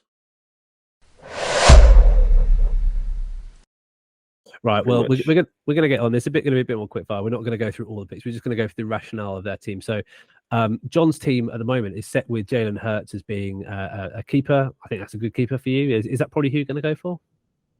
Yes, I'm pretty much sold on taking him a couple of rounds above where he's going right now, keeping him. Yeah. So I think that makes sense. And I've got excellent value with Justin Fields in the 15th. So build around that as what you will. Now, this is a half PPR league. Keeper, as I said, so a lot of people off the board. Travis Kelce already off, Chris Olave. I predicted a few people based on limited choices that they had. But yeah, it's going to be an interesting one. But already off the board before it gets to Jon's team, Jon and Caroline's team, is Jamar Chase. Tyreek Hill went off the board second. Wow. Oh, it's a half PPR, so volume and touchdowns are key. Austin Eckler goes, Christian McCaffrey goes, Justin Jefferson and Cooper Kupp. Half PPR, I'm going to need touchdown upside, and I'm thinking I've got Jalen Hurts as well. You know what? It's going to be obvious. I'm going to go for the stack straight away. I think it'd be stupid not to go for a stack with AJ Brown. You're going to seal up 70% of the touchdowns on that team, seeming that Jalen Hurts is basically the running back. That's who I'm going to go for. So, Jon, hope you like your team already. Who are you picking for me, Jon? So, Jalen Hurts in the 15th. So you're sort of there at quarterback. So you're going to just pick where you want, what players you want without even thinking about quarterback. All about value, yeah. Yeah, all about value here. So I know you like to go running back first. So there's, I don't think you'd want to take Jonathan Taylor here. Personally, I don't think he has like running back 1 upside this year with a rookie quarterback. He's not going to get dump offs as much. Could go with wide receiver here. We've got Stephen Diggs, CeeDee Lamb, Devontae Adams. You get back-to-back picks, remember? So yeah. So I think what we're going to do is the upside of Diggs here, playing with Josh Allen on that high-flying offense there. So we're going to pick Diggs there. Probably pick I would have made, yeah. And us back on the clock again, probably looking at those top running backs that may still be here at the I mean, none of them are going to get back to you. So you want an RB1 that you can rely on. I think Cleveland going to be a lot better this year. So I'm thinking of taking. I'm definitely thinking, and yeah, it's going to be Nick Chubb. Brilliant. Those probably 2 picks I would have made as well. I'm interested. Who would you have picked? AJ Brown? Not that high. I would have taken at that position who was available. Probably would have taken Bijan there. Yeah. just take the risk there. It's kind of. I feel like there's so much touchdown upside with Jalen Hurts, and you've got to think about the format as well. This is half PPR, which means it's not quite as important to catch everything, and touchdown upside is key. And I still think the guy with the most touchdown upside in this chunk of players here, it's got to be Derrick Henry, hasn't it? So I'm going Derrick Henry. I mean, would you agree with that? Yeah, I mean, you don't want to be left too long without a running back. Is that who you would have gone correct? I haven't been taking a lot of Derrick Henry. When it comes in mocks, I think at this point I've been doing a lot of wide receiver with the 2 first picks. But yeah, really? I would be happy with that. I'm waiting a bit on running back. It's brave, and I think with this one you've got to be looking at the keepers as well, because Josh Jacobs is a keeper, Ken Walker is a keeper as well. So Ramondre Stevenson, Breece Hall, who I don't rate highly, have gone. And for you, it's a player. I'm going to pick a player who I would have loved for my team. I'm going to pick DK Metcalf here because I think having 2 strong wide receivers, you've got a huge upside there. He is the touchdown guy there. He's a red zone target, which again in PPR, half PPR, I think is incredibly valuable. I'm not even going to look at anyone else. John, would you be upset if I took DK Metcalf?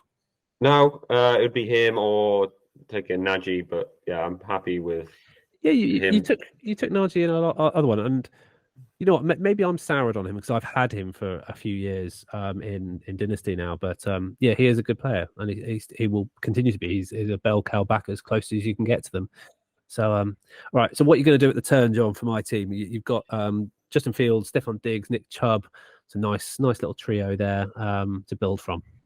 So we got wide receivers here. You're not a big fan of Debo, so you're going to probably skip over him. He's too high on ADP. Pick for you. I'll let you know who. Yeah, okay, who would you take if you had my team? I'm tempted with Keenan Allen at this position, or Amari Cooper there, but you've kind of got. We already took Nick Chubb there, so it'd be Keenan Allen over Amari Cooper there. Stack, yeah.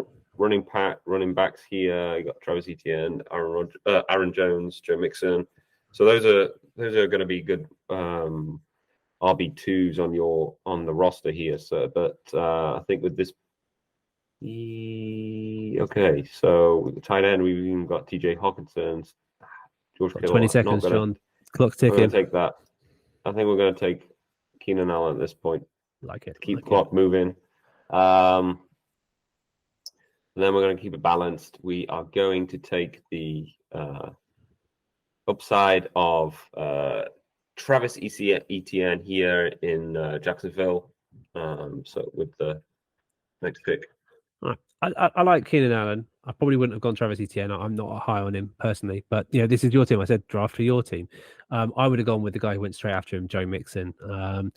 It's interesting because we're both drafting teams that have QBs already sorted, so you build around that. So you're looking for your best players available, and I'm going to also stay balanced. Bear in mind I don't have another next pick, so it's going to be a long time till it gets back to me / your team. And I'm looking at running back here because there is a big drop off, and J.K. Dobbins is interesting to me, but if he stays healthy, I think Damian Pierce is really interesting. DJ Moore would be great, and if I had Justin Fields in my lineup, I would be picking DJ Moore, but I don't. So I am going to actually skip down a little bit further. He's not going to get back to me, and I don't like the guys afterwards. I'm going to pick the guy who I think has the best volume challenge here, and it still is a red zone touchdown guy. Put him in the goal line. It's going to be Miles Sanders for Carolina. John, again, would you have been upset with that pick? No, he does come back to me sometimes in mock drafts in the sixth, very infrequently, but I would have taken him out of those other players that were available. So not too upset about that. So I'm back on the clock now. Got Diggs, Allen, Etienne, Chubb. To complement the number 9 spot, Ed went 5 running backs in a row. That's a lopsided team. Wow. Yes, that I didn't even notice that until now. And number one has gone 4 wide receivers and a tight Okay, end. yeah, they're gonna So have yeah, they're not gonna have very much options. So DJ Moore is here. Go with that stack with Fields. I'm not as high on DJ Moore. no, I know you're not. Yeah, Mainly well, because I you traded him away in traded. Dynasty, but Yeah, you don't want him to also, be good. I've also had him in leagues before, and just the constant like hoping that he's going to score a touchdown, Yeah. or at least make a lot of passes, catch a lot of passes. So he's not really I've on made you my talk about him, and radar. it's limiting your choices, John. I Yeah, know. 20 So seconds remaining now, so pressure's on. I think we're going to take the upside of Cam Akers. That's okay. with the Rams. So yeah, I don't dislike that. I think Cam Akers is due for a good year. I like Zach Evans, but I don't think he's going to bite into anywhere near the playing time that Cam Akers has got. And although there was some rumblings about Cam Akers in the news recently, I haven't looked it up. So maybe by the time this airs, he won't be a Ram anymore. But we'll have to see. We'll see. After that, Cal Pitts maybe in the 6th. Here he's destined for a breakout season, possibly. That's what the news says. I think they're going to try and make it work, aren't they? Yeah. Other options, wide receiver. Nothing's really going to scream out here to me at this point for the team. So I'm going to take the upside of Kyle Pitts having a breakout. Okay. I don't dislike that at all. However, I am going to. Who am I going for? Chris Godwin jumps out at me here. I'm happy punting on running back for a little while, unless I get someone who's going to get lots of targets in the end zone. But I can swing a little bit with wide receiver, and the guy that jumps out to me, who I really like, is Mike Williams. Mike Williams doesn't stay on the field all the time. AJ Brown and DK Metcalf do typically. So in terms of the risk I'm taking, I'm not taking a huge amount of risk. We do have a single flex position, which is running back and wide receiver. So I can't play a tight end there. Tight end is a 1 for position, or a onesie position. So I'm going to wait on that one. I'm going to go Mike Williams for you. I know it's reaching a little bit, but he's not coming back to me, and I think he's the best option available there in a bit of a higher risk maneuver. Yeah, I would have made that pick too. So lovely, and it comes back to me shortly. Godwin goes straight afterwards, and I'm very rudely answering my phone. We're gonna try and rattle through these picks now. At running back, I do need someone with a bit of upside. I think Derrick Henry and Miles Sanders are grinders. I'm going to pick Alvin Kamara as a bit of a risk. I think you could pick someone who's going to be good, but you can only play 2 guys. Alvin Kamara could have those breakouts, especially later on in the season. He's done it. He's done a 6 touchdown game. Alvin Kamara for me, hands down. Okay, so I was hoping Ayuk would come back as we need another wide receiver here, but unfortunately didn't. So we're set for tight end, running back. We got Rashad White, David Montgomery. David Montgomery might be a good pick here. I think he's going to be worked in around the goal line a little bit more than Gibbs. But I think we'll load up the team with more wide receivers. So we got Marquise Brown, Christian Kirk, who may still be the wide receiver 1 there. But we've already got ETN on the team. We've got Mike Evans, Deontay Johnson. I think we're going to take the upside that Kyler comes back early, and we're going to make Marquise Brown our pick. Okay, like it. Yep. He's going to be paired with. He's going to be paired with. Looking at, I think we're fairly good at running back. You've got a very even team currently. 3 running backs, 3 wide receivers, quarterback, tight end. You're now picking depth. I think we're gonna, just for that reason, depth positions and PPR. Again, half-point PPR. We're gonna go with. So we need upside of touchdowns. I think I'm going. This is difficult. 48 seconds. Okay, so upside a touchdown. So I think we're going to go David Montgomery here. Yeah, I was going to say We're that's the one that jumps out at me there, because David Montgomery is probably going to get the goal line work. Fortunately, Darren Waller doesn't come back to me. I want to say something. There's someone on the board here who I'm going to have to take. I just have to, because I think he's just an obvious choice here. It's going to be Rashad White. I don't normally pick him, but the fact that Isaiah Pacheco went in front of him is crazy. And the makeup of this team, and this is what you've always got to consider, the balance of this team. Derrick Henry's going to be on the pitch lots. Alvin Kamara might not be, gets injured. Miles Sanders hasn't got injured, but is he going to break out? Probably not. He's going to be average. So I'm going to pick a player who I think could have a good amount of volume. I didn't pick him in the last draft we did, but it's more about the position I'm in. He got like 50 receptions last year as a rookie, which is crazy. So I've gone Rashad White, and I'm probably done at running back there. I'm probably gonna stop doing anything there. I'm liking the way these teams are looking. That said, there is a. Oh no, he just went. If AJ Dillon had got back to me, I probably would have gone there. And I'm lucky that one of my top guys at tight end is still available, and it's going to be an easy pick for me. It's going to be Evan Ingram. He's just been given the bag after coming off the franchise tag. So I go back to back there. I go Rashad White, and then coming back to me is Evan Ingram. So John, I like the look of your team here. I would love to have this. But who are you going to pick for mine? You've went David Montgomery last round. You've got a back-to-back pick, and then we're getting into the doldrums.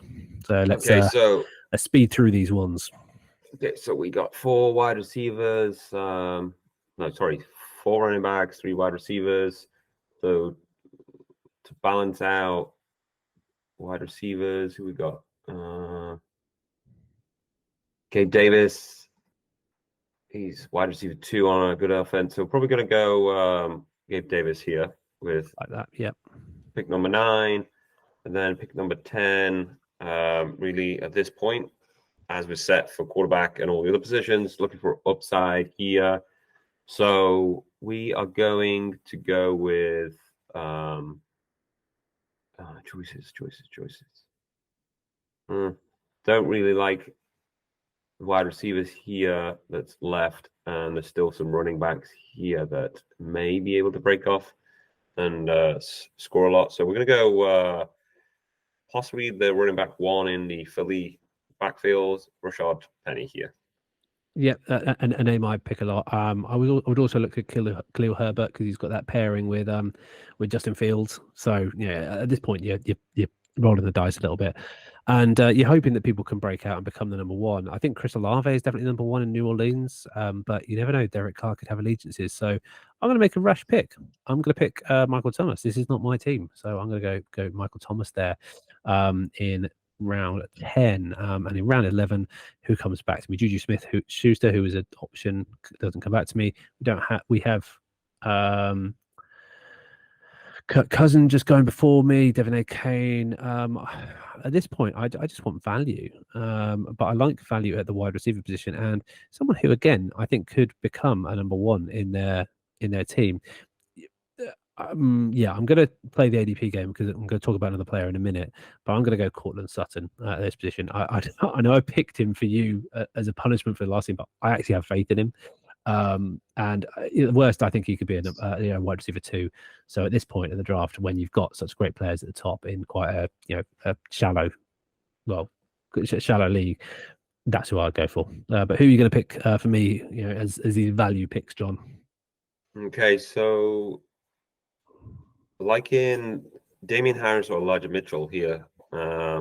Just for upside, Damian Harris is probably going to get goal, maybe goal work there. So that's he's I think he's goal to go. Yeah. Arguably, their running back at goal to go is Josh Allen still. Possibly, but that is we have a little bit of upside there, and it's still a good player and still on a good offense. I know we can pick up on a fair few of players on the same team here, but at this point, I'm just looking for upside. So Damian Harris is that pick, and then back to me again. We are gonna go with. There's no one on wide receivers list that is screaming out to me. We have okay depth in that position. So kind of not looking at maybe pick one. No, this is the last positional pick. Justin Fields, he does get injured a little bit. Last year, I think, did he play through all of his injuries? Did he ever miss a game? I can't remember. Yeah, maybe. Here we could pick up another tight end here because Kyle Pitts may be missing some games. So we have Dalton Schultz here. Chu Okonkwo is another option here. But I think I'm going to take the upside of Aaron Rodgers, this final position pick. Okay. So you doubled up. So I mean, that for me would be a difficult choice week in, week out, because I'm high on both of those quarterbacks, but it gives you a bit of insurance on what was basically a throwaway keeper pick. It's not quite my final position pick because my pick has always gone earlier, but I am going to jump a little bit and I'm going to provide some protection to my investment in Alvin Kamara, and I'm going to go Kendre Miller there. I think if Alvin Kamara doesn't play, Kendre Miller's going to be great. Kendre Miller can also line up out wide, as they're saying. So yeah, I think he's good. And I'm going to do something I tell people not to do, but I've given some advice in my draft 102 is the players who are going to be throwing away at round 15 are going to be there in round 15, no matter what. So if they're available now or available there, it doesn't really matter. You're not going to get much value out of them. So get a defense that you like. And the Dallas Cowboys are still looking great. Micah Parsons is going to get some sacks. So I've gone a defense probably a round or two earlier than I would do normally. John, you've got kicker and defense left. So who's your pair? Yeah, I could just take the pick of the crop with the kickers here. Daniel Carlson is up there, but it's going to be Carlson or Tucker, surely. That's going to be it. Thinking just reliance on whichever one you go for. I'm going for the other one.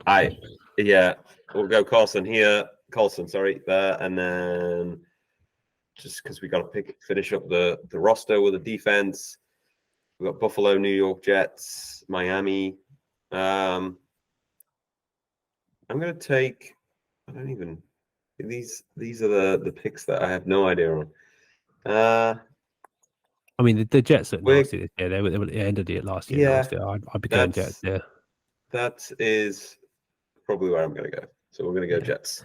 Not that I do tier rankings for these guys, but my top three would be Eagles, Cowboys, 49ers, and my next tier would be Jets and probably Patriots, I think. Well, I'm going to go for Justin Tucker as an easy option there. And I've talked about this before, but it may feel weird going early on these ones, but if you can set yourself up for the first couple of weeks, that's great. You're probably going to be streaming later on, and these are throwaway picks, so do that. And I'm going to pick the guy who I always go for late in my drafts because he has a chance to be a number 2 in that system. And I'm going to go really far down, but it's going to be Van Jefferson. I just think he has the upside. So my team, or John's team, traditional team, ended Jalen Hurts, Derrick Henry, Miles Sanders, AJ Brown, DK Metcalf, Evan Ingram, Mike Williams, Justin Tucker, Dallas Cowboys, and on the bench, Kamara, White, Rashad White, that is, Michael Thomas, Cortland Sutton, Kendre Miller as that protection, and Van Jefferson as the throwaway there. Pretty happy with that.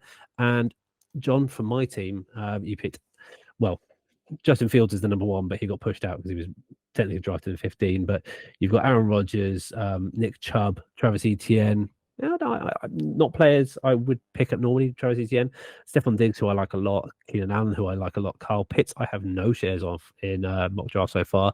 Cam Akers, I think is decent value. Carlson the Jets, Marquise Hollywood Brown, who I haven't picked up much of. David Montgomery, who I've got a little bit of. Gabe Davis, who I'm high on. Rashad Penny, who I'm high on. Damian Harris is a throwaway, but Justin Fields, I think, is the glue for that team. He'll actually be the number 1. So, as promised, we are going to look at another double draft. This is another one that I did with John. It was a bit of a silly one, really, that we did at the end of our recording session for our Chaos draft. But we actually looked at doing a think we called it reverso draft or Uno reverse draft. You'll have to go back and have a look there. But effectively, what we did is we drafted each other's teams in our league of record. We'll get onto the home leagues and league of record in a minute in the next segments. But yeah, this was a really interesting piece that we did, and it was interesting seeing Jon's value on my team versus my own. Now you'll see over here we'll have my team, and over here we'll have Jon's team. So I'll just position again so I can get between the two here. This will all look great in post, and for your audio listeners, have a look on YouTube for this kind of stuff. It works out pretty well. For my team, which is Jon's team, he he wanted to take, this is a keeper league, so he took Jalen Hurts in the 5th round. I think it's a great value. He normally goes in the 3rd. Make sure you have a elite elite QB, not an RB.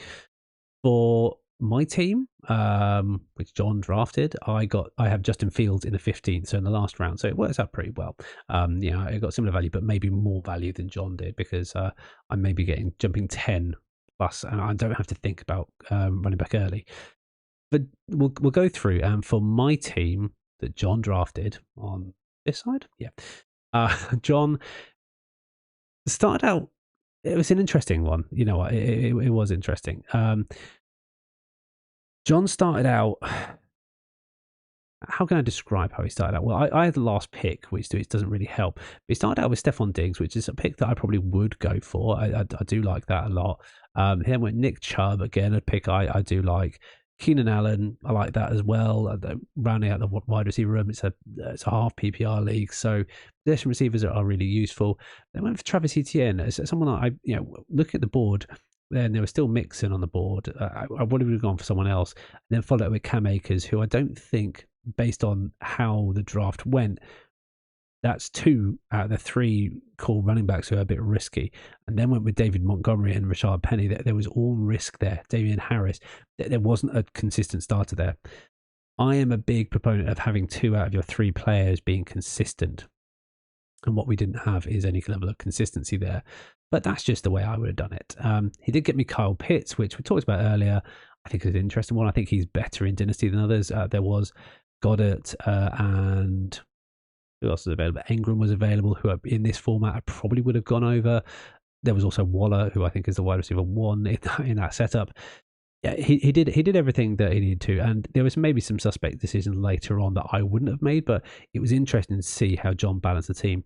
He did make a faux pas, in my opinion, going for Aaron Rodgers in the 12th when there was still value to be had at running back and wide receiver, but he made that, and I'm a big proponent. I've said this already today, that if you've got a 1 QB in a 1 QB league, you don't need the second. You don't need to just roster one for the sake of it. For Jon's team over there, he started off with Jalen Hurts, so I made a beeline for AJ Brown in the 1st. I thought you need to have that stack. I think that's really valuable. Derrick Henry and Miles Sanders, the 2nd and 4th round, sandwiched with DK Metcalf. I think all 4 of those consistent performers. I think Miles Sanders will be a volume guy. He will regress on the touchdowns a little bit this year, but I think he'll probably be more involved in the passing and overall yardage game if they're semi-good. I then went with my less reliable player, Mike Williams, who's going to be a boom-bust guy. Alvin Kamara, boom-bust. Again, Rashad White, maybe a bit more floor. And played around with Michael Thomas, Cortland Sutton, Kendra Miller.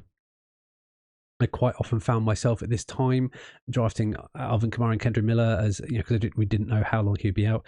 I'm maybe doing the same now with Alvin Kamara and Kareem Hunt. That's an option these days. So yeah, the team was really balanced in my opinion.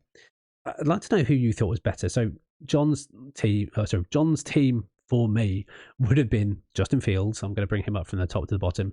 Nick Chubb, Travis Etienne, Stephon Diggs, Keenan Allen, Kyle Pitts, Cam Akers, Carlson, the Jets, and we won't go over the bench players, but the highlight is probably Gabe Davis there in that mix, and Aaron Rodgers, of course. Jon's team that I drafted: Jalen Hurts, Derrick Henry, Miles Sanders, AJ Brown, DK Metcalf, Evan Ingram, Mike Williams, Justin Tucker, and Dallas Cowboys. And I went early on those guys to make sure I secured the top 2, who I do think are going to be a cut above the rest. And the highlights in the bench: Alvin Kamara and probably Rashad White there. Maybe Michael Thomas is a bit one. I personally think, based on the fact that Jon was drafting Jon's team gets to draft, 3 positions up, he's always going to have advantage over me. So it's interesting drafting with someone and seeing what he thinks I would draft and what I think he would draft or what I should draft.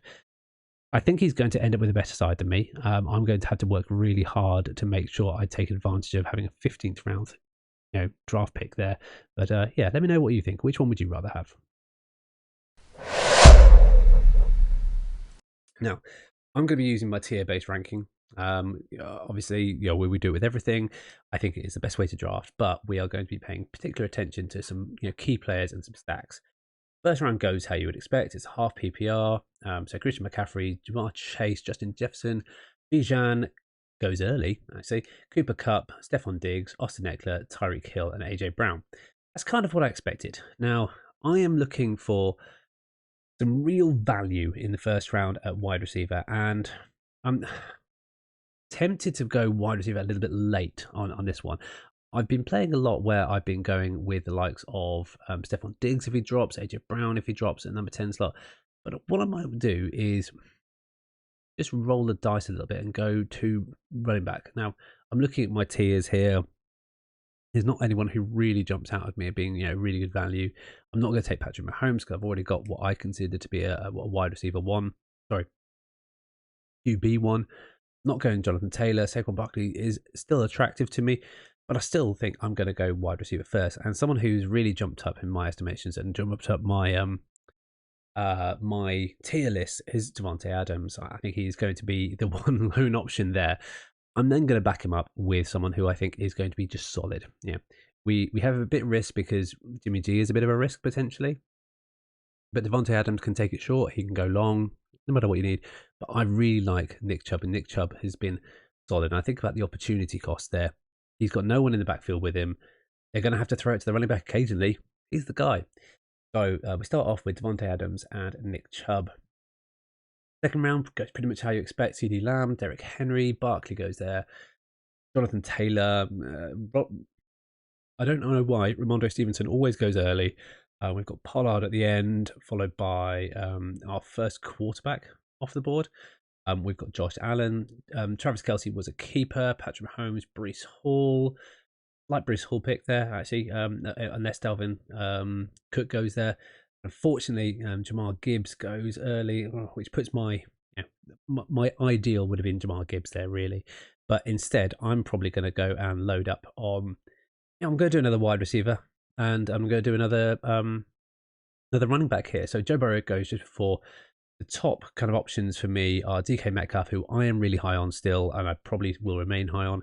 I'm making sure I don't look at any competing options here. I'm going to go DK Metcalf. I think he's going to be so good. He's a red zone threat. He's almost a tight end in his size. And I'm going to go Joe Mixon. I've talked about it a lot already. I think Joe Mixon's opportunity is fantastic, so I'm going to go with him. So Davante Adams, Nick Chubb, DK Metcalf, and Joe Mixon. And pairing that in mind with the fact that I've got Justin Fields in the background means I can focus on those positions. Now, the player that I really wanted to go for the stack was DJ Moore. Now, DJ Moore went in the middle of the 5th round, which is a shame. The tight ends are starting to go. We've got Kittle and Hawkinson going. They're pretty high on my list. My next highest guy, is he going to get back to me? And really the guy I want to target, and if I can get him, is going to be Darren Waller. Although I might wait a little bit because I've got Justin Fields. I'm thinking about the stack. I'm thinking Cole Kmet, and Cole Kmet is way, way further down here. Do I want him as my number one? Maybe not. But this is a half PPR league, so I need to make sure I'm picking up receptions where I can. And someone who I think is going to pick up a lot of receptions, but also get a lot of touchdowns, is going to be Drake London. I'm thinking about the opportunity cost again, and I'm going to go for him. So, if you're watching on YouTube, you've already seen me click him. Drake London, I think, is going to be a fantastic option for you. It's going to be a run-heavy offense, but the narrow target tree, which arguably does include Bijan Robinson, I think Drake London rises above that, and Arthur Smith is of that coaching tree that I think he will change things up a little bit based on situation. I really do believe in him there. Yes, they will run the quote-unquote piss out of the ball, but I think Drake London will see his, which puts me in a difficult situation because it takes Kyle Pitts off the table, Am I going to go for another running back? I'm looking at the guys and playing the ADP game here. Dalvin Cook is interesting to me here. Alvin Kamara, had he not gone before, he's obviously gone up in a lot of people's draft boards. Gone up early. I'm not looking at some of these guys here. I would like Trevor Lawrence if I wasn't a keeper league. J.K. Dobbins is interesting to me. Cam Akers, I don't think really shines. You know what? I think I'm going to punt on both those positions and maybe reach a little bit for a wide receiver who is unlikely to get back to me. Or do I go with someone who I think is going to, just get targets? And I think Chris Godwin in the slot. He's just staring at me there, and I'm looking at my tier list. He's an obvious pick for me, so I am going to go Chris Godwin. So I've got 4 wide receivers, so I'm probably going to leave it there for a little while in wide receivers and make sure to address other positions. There's someone who I really hope is coming back. Dallas Goedert goes, Kyle Pitts goes. If you know who I want, it's probably a tight end. And looking at the shape of things, maybe he was going to come back to me. Unless Ed managed to snipe me, he does snipe me. Darren Waller goes 7-9 here, a bit ahead of where I'd expect him to go. But you know what? These things happen from time to time. This leads me to pivot a little bit. Now, I'm thinking about the kind of players who I think can make an impact week on week. This is a 2 running back, 2 wide receiver, 1 flex position. It's a wide receiver, running back flex. I'm now thinking about tight end. I don't like the idea of Evan Ingram without the stack of Trevor Lawrence. Sorry. So I'm thinking about who's just going to get a bit of volume and who could be useful to me. And I really like the idea of AJ Dillon in that system. He was definitely on the rise last year. I like Rashad White, but I've got Chris Godwin. I don't think Rashad White is really the player I really want. I think AJ Dillon has the potential to break the 1,000-yard mark. I think he could be useful in relief. Aaron Jones is a bit slighter. AJ Dillon potentially a bit more robust. You know what? As a running back 3 who I don't think is going to play much, he's a good pick. Now, if I play the ADP game, I'm looking for a tight end. Some of these guys are running tight end I don't particularly like at this value.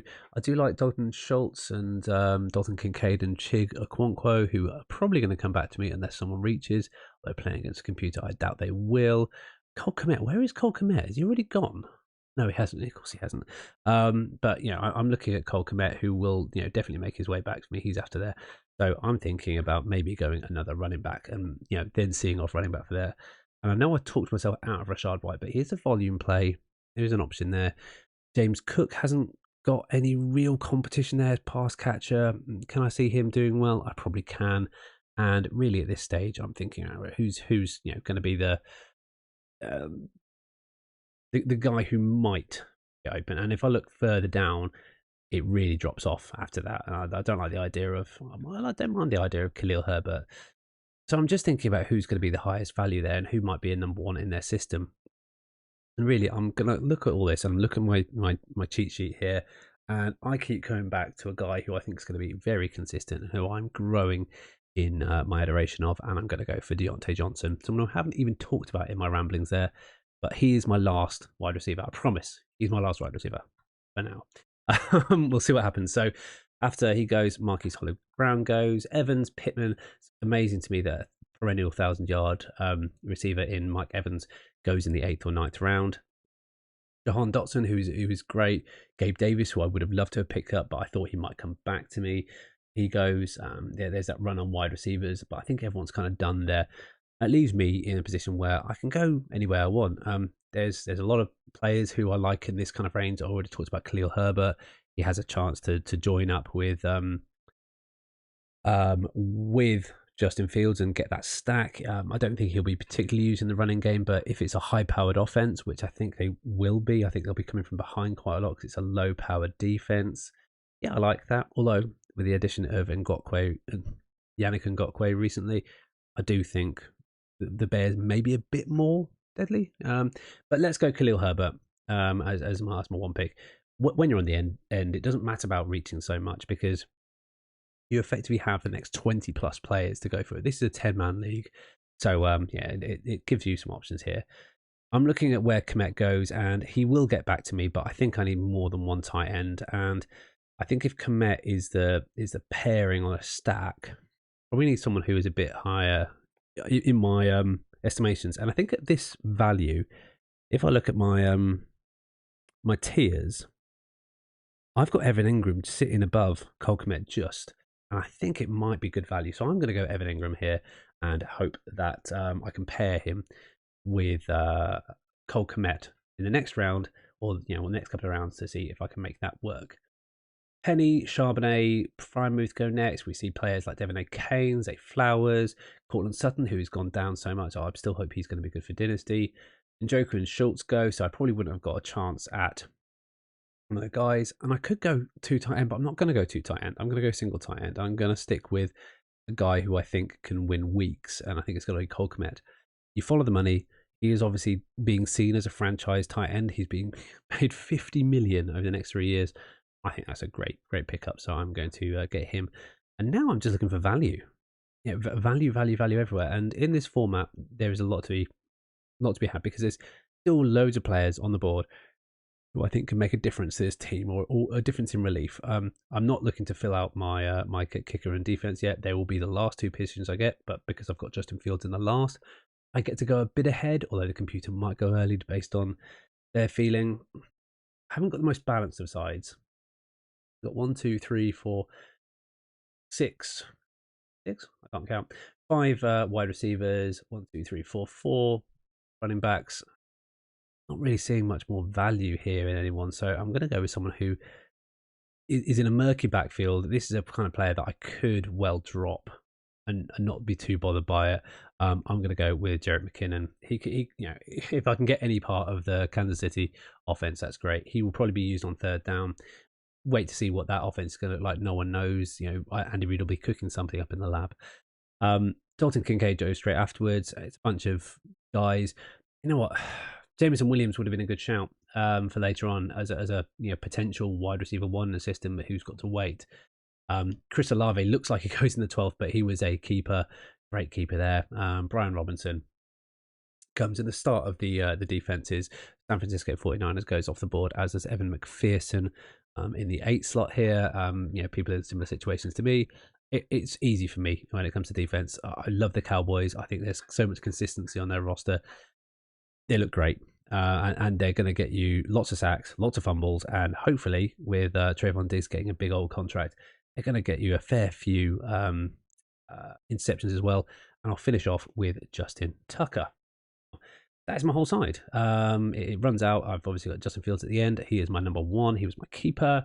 Nick Chubb, Joe Mixon, Devontae Adams, DK Metcalf, Evan Ingram, Drake London, Justin Tucker, Dallas Cowboys, and on the bench we've got Chris Godwin, AJ Dillon, Deontay Johnson, Khalil Herbert, Cole Kmet, and Jerick McKinnon. And that would be a side I would be proud to bring back home this trophy once again, be the first repeat. People have done it twice, but people have never done it twice in a row. That's what I'm going to aim to do with this lineup. Right, let's jump straight into it. League of Collusionary Gentlemen. We did you probably saw it earlier in the year, we did a lottery style draft. It's 3rd round reversal because we've got lots of new people, so we'll try to make it as even as possible.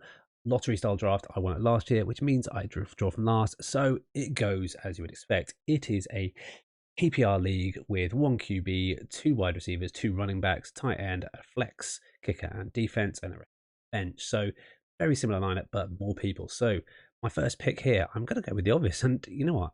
I'm going by my tiers, and I think it's going to be Devontae Adams and Nick Chubb again. Once again, I feel like that pairing right there is a fantastic pairing for any lineup, and you should be very proud if you manage to get those 2 slots on your team. Picking from 14th, I could have gone for a quarterback at that point. I was very tempted to. It's always nice to have a really, really powerful quarterback, but I thought they might go, and I just need to make sure I was covered with the 2 for spots. The 1 for spots, your tight end, or the 1Z spots, tight end and QB. Normally leave a little bit later, but this is also a tight end premium league. So people like Travis Kelce and Mark Andrews do make a bit of a difference. And someone is calling out to me here. It's Mark Andrews. But you know what? 3rd round reversal, and I cannot give up on DK Metcalf. It just falls to me. I just like the same players, and I'm going to use the same players. I'm going to see how it falls. There were some players further down here which I really do like, and they're not going to come back to me. Okay, so maybe the 3rd round is where I've really got to think, because these players are not going to come back to me. It's a long wait and this is the opportunity to really make what my team looks like. And I feel like Joe Mixon is calling out to me because he's a player that's not going to come back to me. I've got a long wait, and then when I get back to it, wide receiver still looks good, but running back 2 does not. So I am instead going to pivot away from DK Metcalf as much as I love him. And I'm looking at my tiers, they're kind of equally balanced, and I'm going to go with someone who I think is solid. Mir Gibbs is probably better in terms of pop, but I'm going to go with someone who I think is solid, and I'm going to go with Joe Mixon there. So starting out, first 3 rounds, Nick Chubb, Joe Mixon, Davante Adams in that reverse order there. Yeah, some players go straight afterwards. DK Metcalf goes shortly afterwards. Jalen Hurts goes. Lamar Jackson. So the top tier QBs are going quickly. I am probably going to be looking at wide receiver again. I'm very traditional when it comes to my makeup, especially if I'm at the back of drafts. And you've just seen 2 drafts where I'm right at the back. Fun enough, because it's 2 leagues that I won last year. And I'm looking at wide receiver here again, and I'm just feeling that the same names keep popping out to me, and I really like them. I don't mind having the option of Tyler Lockett at this point, but I probably want someone who's going to pop a little bit. I probably want someone who's going to be a target magnet, and that to me is Chris Godwin. I think he's an obvious target magnet, and someone who again is going to be a number 1 in their slot. And I'm not really liking the options. Oh, am I liking the options? There's a lot of P players here, and some players are going to inevitably take 2 QBs. I don't like running 2 QBs in setups like this, but sometimes I think you have to. So I'm going to be looking instead at Trevor Lawrence. I'm going to go Trevor Lawrence. It's going to make sense a bit later, hopefully. And I'm going to go Chris Godwin and just secure those positions. Now, it is tight end premium, so people are like, oh, why didn't you go tight end? I could have gone Darren Waller. Yes, I probably would have liked that. He goes a bit further in the 5th round. This is obviously a 14-man, so everything is slightly skewed. The running backs, I'm glad I sorted early, because now you're delving into the positions of the guys who were options for me. Last one were Swift and Dobbins and Mattson. Had I waited before, I would have been very disappointed. There's a chance that Miles Sanders or Damian Pierce could have got back to me, but I'm glad I've got quite a balanced side here, and it leaves me with a very obvious pick here. Now, I said in the last draft I didn't like Evan Ingram. I did pick him because of value, but I didn't like him without the stack. I've got the stack, so I'm going Evan Ingram here. I think it's a nice slam dunk choice, and I keep coming back to the same players, and I do want to branch out, but I know I should, and I probably will do a little bit. So I'm thinking, who am I more likely to play? I'm a lot more likely to play a running back who's just going to get yards, or am I going to play a running back or a wide receiver who I think could potentially be a number 1 in a particular week? And I'm going to go for the boom option. I'm going to go for, you know what? Brandon Cooks is coming up in my likings a lot, but I really do like Gabe Davis. I've gambled a lot on him. I'm going to go Gabe Davis. And Gabe Davis, get in my side. So first 7 rounds, sorry. Davante Adams, Nick Chubb, Joe Mixon, Trevor Lawrence, Chris Godwin, Evan Ingram, and Gabe Davis. AJ didn't go straight afterwards, so he was never an option to come back. Dak Prescott goes. John Watson in the middle of a round, Tua Tagovailoa. So again, I'm really glad I went for Trevor Lawrence a little bit earlier than maybe I should have. But it gives me one of those semi-elite, obvious QB1 kind of plays. I could have played late and I could have gone Aaron Rodgers. I probably would have been disappointed at this point, because I would have gone for Aaron Rodgers in this round. And then I'm going down to a round where I'm not as comfortable. But I'm pretty happy with where we're looking at here. And looking at the next set of picks here, it's a bit of funny scoring when it comes to defenses, by the way, because I do give more points for interceptions than other leagues, because I do like the idea that a defense should be able to make a difference. I'm looking at the running backs, and I'm not seeing anyone who is obvious except the same old guys.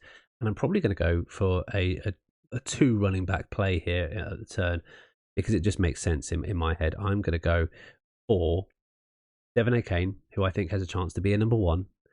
And I'm maybe stopping myself, because I think sometimes if you overload on a position, and there are people who come out of the woodworks in free agency, there will be free agents available in this league, hopefully.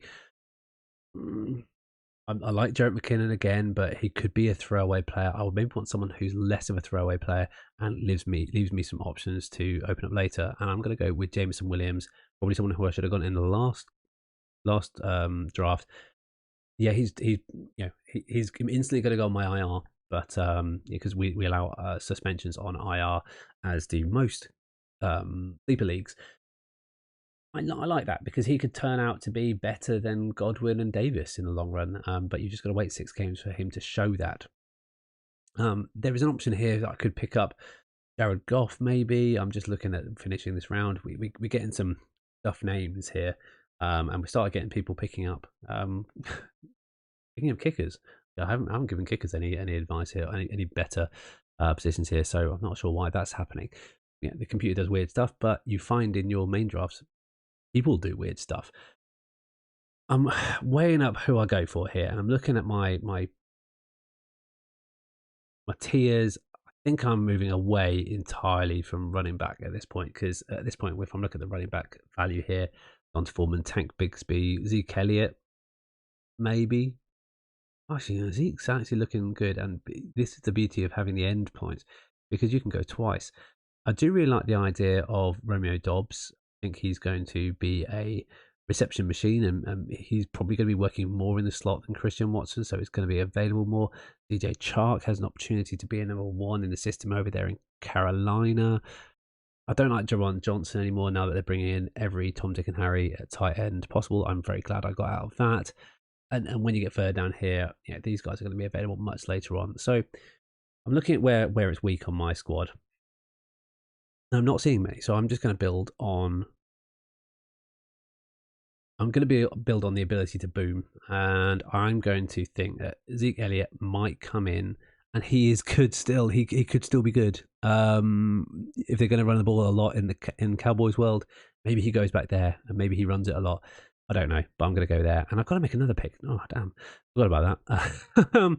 I like the idea of Rashee Rice. It's all too early to pick any of the defenses, in my opinion, even with having a lot of options there. I talked a big game about DJ Chark there. I do like it. Do I need another?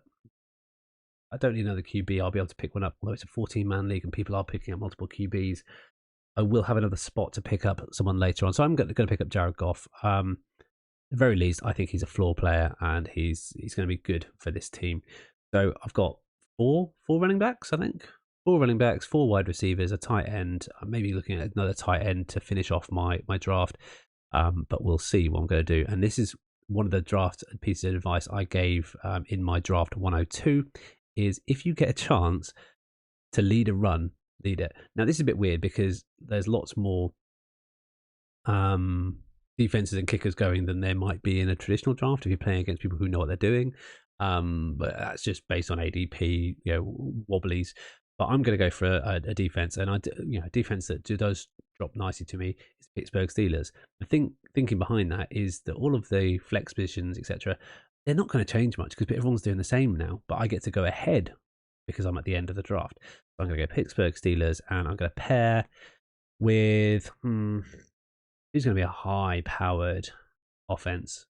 You know what? Jake Moody was a 3rd-round pick. He must be good. So I'm going to go with Pittsburgh Steelers and Jake Moody as my kicker. I don't like picking kickers early, but I don't feel like it's that early. I have to go with what it is.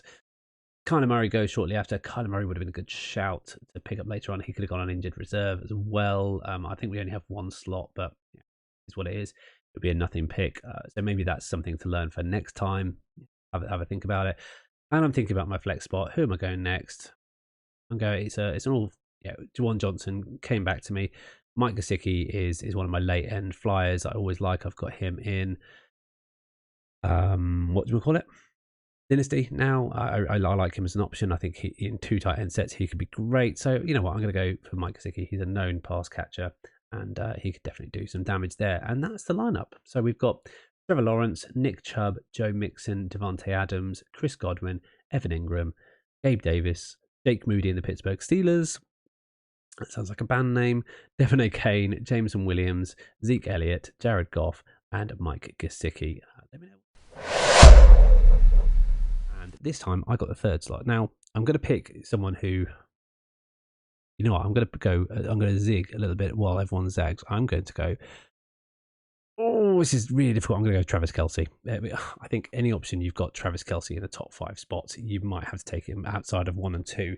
He's really valuable. But zombie draft, you'll see on your screens now, is a bit different because I've only got 1 bench spot, and that's because it's a week by week game which promotes activity in the free agent market. So the idea behind it is that one person is a nominated zombie.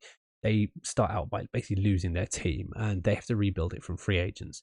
Everyone has access to the same free agents, but if you get turned into a zombie by effectively losing out on points, so you don't play head to head as such, you play against everyone else, and it's the last one to survive. The team who is a zombie, if they manage to score more than you, you end up becoming a zombie too, and you lose all of your team. So you lose all of your team to free agency, you lose half your fab, and you have to rebuild from there. So the idea is that the zombies have to work together to build the strongest team of the top guy to see if they can cannibalize and eat someone basically. And the guys who are humans still who remain human have to fight to survive effectively as a pack until they eventually break off and you get 1 or 2 survivors. So there's a whole storyline. We'll publish it. We've actually published an episode on another pod, and when we do the proper league review, we'll do all of this. Look out for socials as well, because this will be a bit of an open invite, I think. I might be inviting people outside of the world that we've dealt with already. We started out with Kelce. It's a league where you actually have a lot of pass catchers, so it's very PPR heavy, it's tight end premium, and it's 3rd round reversal. So as a 3rd place, it's actually going to be difficult early on, so I need to make sure I play cleverly, and I'm going to play the experience card here, and there are 3 wide receivers, but there is a lot of running backs to come, and it's a big gap until I get my next go. There's going to be another 14 spots, so I'm not going to be picking until the next best running back is going to be Miles Sanders, and I don't want him to be number 1. I've got Travis Kelce. It's like having an extra wide receiver, so I'm going to pick a running back at this point. I'm going to go big, and I'm going to go with Jahmyr Gibbs. Someone who I think is going to be fantastic in Detroit. I think he's going to be involved in the passing game. It's PPR league, mega upside here. He's going to be involved on 2nd and 3rd downs regularly. I really like Jahmyr Gibbs. I really like what the Detroit Lions are trying to do. Comes back to me, and again, I don't want to die first week, so I'm avoiding Alvin Kamara like the plague. We don't have any IR spots on this one, so I need to make sure I pick a player who I think is going to perform week 1. And because it's 16 players, I really need to think about all of my positions. So I'm thinking about QB this early, and Justin Fields is coming out. No, I'm thinking I might have to go for him. And this is going to be a really weird draft, but yeah, Justin Fields is going to be my pick for number 3. So starting out with Kelce, Gibbs, and Justin Fields. I would never do that normally. Alvin Kamara goes straight after. DJ Moore, who I wanted to loop back and get, goes. Unfortunately, Drake London. I need to go for someone who I need reliable on that wide receiver bench. I need to score points week 1. And who else do I think is going to come up clutch but DeAndre Hopkins? I think he's going to be a fantastic wide receiver 1, or basically wide receiver 2 to Travis Kelce over there. So I'm going to go with him. Now, this whole thing is unlike the other 2 drafts, because this isn't predictive what I'm going to get, because I don't know I'm going to get the 3rd pick. What it does is hopefully it demonstrates some of the thinking behind this type of league. So there aren't many of this kind of leagues. There are a load of eliminators you can enter. There's some great charity ones that I'm in as well, and a load of best ball leagues. And best ball and eliminators and things like this get you thinking about the value of players differently. You need to think about situational. I'm thinking really survival week 1. Now I've got to think about the competition as well. And at this point I'm thinking, right, who's really going to score me the most points week 1 out of this next bunch? And I'm quite lucky that I get a bunch of players to pick every couple of rounds as well. I'm looking at Jackson Smith and Jigba. I like him a lot, but I don't like him in this format because he's got to hit the ground running. It's quite hard for a wide receiver to break out straight away. So I'm going to go for someone who I think has a safe floor, and you don't have to be the top scorer. You just have to be not the worst scorer. So I'm going to go Deontay Johnson here. Filling out my wide receiver bench here. Wide receiver roster here. Not liking the options that are coming up next. I've already got DeAndre Hopkins, so Treylon Burks is off the table here. Thinking about the running backs and looking about the next tier of guys, and it really drops off. AJ Dillon is a number 2.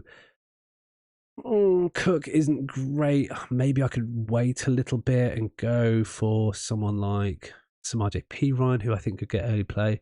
Khalil Herbert may not get back to me, but I think I'm going to have to take a bit of risk. And I'm hoping that some of these guys who've gone mega heavy on running back, just fall foul to that. So I'm going to look at a different position, and I'm going to be thinking about Jahan Dotson potentially.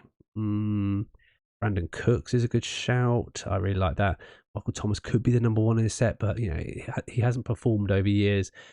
Instead, I'm going to look to pick up someone who I think is going to be solid week one, and who's, I need to fill out that extra roster position as well. I'm going to go for another tight end. I'm going to go for Evan Ingram once again. I don't think he's flashy. I think he's reliable, but he's been franchise tagged and then given a long-term extension. I think they believe in him. So with this setup as well, now I've got an RB, wide receiver, and 2 flexes left. It looks like there's not going to be a huge amount of running backs left, so I'm probably going to have to lean on wide receivers and tight ends later on. Wide receivers late always makes sense. I've got rid of the QB problem, so I don't have to worry about that too much. So, and I'm really lucky. Both Samaj P. Ryan and Khalil Herbert come up next, and I'm going to pick up Khalil Herbert because I really do believe he will be the running back 1 over there. He's shown it really well. He can catch the ball. Not great at catching the ball. Here we go. 161 yards last year, 1 rushing touchdown. That's not awful for a guy who didn't get all the touches behind David Montgomery there. I like his options, and I don't think he has a huge amount of competition, so I'm going to go Khalil Herbert, and I'm going to rely on that stack as well. If he is going to throw it, if they're going to be a high-powered offense, it's going to be Justin Fields or it's going to be someone like Khalil Herbert. I would have loved to have that. I think DJ Moore, because I think that triple stack actually works out really well if they're going to be a powerful offense. I would have quite liked Cole Kmet, but I've already got my tight end of choice there. I went around earlier. I'm looking at who's on the board here. Jameson Williams would be great later on, but he is definitely a depth play and will not be around week 1. I don't want to hold him on my bench because I think I need a bit more maneuverability in the first 6 weeks. So I'm looking at someone who I think is going to get manufactured targets. I don't trust Sky Moore. I would love to in the longer term, but I think he's going to come into his own. The guy who I think is been paid well to do what he needs to do, and Odell's been very well paid, but Adam Thielen has not got an insignificant contract. He is old though, but he's always produced. If I look at back his fantasy years, even in a down year, you still think it's pretty okay. 130 last year, 130 before. It's not spectacular, but again, I'm just looking to survive. I'm looking for points on the board. And that's where I'm going to go for a team who I think is going to throw a lot because I think they're going to be behind. I'm going to go for Adam Thielen. Even if he has 50 of his 700 yards he's going to get this year in his first game, that will do fine for me, and that will keep us above water. Is that the right word? Yeah, above the surface anyway. I'm liking the look of this squad already. And as you can see, I'm actually going pretty much down the list, which is something that I wouldn't do normally. It's a really weird thing to do. I'm not looking for value. I'm looking to make sure my side is filled out, making sure that I have just, bodies who are actually going to play. Kendra Miller I like here at this spot, at the 9th round, because he is going to play for week 1, whereas Ezekiel Elliott probably isn't. I'm not liking some of the other names. I think Romeo Dobbs is a bit of a question mark. Jonathan Mingo I'm not going to pick because he's going to be biting into Adam Thielen's targets. Zay Jones, I've already got. Evan Ingram, I trust him better. The other guys coming down the list here, it's not looking great. And I have a couple of guys later on who I do like. I really like Mike Gesicki and Van Jefferson here. I've already starred them, so I'll be going after them. I think I'm going to risk it, and I'm going to go for a Romeo Dobbs here. I'm going to get a pick soon after, so I'm going to be thinking about what's going to be my final 2 players, one of which is going to sit on the bench. So do I take a risk on someone who I'm going to play a little bit later? Maybe I do, and maybe someone who I think is going to develop. I'm going to look towards Mike Gesicki first. That's my pick in number 10. Then when it comes back, I'm going to hope that Van Jefferson stays available. I wouldn't mind Roschon Johnson there as well. He's already gone though, just in case he bites into Khalil Herbert's. But I've got a bit of protection when it comes to. I haven't got any protection when it comes to running back actually. So I'm thinking maybe Clyde Edwards-Helaire as a last step. But you know what? I'm going to trust it, and I'm going to trust that some of these guys might be available on the waiver wire should it need to pivot before the season starts. And I'm going to go with Van Jefferson. So my lineup as it stands is Justin Fields, Jahmyr Gibbs, Khalil Herbert. I didn't really commit to the 0 RB. I just think there's too many players to worry about that. DeAndre Hopkins as the wide receiver 1, Deontay Johnson, safe floor player, Adam Thielen, Travis Kelce, who I think is the best pickup I could have had and makes up for that RB and wide receiver room looking a bit poorer. Evan Ingram, Romeo Dobbs, Mike Gesicki, and Van Jefferson on the bench. So we're going to jump back into our final 3 mocks that we did over this last week. We had a little bit of a break after a week full of drafts and came back a couple of weeks after recording, actually, funnily enough, and we looked at our home leagues. So we did them in a group of 3. The home leagues that I'm going to talk about mainly outside of Dynasty, which we've done it to death, that we need redrafting this year, are going to be my League of Record, which is the best league by far. Thanks to Jon for that lovely title. That's lasted for a little while. We've got the League of Collusionary Gentlemen, which is the beginner league that started last year, and the Zombie League, which is going to be a bigger 18-man, hopefully, league that we're going to be driving and building some storylines behind. If you're still interested in joining that, there is still time as well. So let's start with the home league draft. Now, we've already done the reverse of this and let Jon pick it. So I made some different choices to Jon. As you can see, I didn't draft another QB. I had Justin Fields as my keeper in the 15th, and then I ended up just driving value wherever I could. In the first round, who did I pick up? I picked up Davante Adams at the end of the first round. I think he's never been out of the top guys, no matter who he's got, whether he's got Jimmy G, he's going to have Jimmy G, whether he's got Aaron Rodgers or Derek Carr. It didn't make a blind bit of difference. He just changed his game. He is just that good. And even though he's a little bit older, I think he's going to be great. I paired him with Nick Chubb because I think the range of outcomes for Davante Adams could flex a little bit. So I wanted someone who was going to be more consistent. And I went by that kind of rhythm, going wide receiver, running back, wide receiver, running back for the next couple of rounds. I ended up with my first 4 picks as being, as mentioned, Davante Adams, Nick Chubb, DK Metcalf, and then Joe Mixon in the 4th. Joe Mixon being someone who I think is going to be fantastic. And if you are in a points per first down league, he's great at breaking the plane. So I definitely go for him. I then ended up going for someone who I thought could be a number 1 in the system, who just seemed to jump up a little bit of value, and Drake London in the flex. Bearing in mind this is a half PPR league, so you need to really have someone who's going to be scoring lots of touchdowns to make them relevant. I think Drake London really showed something, and you always talk about these second-year breakouts. I then continued to build my bench, Chris Godwin, AJ Dillon, who I'm warming up on. I'm not a huge fan of Aaron Jones, but I think AJ Dillon, 4 rounds plus later, I think could be really good value because they didn't actually finish that too far apart, especially on a points per game basis or points per snap basis for definite. Deontay Johnson, it just continues to drop. I think because people have gone away from him due to lack of touchdown proficiency last year. I think he will be better. Khalil Herbert, I think, is going to be a massive value. And at 9th round, you're not worried. And I end up picking my first tight end up, who in this league, it's not hugely warranted to need a good tight end. It's 1 tight end. You can't use them in the flex as well. So I normally just go with 1. I end up going with 2. Going back to back with Evan Ingram and Cole Kmet. Cole Kmet is that stack player because I do like to have at least 1 stack in all my teams. And then finally, Jerick McKinnon and filling out the rest of the team with my early, because I've gone 15th round with my keeper, I was able to go with my special teams players, Dallas Cowboys and Justin Tucker, considerably earlier. So this is probably going to be a very similar team that I actually draft. Outside of, I know how I've drafted with these guys for 7 years. Outside of potentially a couple of wonky first round picks, I think this is going to be the way that it goes. One of my players I play against is a massive Seahawks fan, so might go DK Metcalf early. I don't know. I think I'm probably drafting him slightly above ADP anyway, so he's not going to appear on these lists. And at the moment, I think we're drafting this in the NFL Fantasy app. This might change to Sleeper. If it changes to Sleeper, I think it's more going to be similar to this. I might have a chance of going for this. I think I'll have more value if we go in the NFL Fantasy app, simply because all the ADPs are a bit wonky. Like Mixon is way down in like the 7th or something like that. So you can wait on him, and he can be a 3rd RB and be massive value. So maybe that's something to consider. Actually, always think about drafting inside. Yeah, I do all my mock drafting, or would predominantly do my mock drafting within the confines of Sleeper. I think it's a really good app. But if you're drafting on a certain platform, make sure you know what it's like. It's a small tip that you should be picking up anyway. But make sure you know what it's like and what the ADPs are going to be like for that particular platform.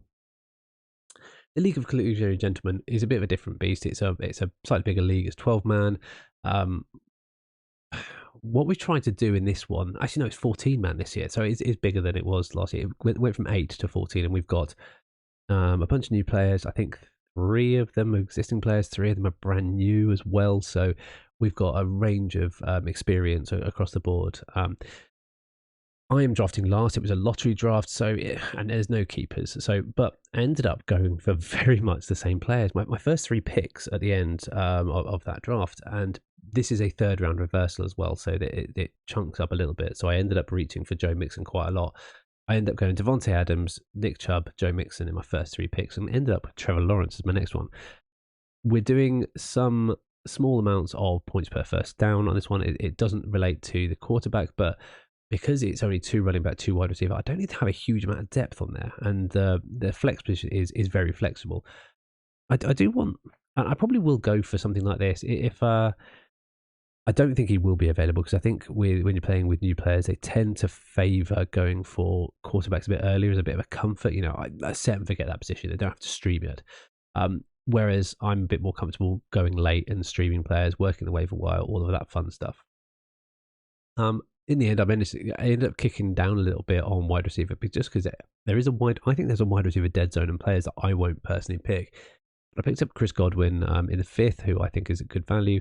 Evan Engram, you can tell the difference in the 14-man to a 10-man league. I picked up Evan Engram in the 10th in the other league. I ended up picking him in the 6th in this league, because you've got to consider the size of your pool here and how ADP changes. And when they might seem good value in one format, albeit it's good value in another format. But Evan Engram, I picked him up for that stack, and that was something that I was hyper targeting in this one, because there is going to be scarcity in the waiver market. We're going to have to do lots more trading, and it was quite a trade heavy league last year. I thought that was quite a good pick up early on to make sure I had a stack, to make sure that kind of tandem is hopefully set. Gabe Davis jumps up from, he's normally a 10th or 11th round pick. I got him in the 7th, and then followed by I ended up filling up my draft board pretty directly, because I had addressed every position, because it's quite an even split. It's not something I would normally do. I'd probably look to find more value in one particular position, but I've gone for more of an even build here. Devon A. Kane, Jameson Williams came up, who I think could be a really good value later on if you can get him on your bench as a wide receiver 4, effectively. Zeke Elliott, who's a throwaway pick. Jared Goff, again, a bit of a throwaway pick. I just picked up the best value. Mike Gesicki in the 14th, and my defense and kicker were the Pittsburgh Steelers and Jake Moody. I don't think it's probably representative, and I think, again, this might be something that, funnily enough, as of recording this, in a couple of hours, I am going to be doing a draft with other people who are in the league. So it might be more representative of what might actually happen in this. So, but if I go with something like this, I think the thing that I've learned here is maybe I'd reach for Trevor Lawrence. I could have gone later and gone for, I'm trying to think who. You know what? I would have been happy leading off with Jared Goff as my number 1. I think the tier breaks between quarterbacks, once you get past the elite guys, are very small. So you don't have to worry too much about leaning on someone like Jared Goff or Geno Smith. Geno Smith would have been great if I picked up DK Metcalf. Jimmy G is a bit of a push. I think Jimmy G is a bit too far down. I don't think there's much more value elsewhere. There weren't money options for stacks, but I have got that Jared Goff, Jameson Williams potential stack after week 6. We'll see how that goes down. But yeah, this would be an interesting league, and it'd be quite enlightening to see today what people actually do with their drafts. I think they're wanting to do a draft as well, to just make sure they've got the format, but maybe also just to pick on maybe this is my hubris coming in, but maybe pick on me and see what I'm going to be doing, so they can counter it a little bit. Finally, we have the zombie draft, and zombie draft was really interesting because you have to think of it completely differently. the zombie draft is a bit like an eliminator, but you don't get eliminated, you become a zombie. When you become a zombie, I've talked about this before, you lose all of your players. You lose half your fab, and you have to rebuild your squad. And the idea is that zombies have to work together to kill or convert more humans by having one or more of them beat one of the human players. And humans have to exist. They trade amongst each other, etc., to make sure they survive as a pack. But ultimately, only one or two can survive and get to the helicopter. There's a whole story behind it. This was a challenging one, and I got the number 3 pick on this one. I don't know what I'm going to get because it's going to be completely random on the day. So this is probably the least representative of the home drafts. But in the way I've got to think about it, it's 1 QB, 2 running backs, 3 wide receivers, 2 tight ends, which is a format that I really like because it really challenges people to balance their teams. 2 flex positions, which is wide receiver, running back, tight end, and 1 bench position. Only 1. So yeah, you're not drafting 2 QBs. You can't go on the defensive. You've got to fill out your lineup, and this is again completely going counter. This is why I like this format. It completely goes counter against all of your traditional draft methodologies. I ended up starting off 103 Travis Kelce. I'm so happy with that, and it set myself up so well because Travis Kelce as a pick is like picking a tight end and a wide receiver. Yeah, he's like having a tight end 1 and a wide receiver 2 in 1. So I could punt on other positions as well. Jahmyr Gibbs came up next, Justin Fields, because I needed a good wide receiver, a good quarterback who I thought I could play. I was targeting another player as well in the 4th, but I ended up getting DeAndre Hopkins at value, I think. An old school wide receiver 1 who I think could do some damage, and I think they will work it towards him early on because they want to make sure their investment, well, it's a huge amount of investment, is warranted, and they're not just a one-dimensional team going through Derrick Henry. Deontay Johnson came up in the 5th. I've already talked about his value. I think that was great. And who else did I pick up? So in the 5th, I got him. 6th, I ended up having to go with another tight end. So you see what I'm doing here. I'm filling out my team because there was a bit of a wide running back dead zone. I ended up going back for Khalil Herbert in the 7th to fill out that position. Romeo Dobbs and Mike Gesicki were 2 guys who I think could have a little bit of value early on, especially if you're trying to work in players. Romeo Dobbs seems to be a safe pair of hands. I think he'll be more in the slot than Christian Watson, who's going to be more boom bust. And in this, you don't need to be the top guy. You just need to not be the bottom guy, and that's what will help you survive. And finally, Van Jefferson. I picked him up as my final pick. I really liked this draft. I think it was really damn good. I don't know what you guys think, but I think going into week 1, there isn't a player there outside of Adam Thielen, who I was a bit unsure about because he's tied to a rookie quarterback who I thought can't do some damage and can't be useful for this team. So yeah, I think it's interesting, but it'll be interesting to see on the day, and maybe for once I won't be picking from the final spot in one of my home leagues. But that's it for the drafts. We'll take a little break now, and we'll come back on the other side, and we'll think about some of the things we learned and just some of the takeaway messages. I think I've got 10 distilled things that I can talk about, but yeah, I'll see you shortly on the other side. Right, and we're back, and well done to anyone who's made it this far. Really appreciate it. Finally, we're going to take a look at some takeaways, and I looked at each one and I made some notes about this, but I kind of distilled it into 10 points. And this is not a draft 103. This is just some tidbits and knowledge sharing that I wanted to provide for all of you. So we'll get through it, and then we'll let you get about your day because I know you've listened to me rattle on probably far too long. I wanted this to be a short episode. It is definitely not. So number 1, I think I learned this in the first draft that we showed here in the auction draft. I think it's wise to make sure to be careful to watch out for stacks that cancel each other out. The example that I used was Jared Goff, Amon-Ra St. Brown, and Jahmyr Gibbs, but there are plenty of other opportunities to mess yourself up. You could very easily take Jalen Hurts, AJ Brown, and Dallas Goedert. Those kind of cancel each other out a little bit because any given week, if you're not doing best ball, and best ball is a different matter, you're having to make a choice of which guy is going to maximize your points with your quarterback. But number 2, stacks are your best friend in best ball. Any kind of stacks, they can massively elevate a fringe player, and with best ball, they're just going to play the guys in those weeks who are going to play. And I'll take, for example, Jimmy G.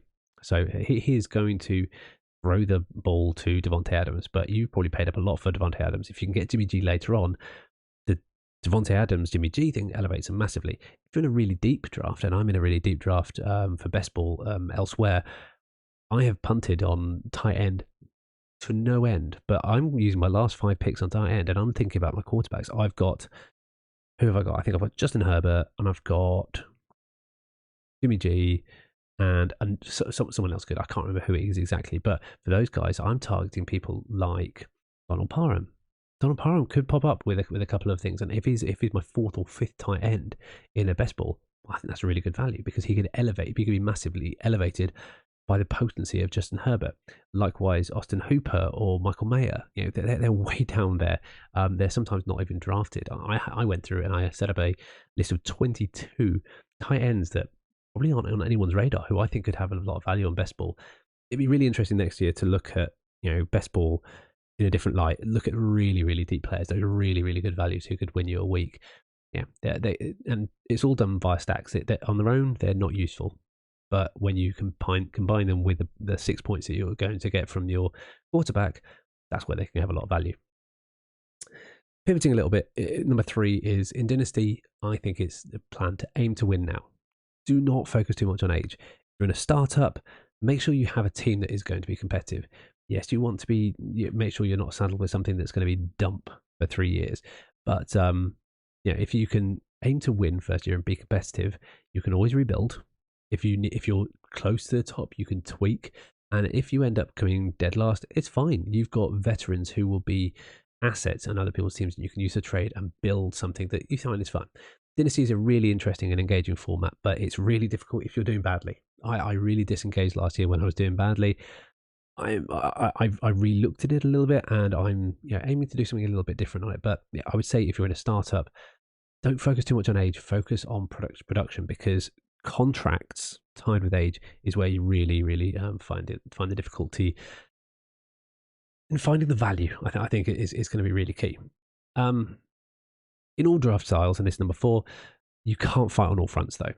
You're going to have to choose how you're going to build it. Are you going for robust running back? If you're doing that, you're going to have to sacrifice elsewhere. If you try and get the best QB, the best running back, the best wide receiver, the best tight end, you're going to end up not getting any of them, and you're just going to end up getting average guys, and average guys do not win leagues. Fantasy football is a balance of risk and reward. You need to risk hunting on a position to make sure you win or are competitive at others. And I think with that as well, if you start making bad decisions, and this is number 5, you made a bad pick, don't worry. You can drafts are long things unless they're 15-second picks, which no one really does. They go on for a while, and that you're going to pick up players who you won't play. Inevitably, you're going to pick up players after week 1. You realise they're rubbish. I'm going to get rid. Rally. Don't get tilted. Stick with your guidance. Make sure you have a plan B, and don't rush to do something that you don't want to do. Number 6 is if you go 0 RB, which I think is a legitimate strategy this year, make sure you win at least one other position. If you've got multiple tight ends or multiple QBs, win at those positions. Hunter RB, but make sure you commit, but not too far. I think for 0 RB, the 6th, 7th round is when you pop back up is probably a good idea because you've probably got enough good players in other positions to make it worthwhile coming back into the market. If you're going 0 wide receiver, you can probably leave it another. You probably want to pick up one good wide receiver by the 5th round, I would say, but then you can pick up your 2nd and 3rd and the 7th and 8th and have good value there still. Number 7 is if you're in a single QB league, if you have an elite QB, as in one of the top 10, let's say like the top 8 to top 10, don't bother picking up a backup just for bye weeks. It just wastes a roster spot. There is plenty others, and you'll end up dropping him. If you've got Patrick Mahomes, why bother picking up Jared Goff? You're not going to play him. You're going to play Patrick Mahomes week in, week out. And the week you don't, you're probably fine to lose because you've won a load of others. Yeah. But number 8 here is if you're in a 2 QB league, Superflex, QB in the 1st, the 3rd or 4th round is a necessity to compete. It's a completely different style. Practice, practice, practice. And I did a couple of those. Make sure you understand what you need to do. And talking of understanding and practice in general, which is my top 101 and 102 picks, practice. Number 9 here in my kind of little tips and tricks is make sure you understand the rules and the effects on player prospects. Now, what I mean by that is points per first down is really important. A lot more leagues are using it because they show the effectiveness of players. So players like Joe Mixon, Nick Chubb, who are going to be churners, they're going to get those 5 yards to get that first down on 3rd and 2. Really, really important to play those guys. If you're in an eliminator league, you need to make sure you understand what the prospects are of what your first week's results are versus second, etc. If you're doing median scoring or first past the post, not fast past post, that's a political term, but top scoring rating, it's not head to head. You need to understand these because it does change the outlook of players and changes not just the sort of scoring systems like points per first down or points per reception, etc., but how the league is set up is really important. I'm in lots of best ball leagues, which is just highest points scored. I've created a best ball league, which is actually head to head, which I think is really interesting because it still builds a little bit of competitiveness, even though you're not touching that league. And I'm drafting them very differently. Number 10 is, and the final point, this game's fun. I've devoted a huge chunk of my time and effort into this, but this game is fun. And as such, I completely advocate for drafting players you enjoy watching and you will be more interested in. I watch Red Zone every week just to see highlights of the players that I want, and I will go out and search for highlights of players I particularly want to do well, or I've got a vested interest in because either I like their playing style, I have a vested interest in them because of fantasy, or other reasons as well. And I think to extend that as well, if you're in multiple leagues, don't worry about drafting the same guy in multiple leagues. Unless you're a professional, and I'm not a professional, I play in a lot of leagues, but I'm not a professional by far. See each league in isolation and try and win each league in isolation rather than trying to win on average. Winning on average, it's like, oh, well, I entered 15 leagues and I won 2 of them. Who cares? You entered 15 leagues, you lost 13. what each person in the, and you're probably playing against different guys. 10 guys you're playing against in this league, the 11 guys playing in this league, the 15 guys playing, the 7 guys playing in this league, they only care about that league. So make sure you can win that league. Don't try and spread your odds. Say, well, I've drafted a bit too much of DK, so maybe I should go for a bit of Keenan Allen here. It's not going to be fun. So draft the players you like, and that will lead to a much better experience viewing and playing the sport of kings that we call fantasy football. So that's my top 10 tips, and this has been a spotted history of my mock drafts over the last few weeks that you've probably seen a lot of.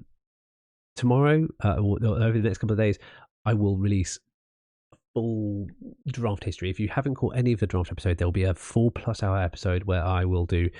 We'll have this kind of recap built into it, but I will, bring you back all the content that you might have missed. I'll chop it down a little bit so it's a bit more consumptive.